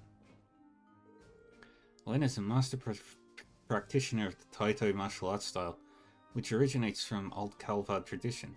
When it comes to hand-to-hand combat, she's probably the best crossbow guild branch has to offer. Damn, really? I've heard that it's the same martial art that some high-ranked bracer from Calvad uses. That'd explain why Lynn here carries herself the way she does. Yep. Zin Vathek.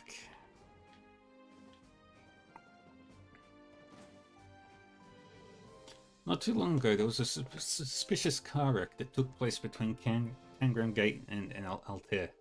I insisted we investigate it, and we discovered that the license plate matched the Revache truck that used in the monster attacks. Did Heyu have something to do with this?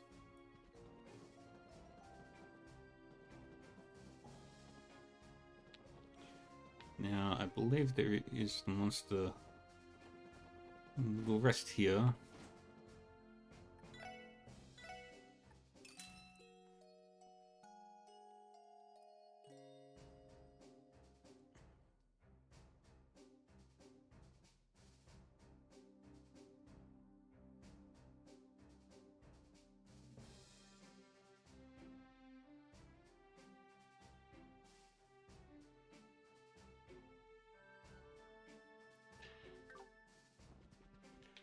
And we'll just leave.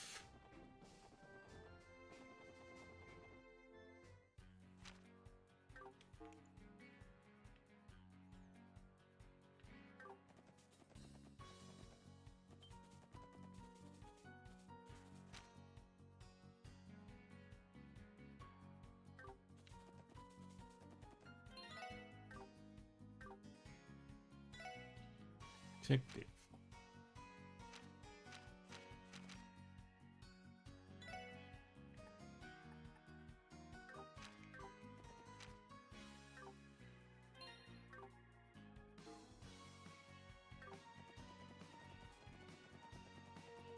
Where is this monster?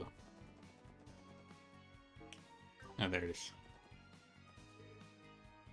Exterminate. 私の番です。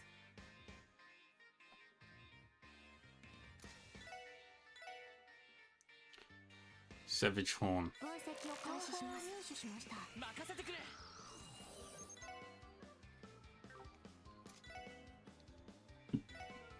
させるか。さてと。スキシュート。行くぜ。Craft, crash one. そこだ。お返しです。さてと。そこです。任せてくれ。ええ、そこ。お返しです。 よっしゃ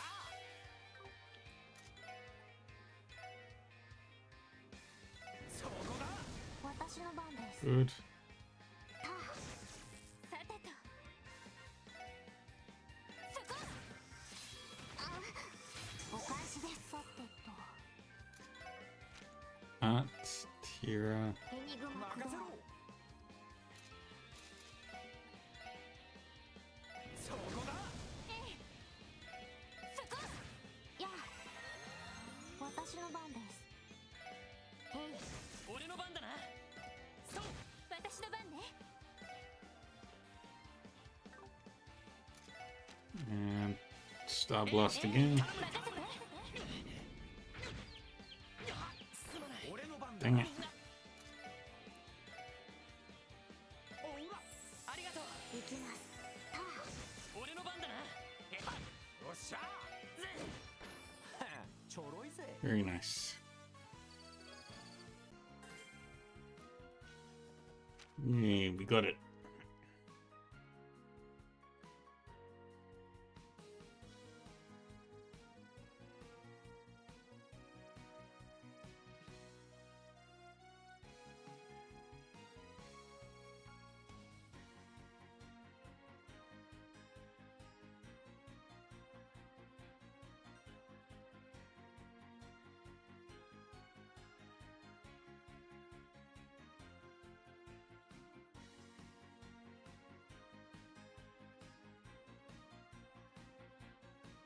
All right.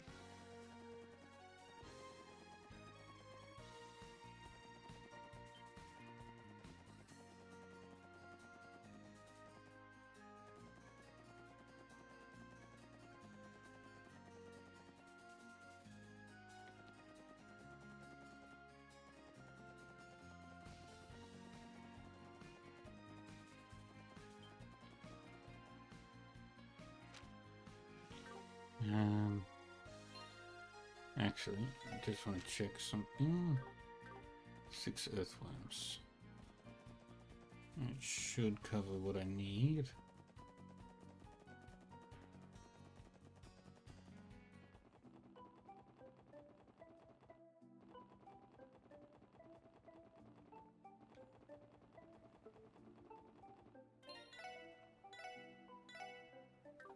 ここなら釣れ。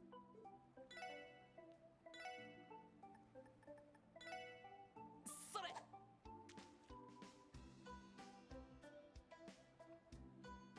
And we wait. よし、ゲットだ。 How many have I got? 2. ここなら。それ。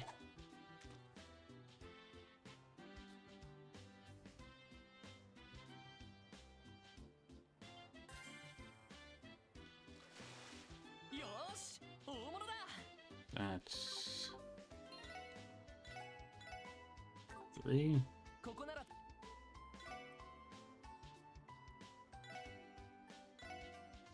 それ。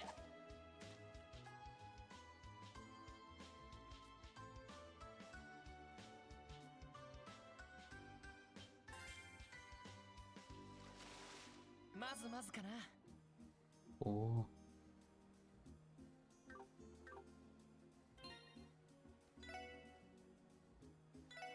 Save here. Just need one more eel. One more eel and I can finish that quest.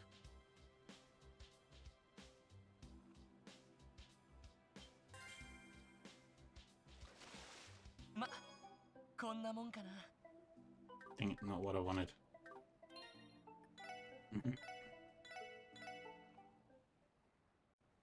ここなら釣れそうだな。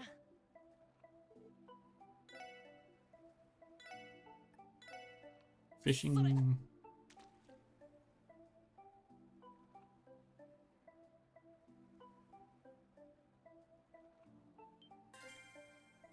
And よし、大物だ。 perfect.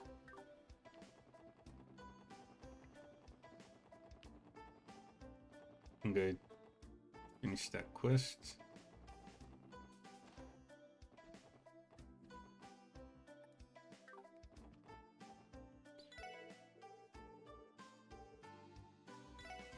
Give fish, eel. Oh, these are the long and slender ones we need. These will go great with a rice dish. Oh, you even bought me 5 of them. Is it really okay for me to have these? Thank you. Now we've got enough ingredients to last the night. You were able to bring our usual fish, so I'm sure our customers will be delighted. Yeah, I'd like to give you these as a thank you. Actually, there's a recipe I want to give you. Are you interested? This is the secret recipe to our delicious fried rice. We plan to make this alongside the fish tonight. Hope you guys use it too. Thank you. We'll gladly accept it. Good luck with tonight. We're rooting for you. Yep, thank you. Thanks for your help, odd jobbers. We weren't able to clear up the misunderstanding by the looks of it. Yay!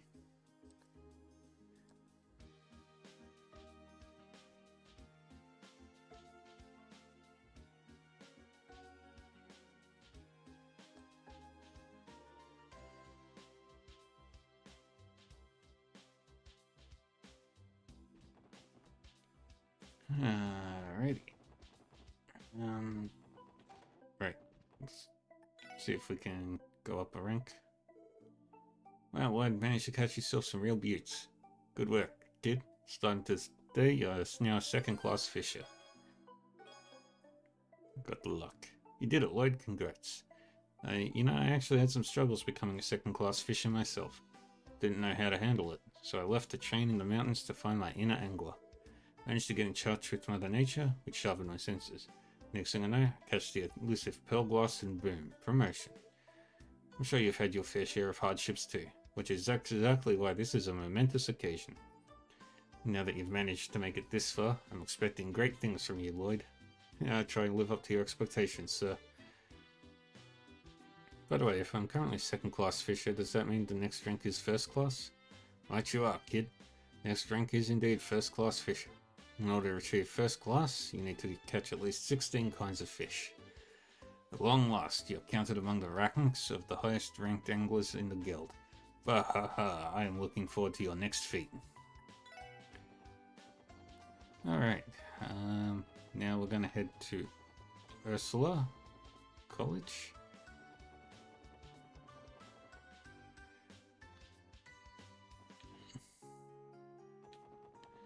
First fishing spot is up here. ここなら釣れそうだな。 Feather tackle and red flies. それ。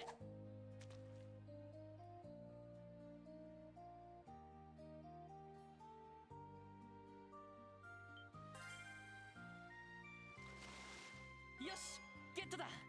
Got the cast again.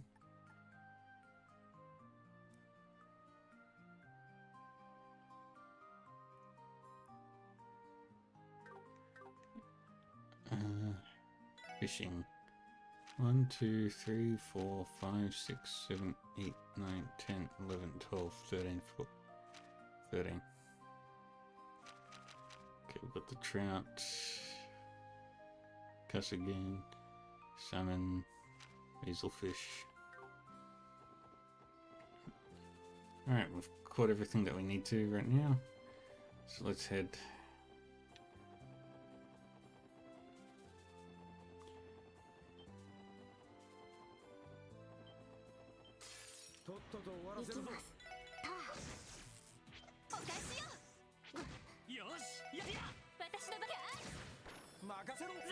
And we just beat the crap out of this thing. Very good.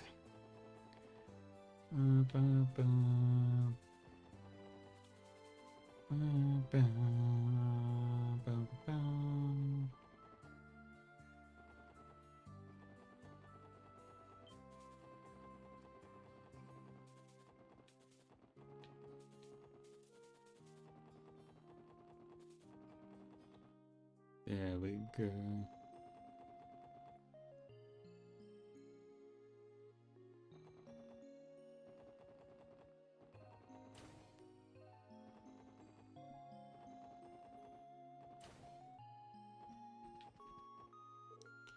Oh wait, spectacular timing. I just managed to get my hands on 2 tickets for Ark+Ciel's show next month. If you're free, why don't you go with me? Really? Thanks, Cecile. I'd love to. Can't say exactly when I'll be free due to work and all that, but I definitely want to go if I'm able to. Music to my ears. In that case, I'll be sure to keep this ticket just for you, Lloyd. Judging by how impressive that practice looked, the real deal must be out of this world. Stare. Playing dates while on the job, are we? Very professional, Lloyd. Lloyd, you lucky son of a bitch. And those glares could practically burn a hole through me.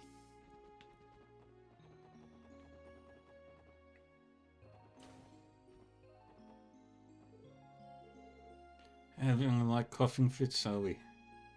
Better be sure to take your medicine later. No excuses. Okay. Hey doctor, what are you gonna do during the festival? Now there's a good question. Suppose I could always pack up my tackle box, sit down somewhere, cast my line and wait for the fish to bite. Huh? You aren't going to the actual festival? No, don't care too much for the hustle and bustle of the festival. After all, crowds drive the fish away. You really like fishing, don't you? Now I know the anniversary festival brings heaps of work along with it, but I sure would love a chance to slack off. Sure would love if a chance to slack off presented itself. Boy oh boy, being a doctor isn't everything it's cracked up to be. Oh, is that your special support section? Huh? We didn't even open our mouth yet. I thought I recognized the sound of those footsteps. I can remember the footsteps of distinct people like you and Cecile quite well. You can tell who we are just from our footsteps? That's really impressive. Yeah, I'm glad you think so. But to tell you the truth, every individual has their own way of walking. For example, bracers who come to visit me often, like my father, walk as if they're always on guard. Guess we sound pretty vulnerable then. How demoralizing. Chin up, you two. Anyone is going to seem outclassed when compared to someone like Arios.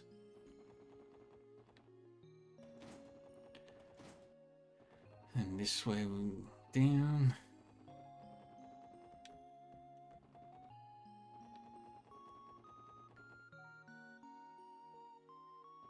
And then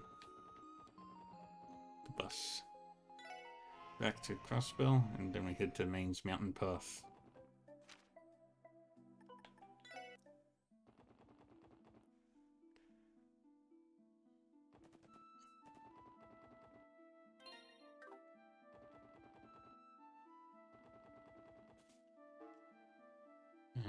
There it is.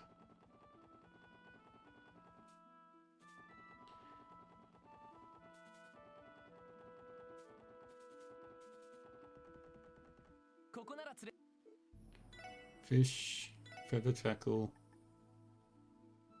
row.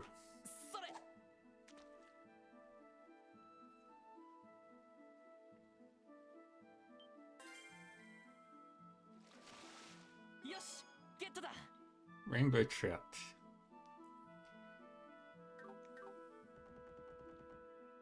If you need to know where any of the fish are, just ask.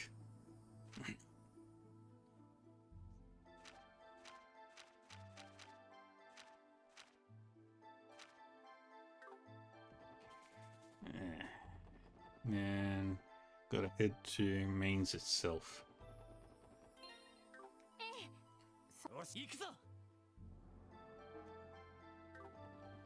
That way.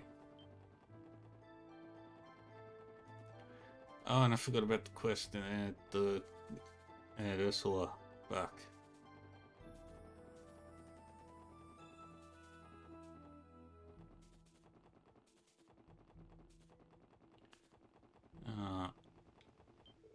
I'll just take the bus.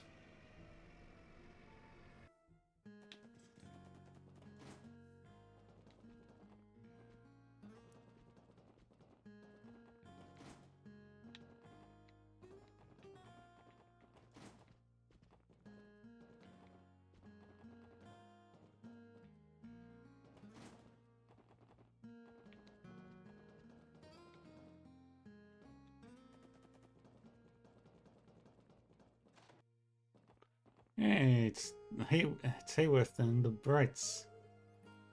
So you've run your trading company for 7 years now, Mr. Hayworth? I wouldn't go so far as to call my little business a trading company. My belief is that I should try to conduct business while putting on a smile on my customers' and associates' faces. I'm afraid I don't quite meet the typical expectations one might have for a Crossbell trader. Don't say that. I think you're doing good work in Crossbell, Mr. Hayworth. Seems like the three of them are busy at the moment. I agree. We probably shouldn't interrupt them. Excuse me, you said your name was Estelle, right? Is everything okay? We haven't met somewhere before or anything like that. Have we? No, of course not.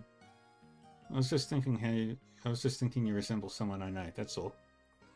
He looks exactly like the doll she had with her. But he's real this time, right? Estelle, I know how you feel, but you can't be acting this suspicious. I know that, it's just hard.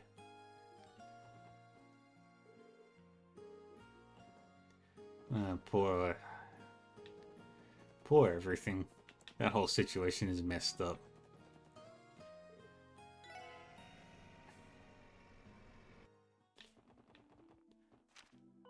Alright. Back to Ursula Road.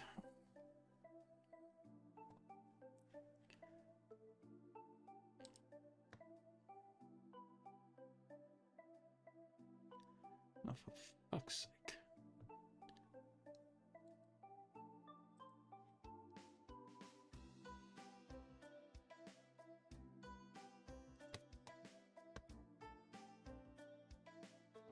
Okay, we'll go to college again. And we go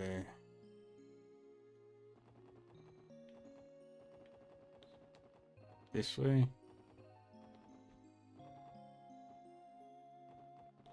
No. You. Can I really trust them to come all this way for a request like that?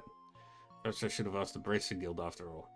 Either way, don't particularly want to empty my wallet for such a simple errand. Hard to get a word in edgewise. Excuse me, sir. We're from the Crossbell Police Department's Special Support Section. Oh, you came. I've been waiting for you. Come now, take a seat.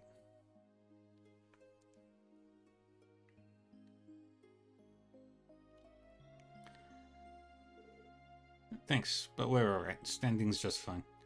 Would you mind explaining the details of your support request, Doctor? Ah, yes, of course. My request is simple, really. I need you to retrieve a certain herb that we use in our internal medicine lab. It's called Lupinus grass. Sadly, it's become something of a rarity these days. Lupinus, as in the Lupinus River, which flows through the Crossbell City Harbor? Could be. So you want us to find the grass ourselves and bring it back here? No, not exactly. All I need is for you to obtain some from the Crossbell Cathedral. They should have a small reserve supply of the herb. Archbishop Eralda has already agreed to my request, so I'd like for you to go into there as my representative and pick it up. I'd go myself, normally, but I'm a bit preoccupied at the moment. I think we can oblige Dr. Largo. You said Archbishop Eralda of Crossbell Cathedral? That's him. Thanks for the help. Once you get the Lupinus grass, please bring it back here straight away. Easy enough to do. And it will take us mere moments. Off to Crossbell.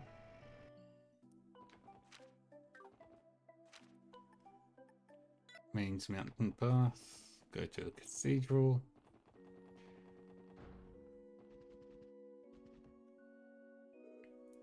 Welcome to Crossbell Cathedral. What, may I ask, brings you all here today? You're Archbishop Eralda, correct? We're the Special Support Section of the CPD. Hear about one of our support requests. On duty, are we?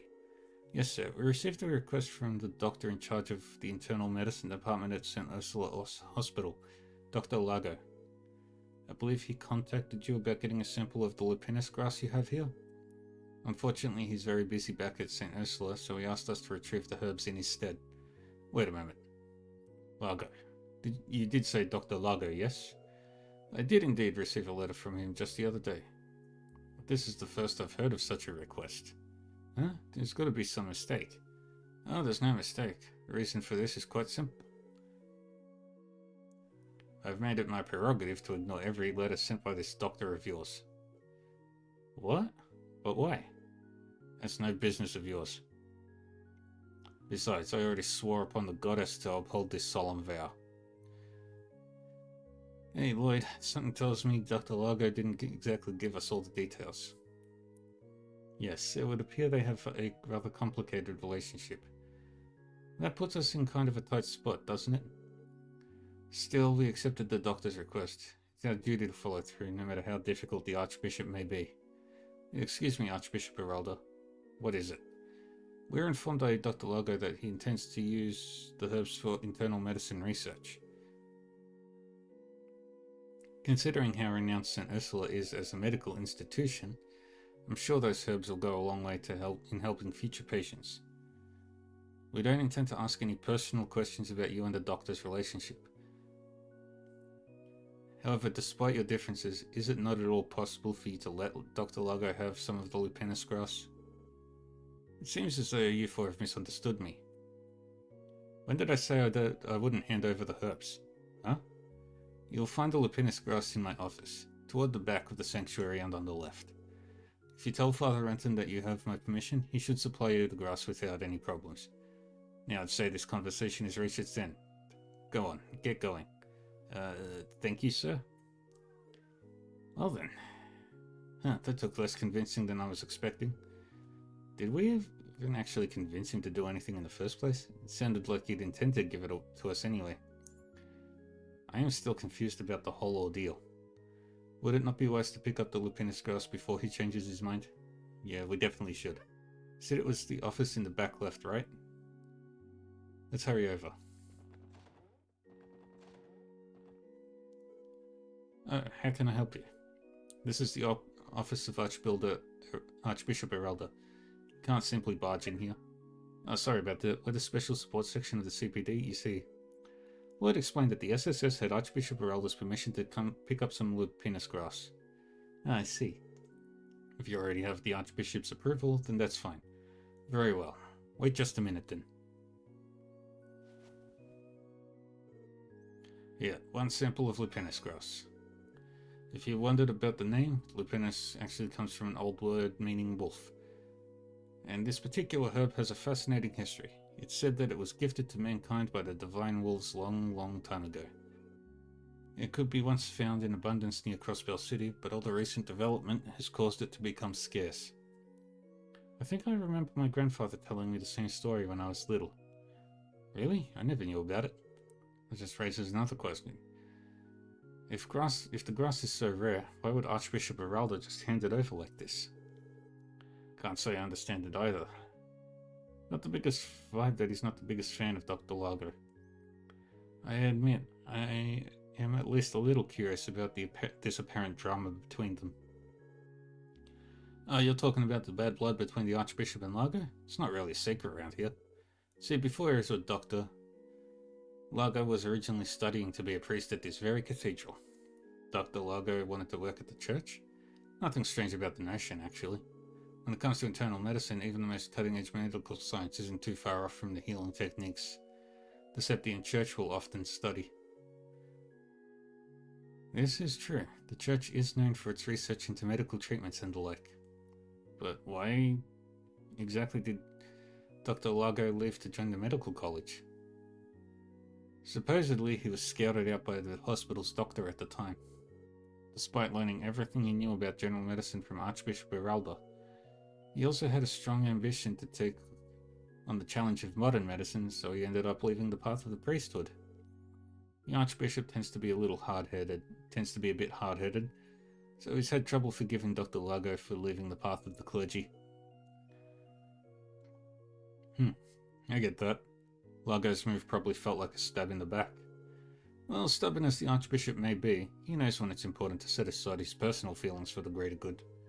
The fact that he allowed you to have those herbs is a prime example. In other words, he may scowl at the mere mention of Dr. Lago, but he at least still has respect for his abilities as a physician. So from what I am hearing, the two do not have a complicated relationship at all. In fact, they have an obnoxiously complicated relationship. Isn't that a bit too blunt, Tio? Either way, in the end, we got what we came here for. Let's go on and deliver these to Dr. Lago before doing anything else.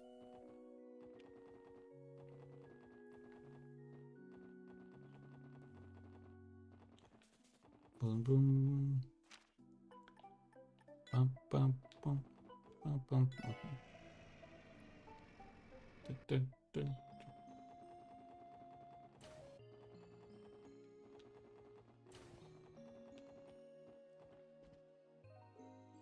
Oh, back already. Did you get the lupinus grass like I asked? Yes, sir. Would you mind checking that everything's in order? Yes, this is just what I need. You have my thanks. Well, thought the Archbishop told you some stories about me, didn't he? No, nothing in particular. Apparently he did not even open the letter you sent, Doctor. I knew it. Never received a reply, so I figured he must never have bothered to read it. So that whole thing about him agreeing to the deal was a lie.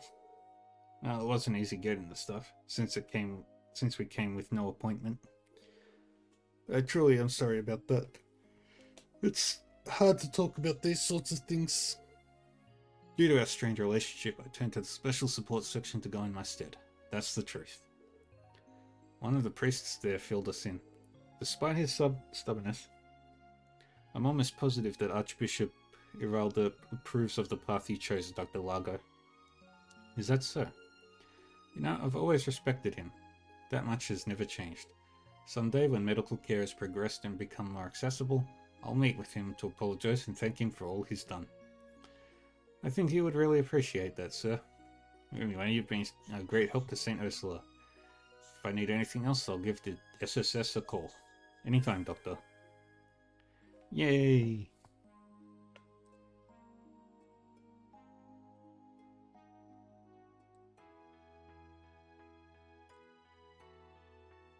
Now we'd go turn in all of our quests.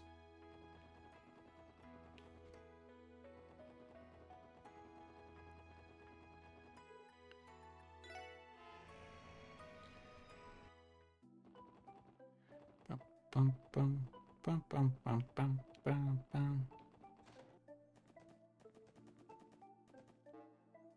皆さん、どうもお疲れ様です。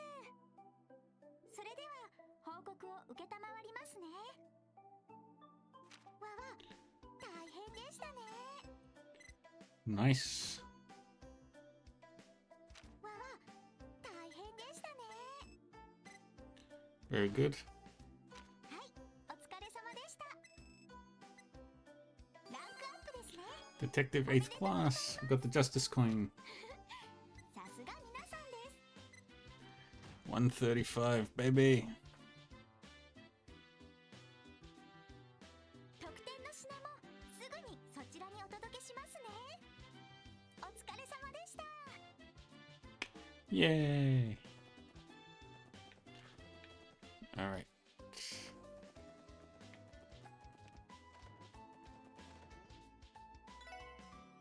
Rest. And we are heading over to the IBC.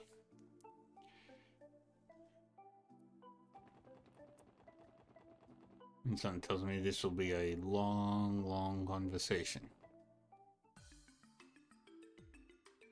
IBC ビルか。何度見てもすげえビルだな。こうしてみると確かそのうち5階から10。そうなのか。クロスベル市の税収に相当貢献していそうですね。それでどうするんだ。アポイントもなしに来ちゃったけど。そうね、まずは中の受付で聞いてみましょう。エリー？アーネストさん。奇遇だな、こんなところで会うなんて。みんな一緒ということは警察の用事で来たのかい？ええ、少し調べることがありまして。アーネストさんはおじい様のご用ですか？ああ、事務所の運営資金の管理についての相談をね。来月から特に忙しくなるし、いろいろやりくりが大変なんだよ。そうですか。それでエリー、少しは考えてくれたかい？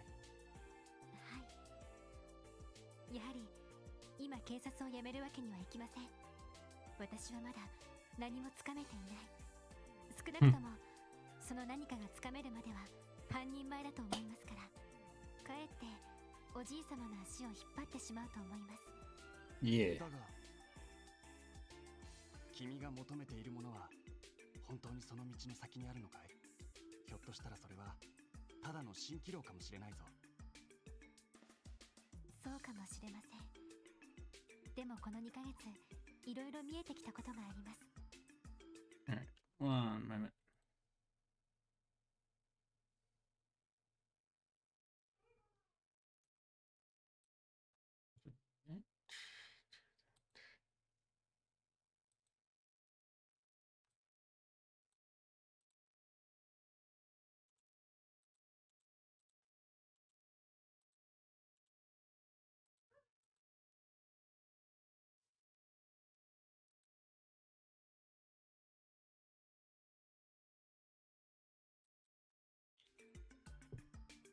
一つ一つの問題を解決することで少しずつ成長できた実感もあります。 You said it, Ellie. あのまま事務所に入っておじい様の秘書の一人になっていたら手に入らなかった貴重な経験です。 Yeah. ですからごめんなさい。少なくとも一人前になるまで今の立場で頑張りたいと思います。 Which will be about level 38. どうやら迷いが消えたようだね。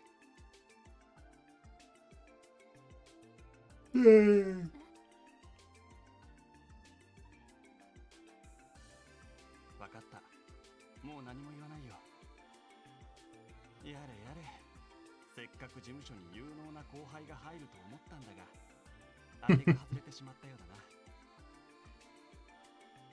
アーネストさん。ただ、そうだな。来月の創立記念祭の時には式典にぜひ出席してほしい。本来なら君のお母様に出ていただきたかったんだが。さすがに市長のご家族が一人も出席しないのは寂しいからね。 That's fair. わかりました。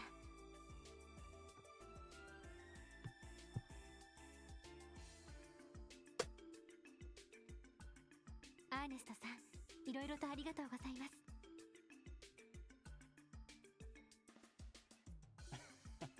一応君の先生だったこともあるしね。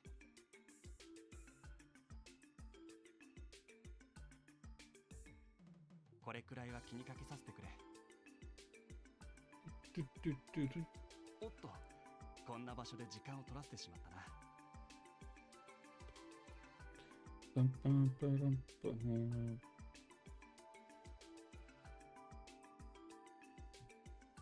君たちもお仕事頑張ってくれ。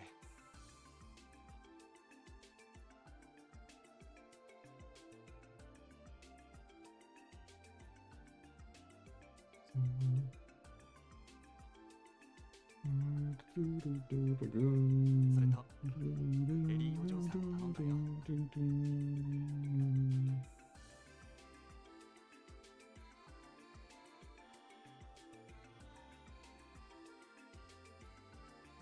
はい。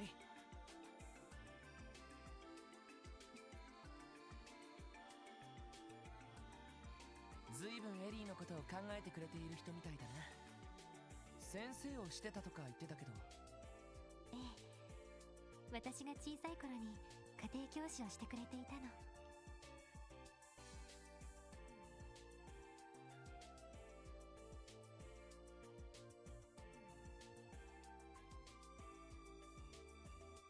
留学してからはちょっと疎遠になってしまっていたけど、やっぱり政治家志望なんですよね。ええ、来年の議員選挙では新人として出馬するみたいね。I wish him the best of luck. 帝国派と共和国派のどちらにも属さないつもりらしいから、とても苦労すると思うけれど。政治家の卵ってわけか。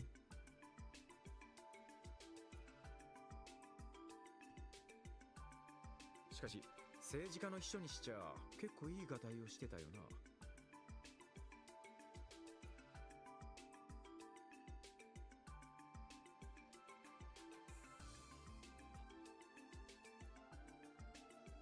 なんか武術でもやってんのか。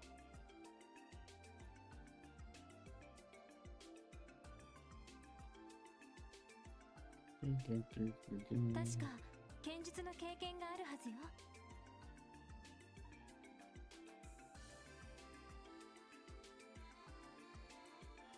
結構な腕前みたいだから、おじい様の護衛も兼ねてるって聞いたことがあるけど。なるほど。体格がいいのも納得だな。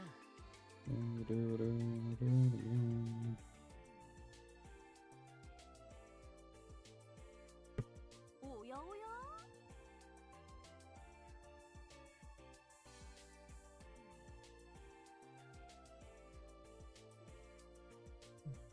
It's Grace. また会ったね。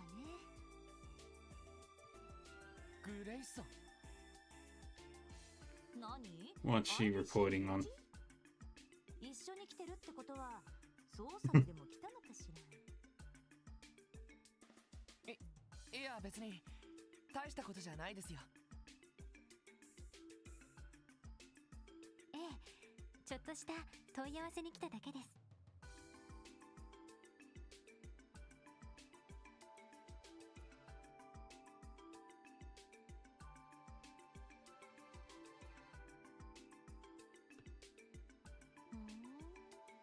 まあいっか。私も忙しいからこの場は見逃して。それじゃまたね。She 相変わらずマイペースな姉さんだな。she just does whatever she friggin' well wants. でもグレイスさんにしては食いつきが悪かったですね。そんなに忙しいんでしょうか。まあ記念祭の前ともなると取材することも多いんでしょうね。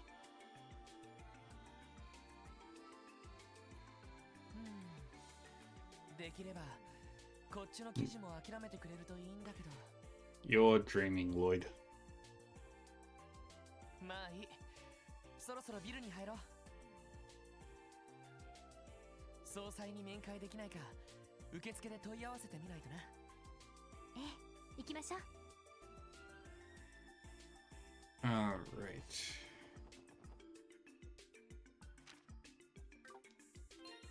I'm going to end it here because I'm running out of.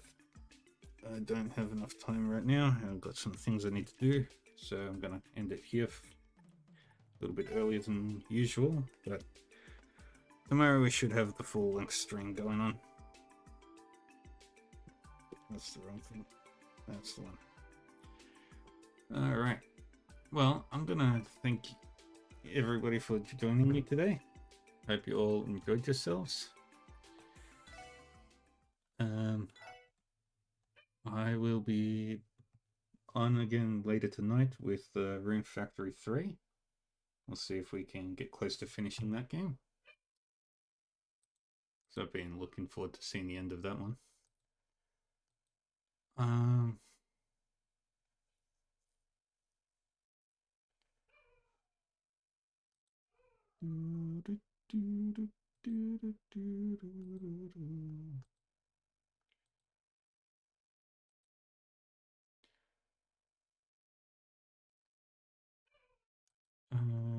Let's go. Anybody playing Trails? Any of them? Okay, we've got 2 people playing Sky second chapter. What about Trails in the Skies? What about first chapter? Oh, we've got some more people.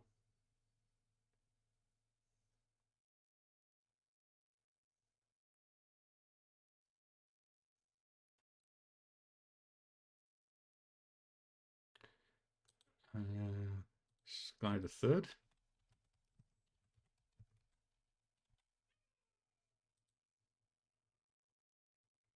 All right.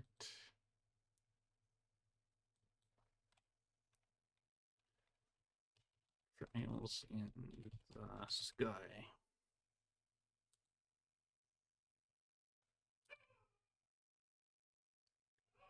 Let's have a look at here.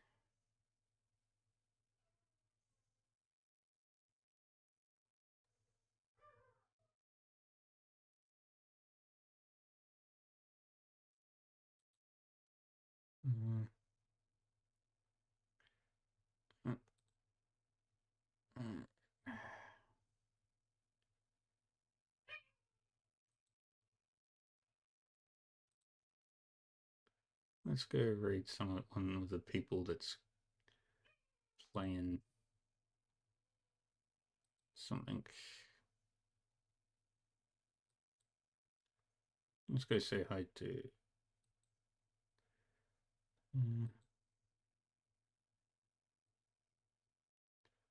I don't.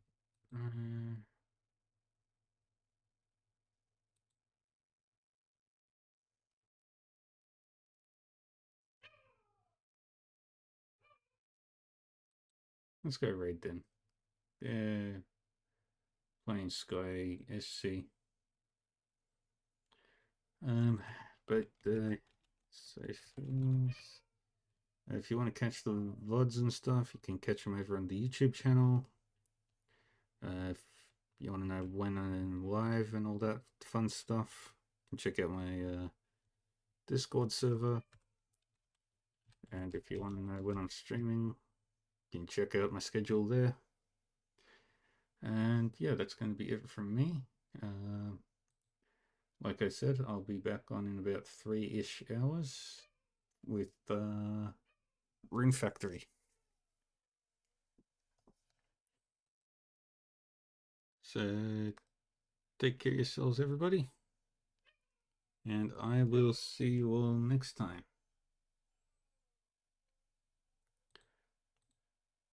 Bye-bye.